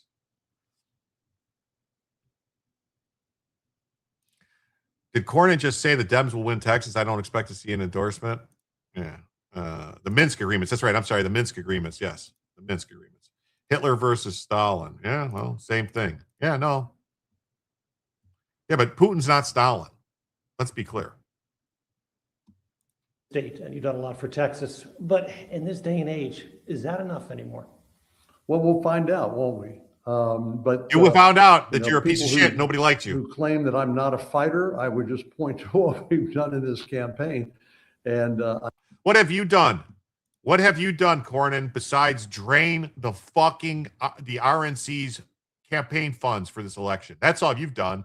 The money that they wasted on you in this fucking primary could have been spent to defend in other places. I mean, they did the same shit 2 years ago and didn't give money to the guy in Nevada, the guy in fucking Wisconsin, the guy in fucking Michigan, the woman in Arizona. They did the same thing. They give money to these fucking entrenched cockbites and not the people trying to win seats. He fought for himself, not the country. Yeah. He doesn't look like he can fight. He doesn't look like he can fight his way out of a paper bag. He's a Dem. Yeah. Merkel admitted the Minsk agreement were not made in good faith. No, then it wasn't the Minsk agreements. I'm talking about the ones, these were the ones these were before Merkel, way before Merkel. This was in the early like 89, 90, 91, somewhere around there. These agreements were made about NATO not moving any further west. What is this?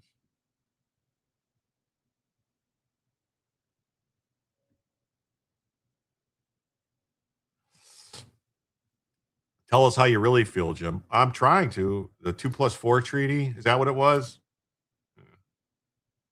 Cornyn just go away and retire. My Vegas Golden Knights are headed to the Stanley Cup. That's awesome. Congratulations.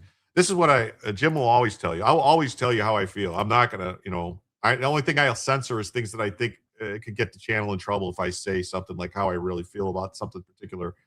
I won't say things that I think, but as far as, Carrie Lake had Arizona stolen from her twice, 2 times, governor and senator, twice. But yeah.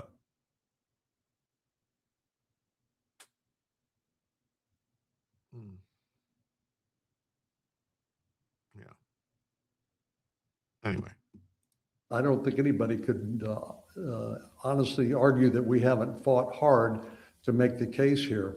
But I've worked too long and too hard to help build the Republican Party in Texas and in the United States Senate, and to keep Texas the envy of the nation when it comes to opportunities and pursuing the American dream, to let that go, to squander it, and let it go without a fight. So I'm still optimistic on the outcome, but obviously it depends on who shows up. Finally, if you win this runoff election, can you work with Donald Trump? Can you work with the president? I want the president to be successful, and I want the Republican Party to win in the midterms. I think that's the critical question, because if Democrats get control of the country again, we saw what happened under Joe Biden, and it was a disaster. So I'm going to do everything I can to help the Republican Party and this administration be successful as long as I'm in the Senate. Interesting. Well, here, let's just look at this real quick here and see, like, Ken Paxton, 822,487 votes. John Cornyn, 460,000. They're 64.1 to 35.9. I think when this is all said and done, when the votes finish coming in, I think it's going to be like 2-1. I think it'll be 2-1 the votes. What is she doing now? She's watching over the FCC, right? Who? Kamala? Or no? Carrie Lake. Carrie Lake is no. Carrie Lake was the head of the something about broadcasting, like public broadcasting or something. Cockbite, good term, yeah. Is Ricky going to try again? He's talking about Lake, Carrie Lake. She had a recording of someone telling her to back off for 2 years. Yeah, they kind of like somebody threatened. She supposedly had Voice of America. Yeah, Voice of America. Yeah. As long as he's in the Senate, then what, John? Yeah.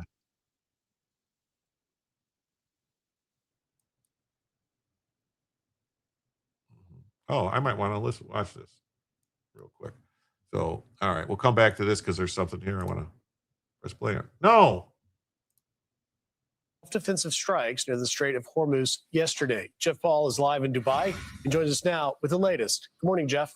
Voice of America or something about public broadcasting. Good morning. And despite the U.S. carrying out those strikes last night in southern Iran, Gulf Arab states remain hopeful that a deal can get done. We know that a delegation from Iran has recently traveled to Qatar to continue on with those diplomatic relations. But within Iran itself, officials there say that these talks with the U.S. are proving a little difficult. It is not the first time we are witnessing these contradictions from the United States. In fact, one of the problems in our negotiations is these inconsistencies and contradictions in their behavior. This is not a new issue. Now, complicating negotiations, those overnight strikes in southern Iran. U.S. military officials say the strikes were carried out in self-defense, targeting missile launch sites and boats they say were laying mines in the Strait of Hormuz. CENTCOM says the strikes were carried out to protect troops from threats posed by Iranian forces. Now, while traveling back from India today, Secretary of State Marco Rubio said talks were still ongoing and that there's been a lot of back and forth regarding specific language. He says it could take, quote, a few days, and that President Trump is either going to make a good deal or no deal. The straits have to be open. They're going to be open one way or the other. So they need to be open. What's happening there is unlawful. It's illegal. It's unsustainable for the world. It's unacceptable. That cannot happen. The straits need to be open, unimpeded, without tolls, and obviously that needs to happen immediately as soon as anything. President Trump writing on social media, the enriched uranium nuclear dust will either be immediately turned over to the United States to be brought home and destroyed, or preferably in conjunction and coordination with the Islamic Republic of Iran, destroyed in place or at another acceptable location with the Atomic Energy Commission or its equivalent being witness to this process and event. Thank you for your attention to this matter. Now, Marco Rubio did acknowledge those ongoing talks with Iran that are happening in Qatar, but so far, no major breakthroughs to report regarding this potential ceasefire deal. Griff. All right, Jeff Paul, live in Dubai. Oh, wait. All right. So that's that with that. All right. Yeah, Cornyn is going to be a problem. This guy's going to be a problem this last month. Yeah, him. And there's going to be a problem. There's a few too many rhinos in there. in the Senate that are going to be an issue. How do you think Trump will clean up the mess, Biden-Ukraine mess? They're going to have to convince both sides that they're going to have to give up a little and to make peace.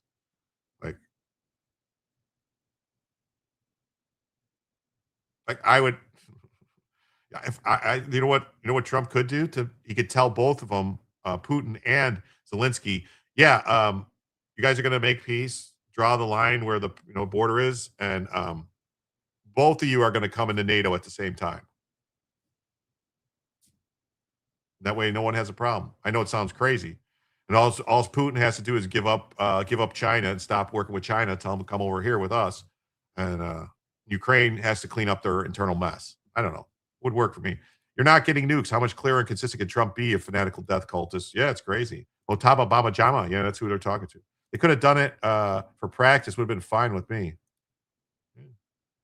Whatever, same shit, different day. It is, right? To be brought home, shots fired at Hillary. Yeah. Ooh.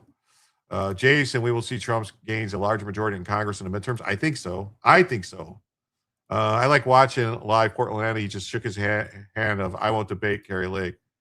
Yeah. Cornhead needs to go. I hate my own speech. He's half-baked. Oh, no, the Senate will obstruct more than they already have. What a threat. Yeah, I know.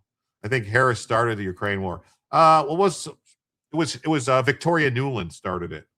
I won't debate Hobbs. Yeah, that might work, but I don't think Putin wants to be part of NATO anymore.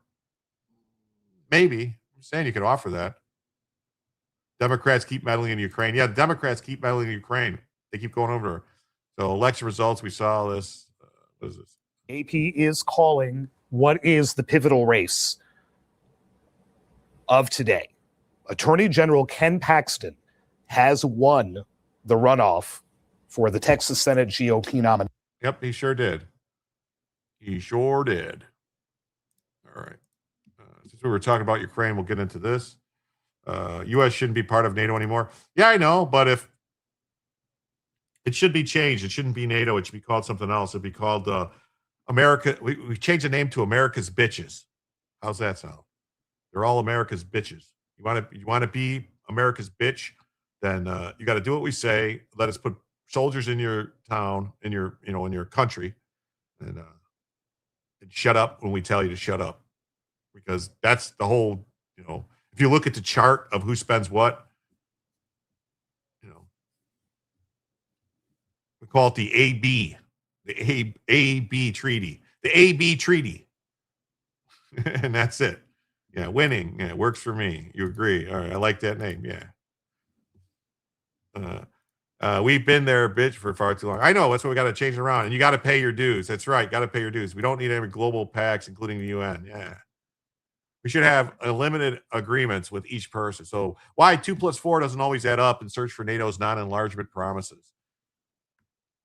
For Russia, the current war in Ukraine rests on the assumption that NATO's eastern enlargement is a threat to their country. For several months, Vladimir Putin has warned the West that deploying weapons or soldiers to Ukraine would cross a red line. The general Russian criticism of NATO's enlargement is much older. For many years, Russia claims that NATO's enlargement towards the East contradicts Western assurances from the early 90s that this would never happen. I've heard that before somewhere. Somebody smart said that. Not a bitch, more like a cash cow for NATO. Yeah. Western assurances. Yeah. Western officials in return repeatedly stated that such concessions were never made. Now, a newly found declassified document from British National Archive suggests that during the so-called 2 + 4 negotiations that resulted in a treaty on the final settlement with respect to Germany, otherwise known as the 2 + 4, some statements by Western diplomats indeed implied that the West would not extend the alliance towards the East. Today, more than 30 years later, what are more political and legal implications of broken promises from the relationship between Russia and NATO? If women are in leadership in Iran, that's probably the problem with an agreement, just saying. Totally disband NATO and the UN. Okay, I can agree with that. We violated the agreement. Yes, we did. What happened? A point all parties can agree on is that NATO did move its eastern borders quite dramatically. Poland, the Czech Republic, and Hungary joined in 1999. 5 years later, Bulgaria, Estonia, Latvia, Lithuania, Romania, Slovenia followed. In 2009, Albania and Croatia became NATO members. Montenegro in 2017, North Macedonia in 2020. But apart from that, there's not much more for Russia and NATO to agree on, especially when it comes to the question of how exactly the future of NATO was viewed at the time of 2+4. The argument begins with 2+4 that they were aimed reunification of Germany involved West and East Germany too, the United States, Soviet Union, Great Britain, and France, with the possibility of East Germany joining the West. The Soviet Union faced a scenario where NATO's territory could indeed move further eastward to its border with Poland. However, during that time, both the Warsaw Pact and Soviet Union still existed, and none of the parties perceived NATO's membership for countries of the Eastern Bloc, such as Poland or Ukraine, as a main point of discussion. However, that is where today's disagreement begins. Are women the new leadership? I could see that and thinking that Israel, America won't murk them as willingly, although if they did push the jihadi nonsense on those that got murked, NATO is history. I hear you. For current Russian government, it's clear that NATO's enlargement after the end of the Cold War was a betrayal of the negotiated agreement not to move the American borders further eastward. Soviet leader Mikhail Gorbachev stated that the Soviet Union wanted to make sure NATO's military structures would not advance and that additional armed forces from the alliance would not be deployed on the territories of then GDR after German reunification.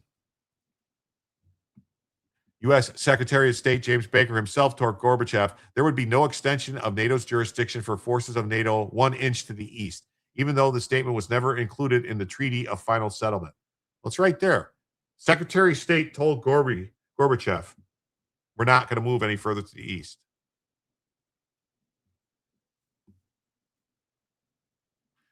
It's definitely a violation of the spirit of the statements and assurances made in the 1990. They cheated us vehemently, blatantly, Putin said. Baker himself quickly walked back the words about 1 inch to the east, saying that I may have been a little bit forward on my skis on that, but they changed it, and he knew that they changed it. Gorbachev never once again, in all the months that followed, ever raised the question of NATO expanding its jurisdiction eastward. He then signed documents in which NATO did expand its jurisdiction. Gorbachev himself admitted that the topic of NATO expansion was not discussed at all. The main issue is 2+4 was not the general question of accepting new members, but the deployment of NATO's military structure to East Germany. For the Soviet Union, as it was at the time, scenarios such as this membership application of Eastern European states would have never been hard to anticipate. We promised them we would never move it to East Germany. And that's the thing. Russian politicians are well aware that this and what's included in the 2+4 treaty. The main question that divides Russia and NATO now is whether any promises not to expand the alliance eastward were actually made. According to NATO Secretary General Jens Stoltenberg, such promises were never made. However, a recently published historical document suggests that the non-expansion of NATO was indeed discussed during the negotiations. The German newspaper Der Spiegel published declassified notes about a meeting between the foreign ministries of the United States, Great Britain, France, and Germany that took place in Bonn on March 6, 1991. Those notes were found by U.S. professor of political science Joshua Schriftson of the British National Archives. They tried to hide it. They tried to bury it. Germany reunification had already taken place, and an end to the Warsaw Pact was way more predictable than during the 2+4. The document shows how all four Western countries agreed that NATO membership for Eastern European countries would have been unacceptable in the meeting. Germany's representative Jürgen Chorbuk stated, we made it clear during 2+4 that we would not extend NATO beyond the Elbe. We could not, therefore, offer membership to Poland and others. So they knew this, and they went back on it and lied. We paid money for no cooperation. Spain and France have to go back and play their own games. Yeah. This document adds a new twist as it shows Russia's memories of the negotiations are not entirely wrong. Western promises made to the Soviet Union were only verbal and were not included in any written agreement. A breach of one's word has implications. Yeah. Like I say, I only have two things in this world, my word and my balls, and I don't break either for anybody.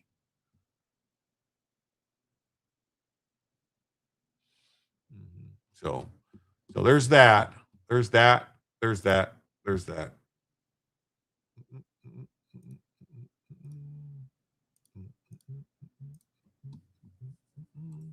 Let me open a few more tabs here.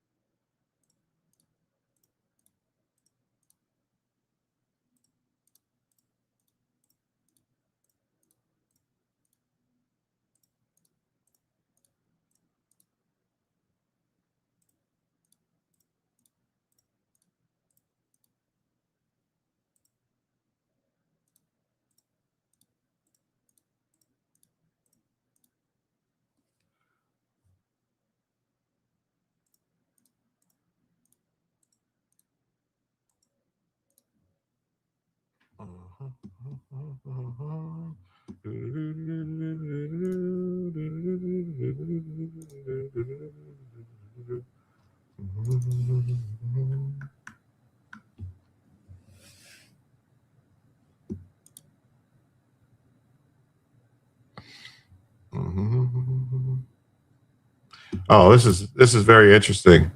I forgot to, and I'm sorry, people, if you're over there on the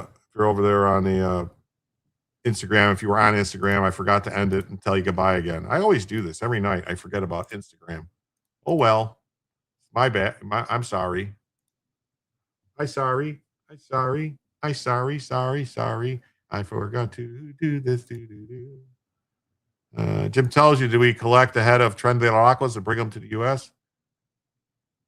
I don't know. I thought it raises an interesting conundrum about how lawyerly we want to be. Yeah, it does. What's this? I could see that. I honestly could see Iran thinking they have less of a chance of being assassinated by us, as well as not seeing what they mean by inside joke or making fun of our system. Man's word is what is important. Yeah.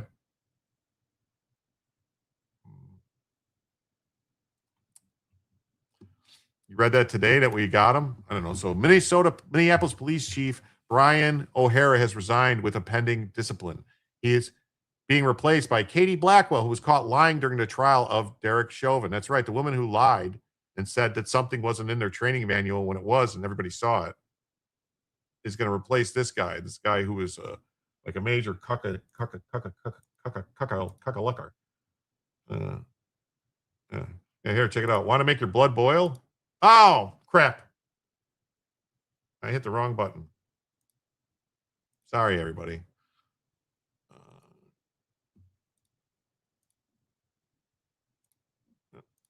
Want to make your blood boil? Republican Senator John Thune spent over $100 million in GOP donor dollars to save despised rhino John Cornyn in Texas.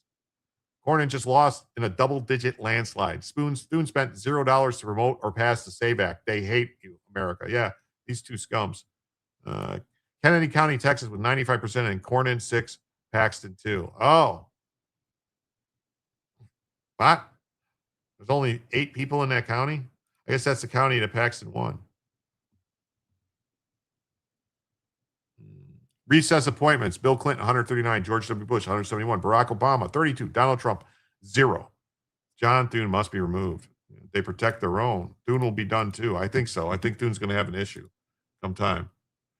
Check this out. An Alabama judge was suspended after being accused of delaying cases so she could walk her dogs, as well as making racial remarks against a white woman. Probate judge Yeshiba Blanchard has been smacked with a 120-page complaint accusing her of misconduct in multiple cases. In one case, Blanchard canceled a hearing, forced a patient to remain hospitalized for 2 additional weeks.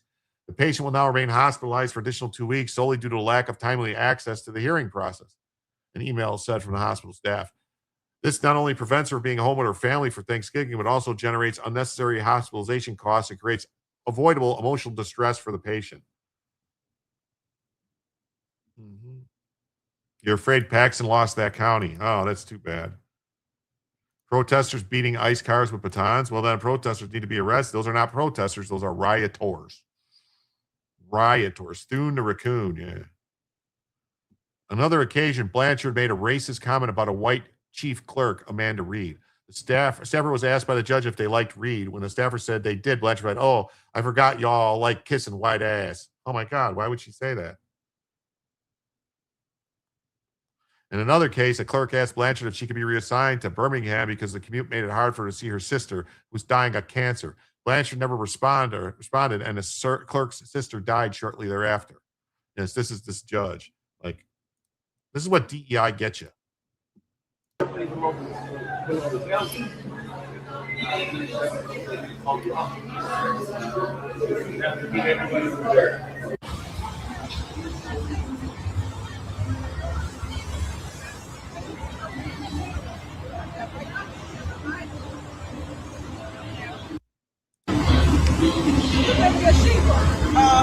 She went to be down with us too.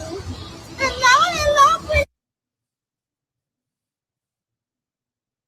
She's a judge. Yeah, that's a judge. That's a judge. That's a judge. That's a judge in Alabama. Yeah. That's a judge in Alabama. Good. She deserves to be permanently removed. Sentencing her to life for aggravating snake-ass weed. Case dismissed. Here's her controversies. She immediately started bullying staff and making racial comments. She had involuntary commitment hearings, 9-month delays, backlog hits 120 patients. Attorneys bias removals case delays, staff threats on HR complaints, ultimate authority. She said she's the ultimate authority, lawsuits over audits, clerk retaliation. Suspended by the Alabama Judiciary Inquiry Commission. Yeah. Alabama private judges only need a high school education and connections beyond. Yeah, so these probate judges only need a high school education. They don't need to be a lawyer. Is she a lawyer? They say they don't even need to be a lawyer in Alabama to be a probate judge. The stage is set. It's red-blooded Texas, Ken Paxton, and this weird dude who needs to come to terms with his whiteness. I know who my next senator is going to be. This dude is weird, man. For me, prophetic voices like Jesus have helped me reckon with my own whiteness, my own masculinity, my own certainty, my own ego.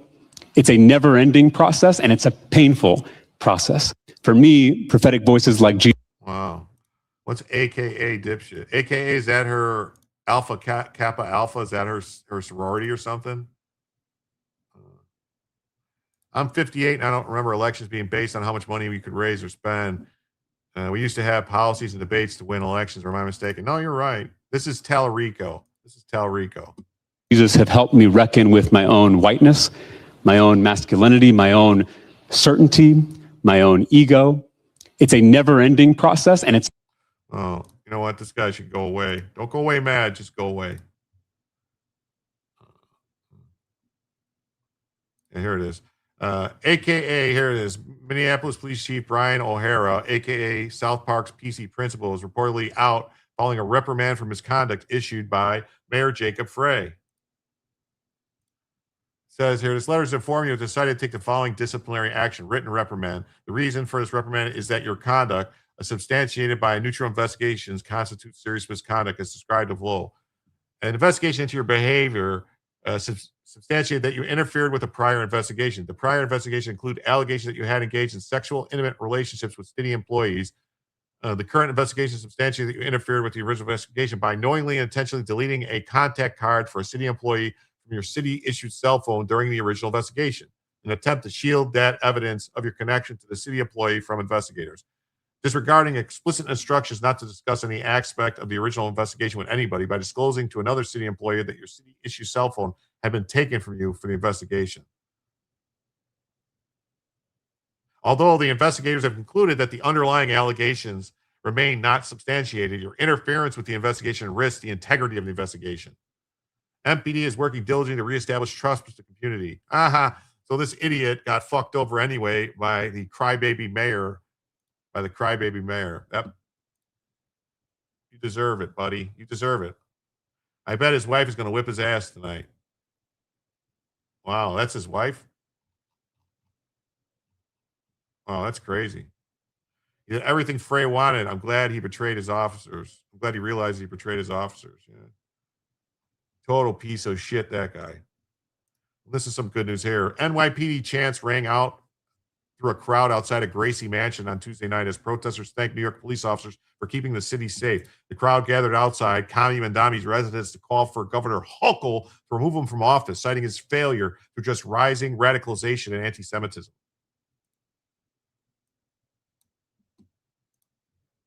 Let's thank our NYPD for keeping us safe. Every single community deserves to feel safe, and we will never demonize those who are working day and night to make sure we do. Thank you, NYPD.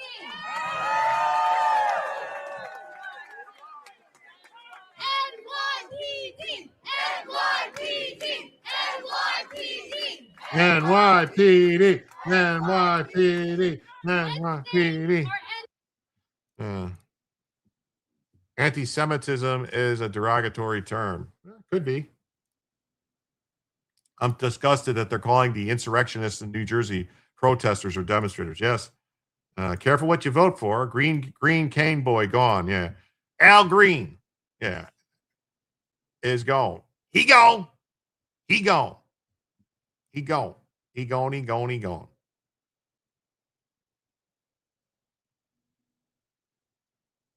He gone. Let's see where we're at. Just so everybody understands too, we have 23 minutes. Never follow a person with that voice. Yeah. We have 23 minutes left on the goal, on YouTube goal. So it's a term to demonize the noticers. Okay. You can't concentrate.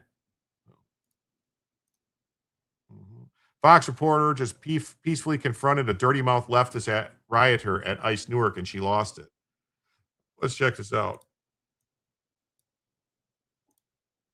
Oh, no. Crap. No. Damn it. I hit the wrong button. How do I get that back?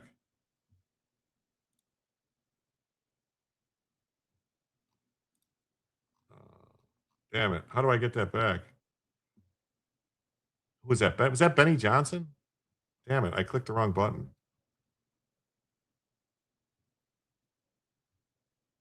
Tonight, all office. This is Mark Wayne. I hit the wrong button. Damn it. There's no way I can't get it back. No, because it's not a tab that closed. It was on Twitter, and it was, I had it bookmarked, and there's no way to get it back. Today, ICE law enforcement were assaulted by anti-ICE rioters who sprayed law enforcement with a chemical substance. 2 individuals were arrested for assaulting, resisting, or impeding. Everyone there should have been arrested. Everyone there should have been arrested. Assaulting, obstructing is a crime and a felony. Anyone who assaults law enforcement will be prosecuted to full extent of the law. This is what should be happening. Why aren't we using water cannons on leftists breaking federal law? Would you support water cannons in the U.S.? Yes, this is what we need in the U.S. right here. This is what we need in the U.S. right here. This is what we need. Splish, splash. I was taking a bath all along a Saturday night. We're spraying rioters with glue and we're hitting them with water and they're falling down and they're gonna fight. They cannot fight when they're wet and cold. They're gonna go home and sit and get old. Because they're going away. We're gonna spray them today. And that's just what we say. Yes. What was that? I guess that's gone. I'm never gonna see that. Trump's 2020 and 6 endorsement scorecard the left can't stand it. Governor Trump endorsed 8, he won 8. U.S. House 101 endorsed, he won 101. U.S. Senate endorsed 9, he won 9. Paxton outspent 9-1. Wow. Races and Senate races. This is his scorecard, okay? He has endorsed 8 governors. Now, some of these races weren't real close, didn't have a lot of competition, but some of them did. I mean, we saw what happened in Louisiana, the primary of Bill Cassidy. We saw what happened a week ago tonight with Tom Massey in Kentucky. And now we're seeing it again tonight, okay, in Texas. Governor level, Trump endorsed 8. He won 8 times. U.S. House, 101 endorsed. He won 101 endorsed in the House, and he won 101. Let me put on the pencil right here and show you this. U.S. Senate, Sean, he has endorsed 8 candidates. And prior to tonight, he had won 8 times.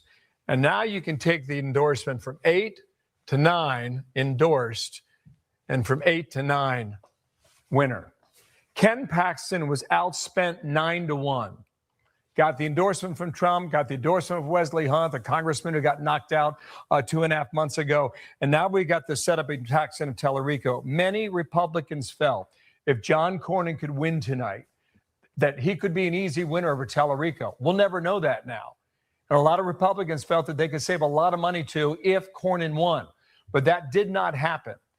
Here's what will happen, Sean, in November. In Texas, probably the most expensive Senate race that we have seen ever. I mean, we were looking at some of the numbers. All right, let me look for it right now. Eric Doherty. There it is. Here's Eric Doherty. Let me see if I can find it. Thank you.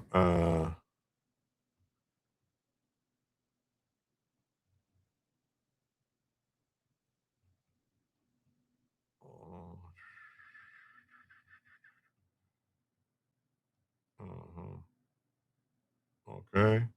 That one. guys want to see John Cornyn concede?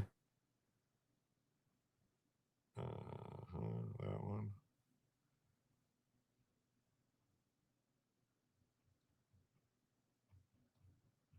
I don't know. I can't find. It's mad. It's been.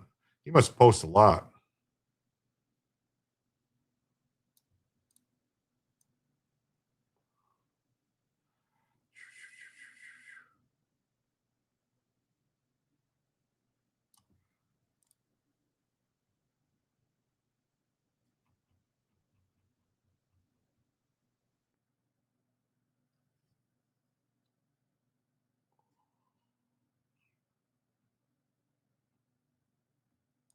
Okay.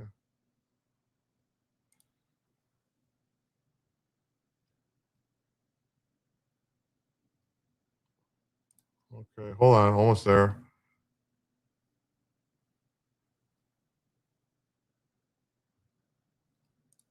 All right. All right. I don't know. I guess. What I'm gonna have to do is I'm gonna have to just do this. I can't find that one we were looking at. So we're just gonna do this. We're just gonna go like this. All right. I got some other ones to talk about. Ken Paxton, woo, been voting against Cornyn since I got to Texas in 2009. My typing and spelling is a little more to be desired, but points made. Never could do well as well. Well, that's all right. I can generally read. I read typos pretty good. You seen it already? Hey, Star Wars Marvel Purist has rated the stream. Thank you so much, Star Wars Marvel Purist, for rating the stream. Bane of Shills. Thank you, Bane of Shills. Thank you, Bane of Shills. Yes, thank you. Thank you so much. So leftists are clashing with ICE agents and forming a human chain outside of Delaney Hall in New Jersey. These pathetic traitors need to be thrown behind bars. Yes, throw them behind bars. Behind bars. Throw them behind the bars. Not in front of the bars, behind the bars. Right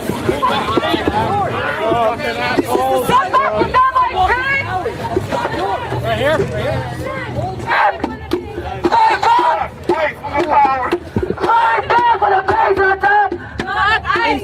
Lock them up, put them in jail. Take the power back.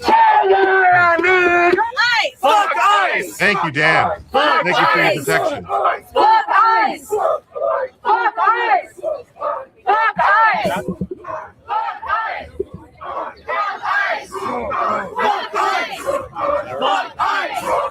Fuck ICE. Get in the way. The king's all on me. Let's do that one, Ice, ice, baby. Bump, bump, bump, bump, bump, bump, bump, bump, bump. Fuck ICE. Fuck ICE. No, you. Fucking assholes.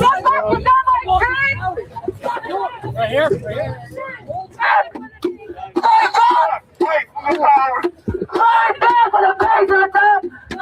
Take the power back. Take the power back. Fuck ICE. Fuck ICE. Fuck ICE. Fuck ICE. Fuck ICE. Fuck ICE. Fuck ICE. Fuck ICE. Fuck ICE. Fuck ICE. Get in the way. The king's all on me. Let's do that one, All right. Well, yeah, we got the point. They don't like ice. They don't like ice. We got the point. We got the point. All right. And then Tom Holm is going to talk about it here. What's going on there? In a short clip about what's going on at this facility. But first, we did get a donation over there on the Rumbles. Over on the Rumbles. We got a donation over on the Rumbles. It says that SWA223 gifted 1 sub. Star Wars Marvel Purist received the sub. Thank you so much for the sub on the Rumble. Thank you. Thank you very much. And that means that we are now just $93 away from adding a third additional hour to the show. Just 93 away from a third additional hour show. Yeah, we could get it. We could do it. Look, I've done this since 1984. Hunger strikes never work. we're not going to change what we do because someone goes on a hunger strike. As a matter of fact, if it gets bad enough and the physicians feel like they're putting themselves in extreme danger, medical danger, then we'll force feed them. We'll get a court order and force feed. Hunger strikes do not work. So they can put themselves in a position where they're not eating, but it's not going to cause them to be released. We are going to continue to arrest people. We'll continue to detain that's right. people. Lick it. As Lick far it as good. complaining about More ice will be ICE created by the contract continual growth of the facilities, earth. Yes. Guess what? We're building our own warehouse facilities. We will have the federally owned detention facilities by the thousands of beds. So look for the future. And I've said from day one, we need to own more of these facilities when we operate them on federal land. And then that way we're not dealing with all this crap from the local politicians. And look, I've done this since 1984. Yeah, I agree. I agree with them there. There's tensions escalating in Newark outside the ICE facility. No one seems to care about New Jersey. Well, I care. Beautiful, messy ball. Where you at? I haven't seen you in the chat tonight. Let's see. From BG on the scene. This looks like it's getting a little...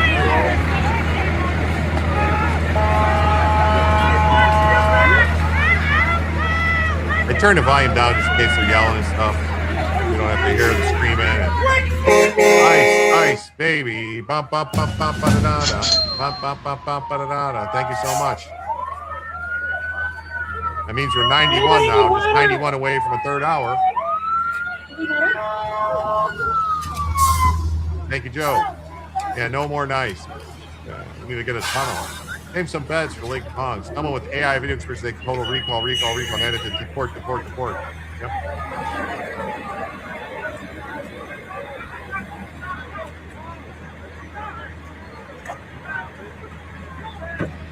Put your mask on! They're spraying over here! Like they're not screwing around right now.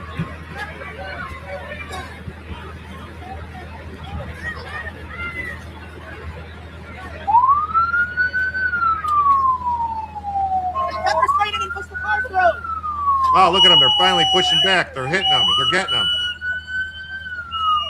Get out of the way. Move, bitch. Get out the way.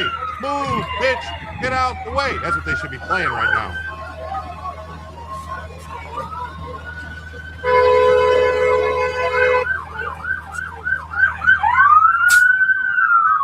Start hitting people. Start beating them around their head, neck, and chest. Give them some M&Ms, mahogany massages, good shampoo, just for you.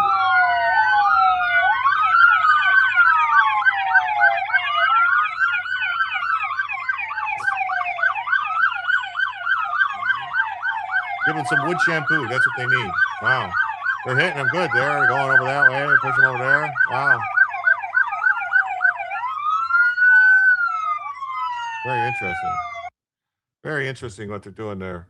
Give them a lot of pushes, pushing them forward, pushing them back to get the cars out. Like, it seems like somebody made a call because it was Saturday, Sunday and Monday. It was like basically the protesters were doing whatever they wanted and nothing was going on. And then all of a sudden, now today, it's like, oh, wait a minute. Maybe somebody has to do something.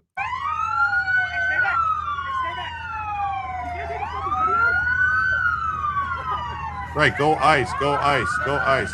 Where's the military National Guard? I don't know. Call them out. Get them out there.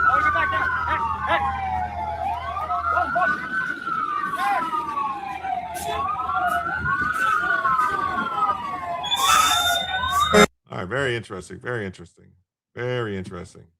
Brandon, this is Brendan Gutenschwager, BG on the scene. If I remember correctly, I think this guy is the guy that was calling for like Nick Shirley and some other people to be attacked. Maybe I'm wrong, but it was one of these guys. This might have been him. I don't know. I don't know if this is him, BG on the scene, if this is the guy. Maybe I'm wrong. Maybe that's someone else. I shouldn't say that then. Maybe it's a different guy. ICE is going super hard at the rioters who are attempting to block vehicles. Oh, here we go. Here's Freedom News TV from Olaya Scootercast. Kind of pretty. Let's spray him with the. There you go. Hit him. Get him. Move back!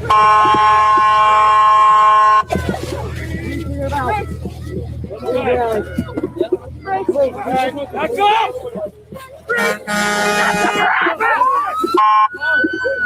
You better stay right there, sir. Stay right there. Move, guys. Move. Fuck you. We're not going. Fuck you. Make a line. Make a line.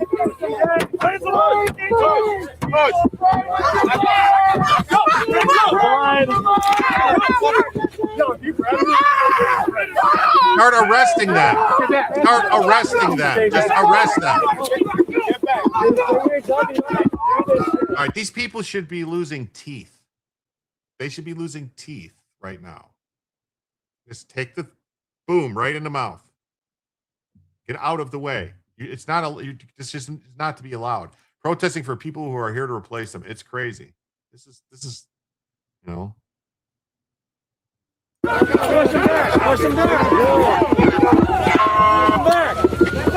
him back.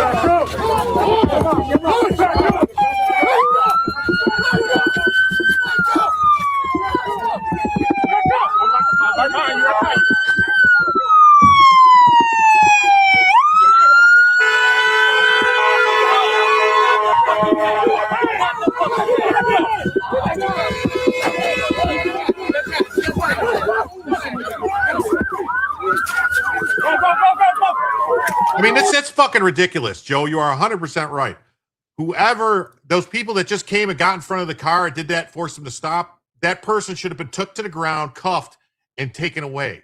Like, you can't allow this to happen. They just broke the law with what they just did. They impeded their movement. Arrest them. Stop fucking around. Arrest them. Charge them. If they touch you, if they come in physical contact with one of these officers, it's a fucking felony. That's I just have to touch them. Back up! Totally, America's got way too soft. Way too soft.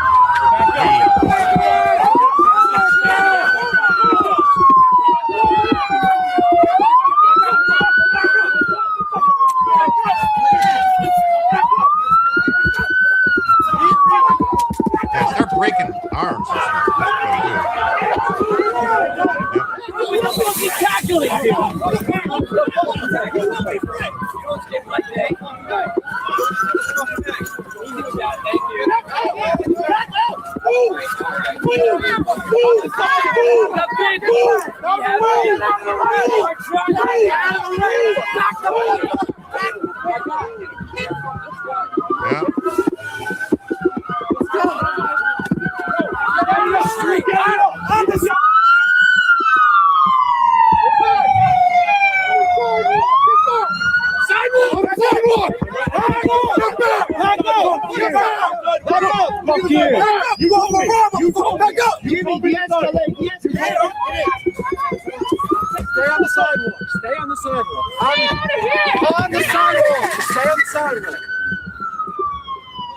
That person who stood, who like pumped up and came at him should have immediately been taken to the ground and arrested. You can't do that. You don't do that. They tell you get back, push you back, and you come back at him. No, ground, boom, arrested, goodbye. This was the action I watched on Arturo's Think 2 arrested, saw one hogtied and carried away. None of these morons had a dad, probably not.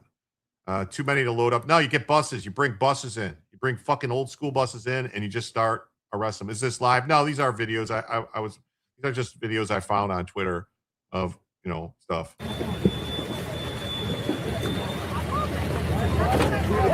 Are you up here? Good? Good? Hey, move! Back up! The same person that keeps coming at him. Arrest this person. They keep coming at you. Arrest them.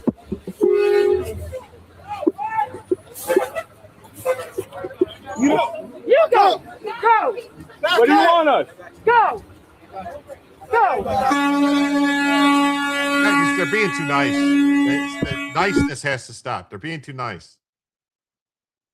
If these people want to play this, if these rioters want to play this game and LARP like this, they're going to have to learn what it means.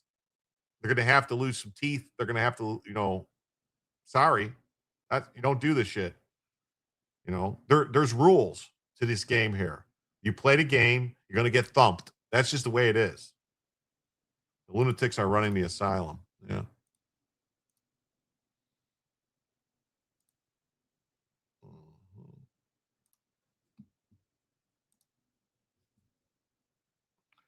A huge crowd just stormed Kami Bandami's mansion to oppose the pro-Hamas wave sweeping New York City.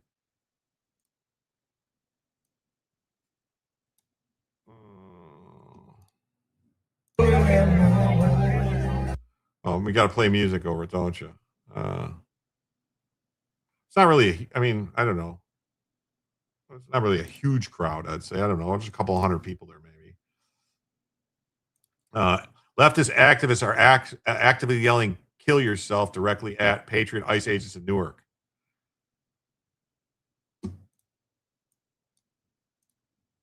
Kill yourself! Kill yourself! Kill yourself! Kill yourself! Kill yourself! Wow. Yep. Yeah.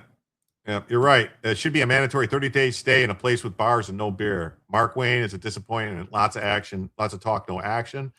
Do you think we have feds in a group like they did on J6? I don't know. Probably not. Probably not. Probably not. We need to stop calling this protesting. This is not protesting. Once you start interfering, touching people, doing this other stuff, Nixon landslide in 72, if they are students, have student loans, these loans need to be canceled. Yeah, if any of them are here on visas or anything like that, or not, if they're not natural born U.S. citizens, they're on green cards or anything like that, or naturalized citizens, out. Gotta go. Gotta go. I wonder how much they're getting paid and who's paying them. Neville Singham is paying them, and they're getting paid good money to do it. Yeah.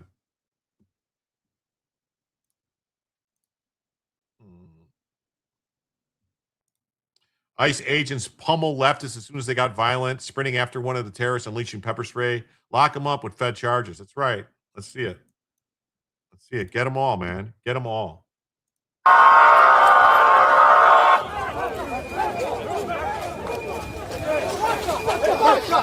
up. You get back. You get back. Fucking pieces of shit. You get back.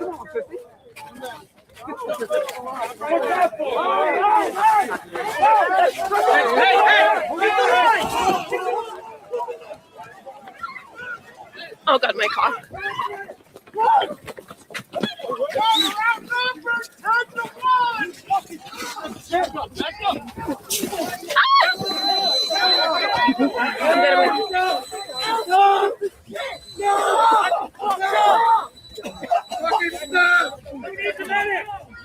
Who needs a medic?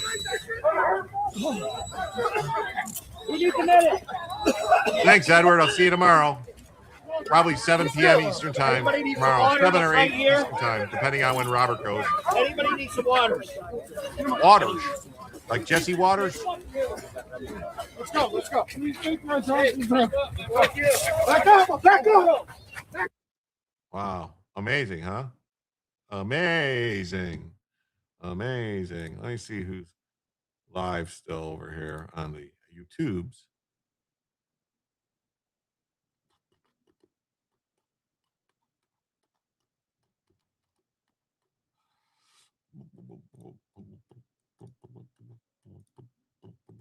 Good night, Edward. Take care. Yep. Good night.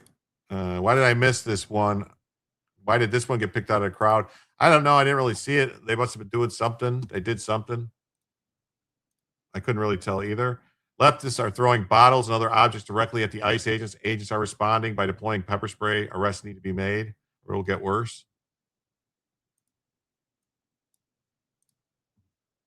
ICE smells! Fuck ICE! Fuck ICE! Fuck ICE! Forward, forward, back, back, forward, back.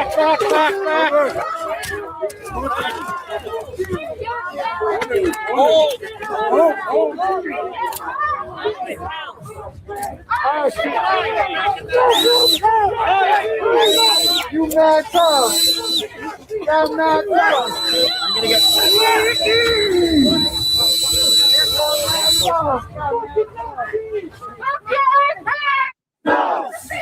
No.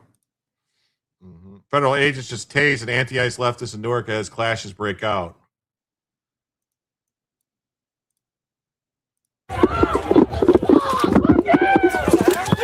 Get the fuck back! Get the fuck back! Get the fuck back! Get the fuck back!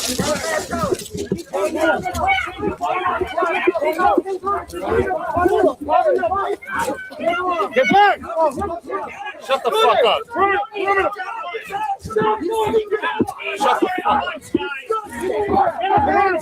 This is New Jersey. This is, I think, Newark, New Jersey. Newark, New Jersey.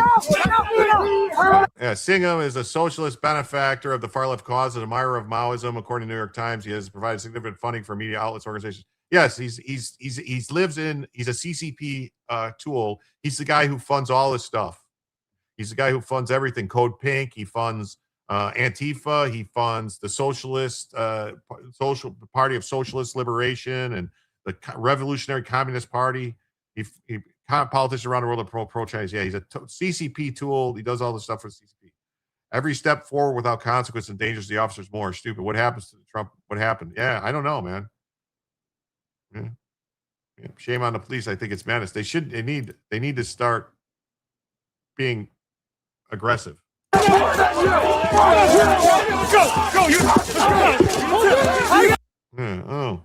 Yeah, he looks like he's going to go to jail. John Cornyn concedes. Campaign wins. Tonight, we've come up short in this primary runoff. You know, a few years ago, I had a friend of mine say, yes, Soros is also funding him. Makes God laugh. He said, when we make plans, I've spent most of my time in the Senate building the Republican Party in Texas and in the U.S. Senate, and I've always supported the Republican ticket, and I intend to do so again in this general election. I've said throughout this race that I trust the voters of Texas, and they've made their decision, and I must respect it. Tonight, I'm joined up here by three women who mean everything to me. Campaign wins. He's joined up there by three women that mean everything to him. They're getting violent, battles with ICE agents, yet are walking free. A crowd begins to swarm these agents. They need to be behind bars. Like, why is this? They're just not getting arrested, though. What is happening?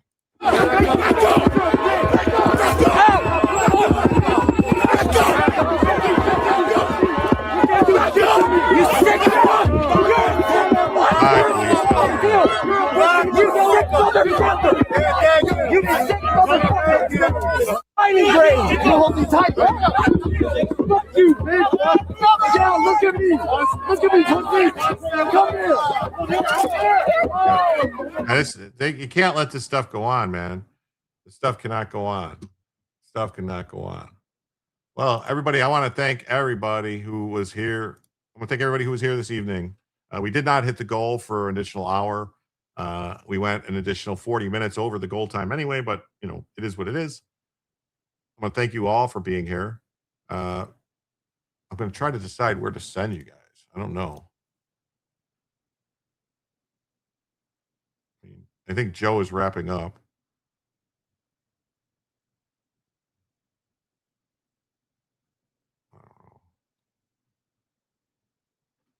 I think Joe is wrapping up. Let me see. Customization. Redirect. Let's see if something pops up here. No.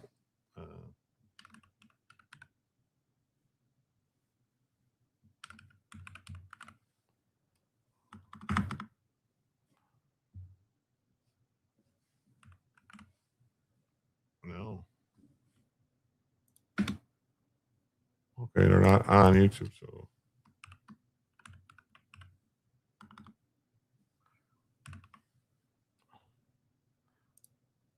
All right, we'll do that. Sounds good to me. We'll do that there. Thank everybody who's been here. Joe started late. I third Railify on YouTube on Rumble, yes, but they're not on. Third Railify is not on YouTube or so. Thanks, Jim. The New Jersey thing is terrifying. It is. But I think Joe's already on. Let me look. I think Joe's already. He should be wrapping up though, because he's already gone 3 hours. Let me find out. Says he's Oh, wait, no. All right. I guess, you know what? Okay, Joe, it is. Joe, it is. Never mind. Joe, it is. He's got another, but he's probably going to end. So if he ends right now, all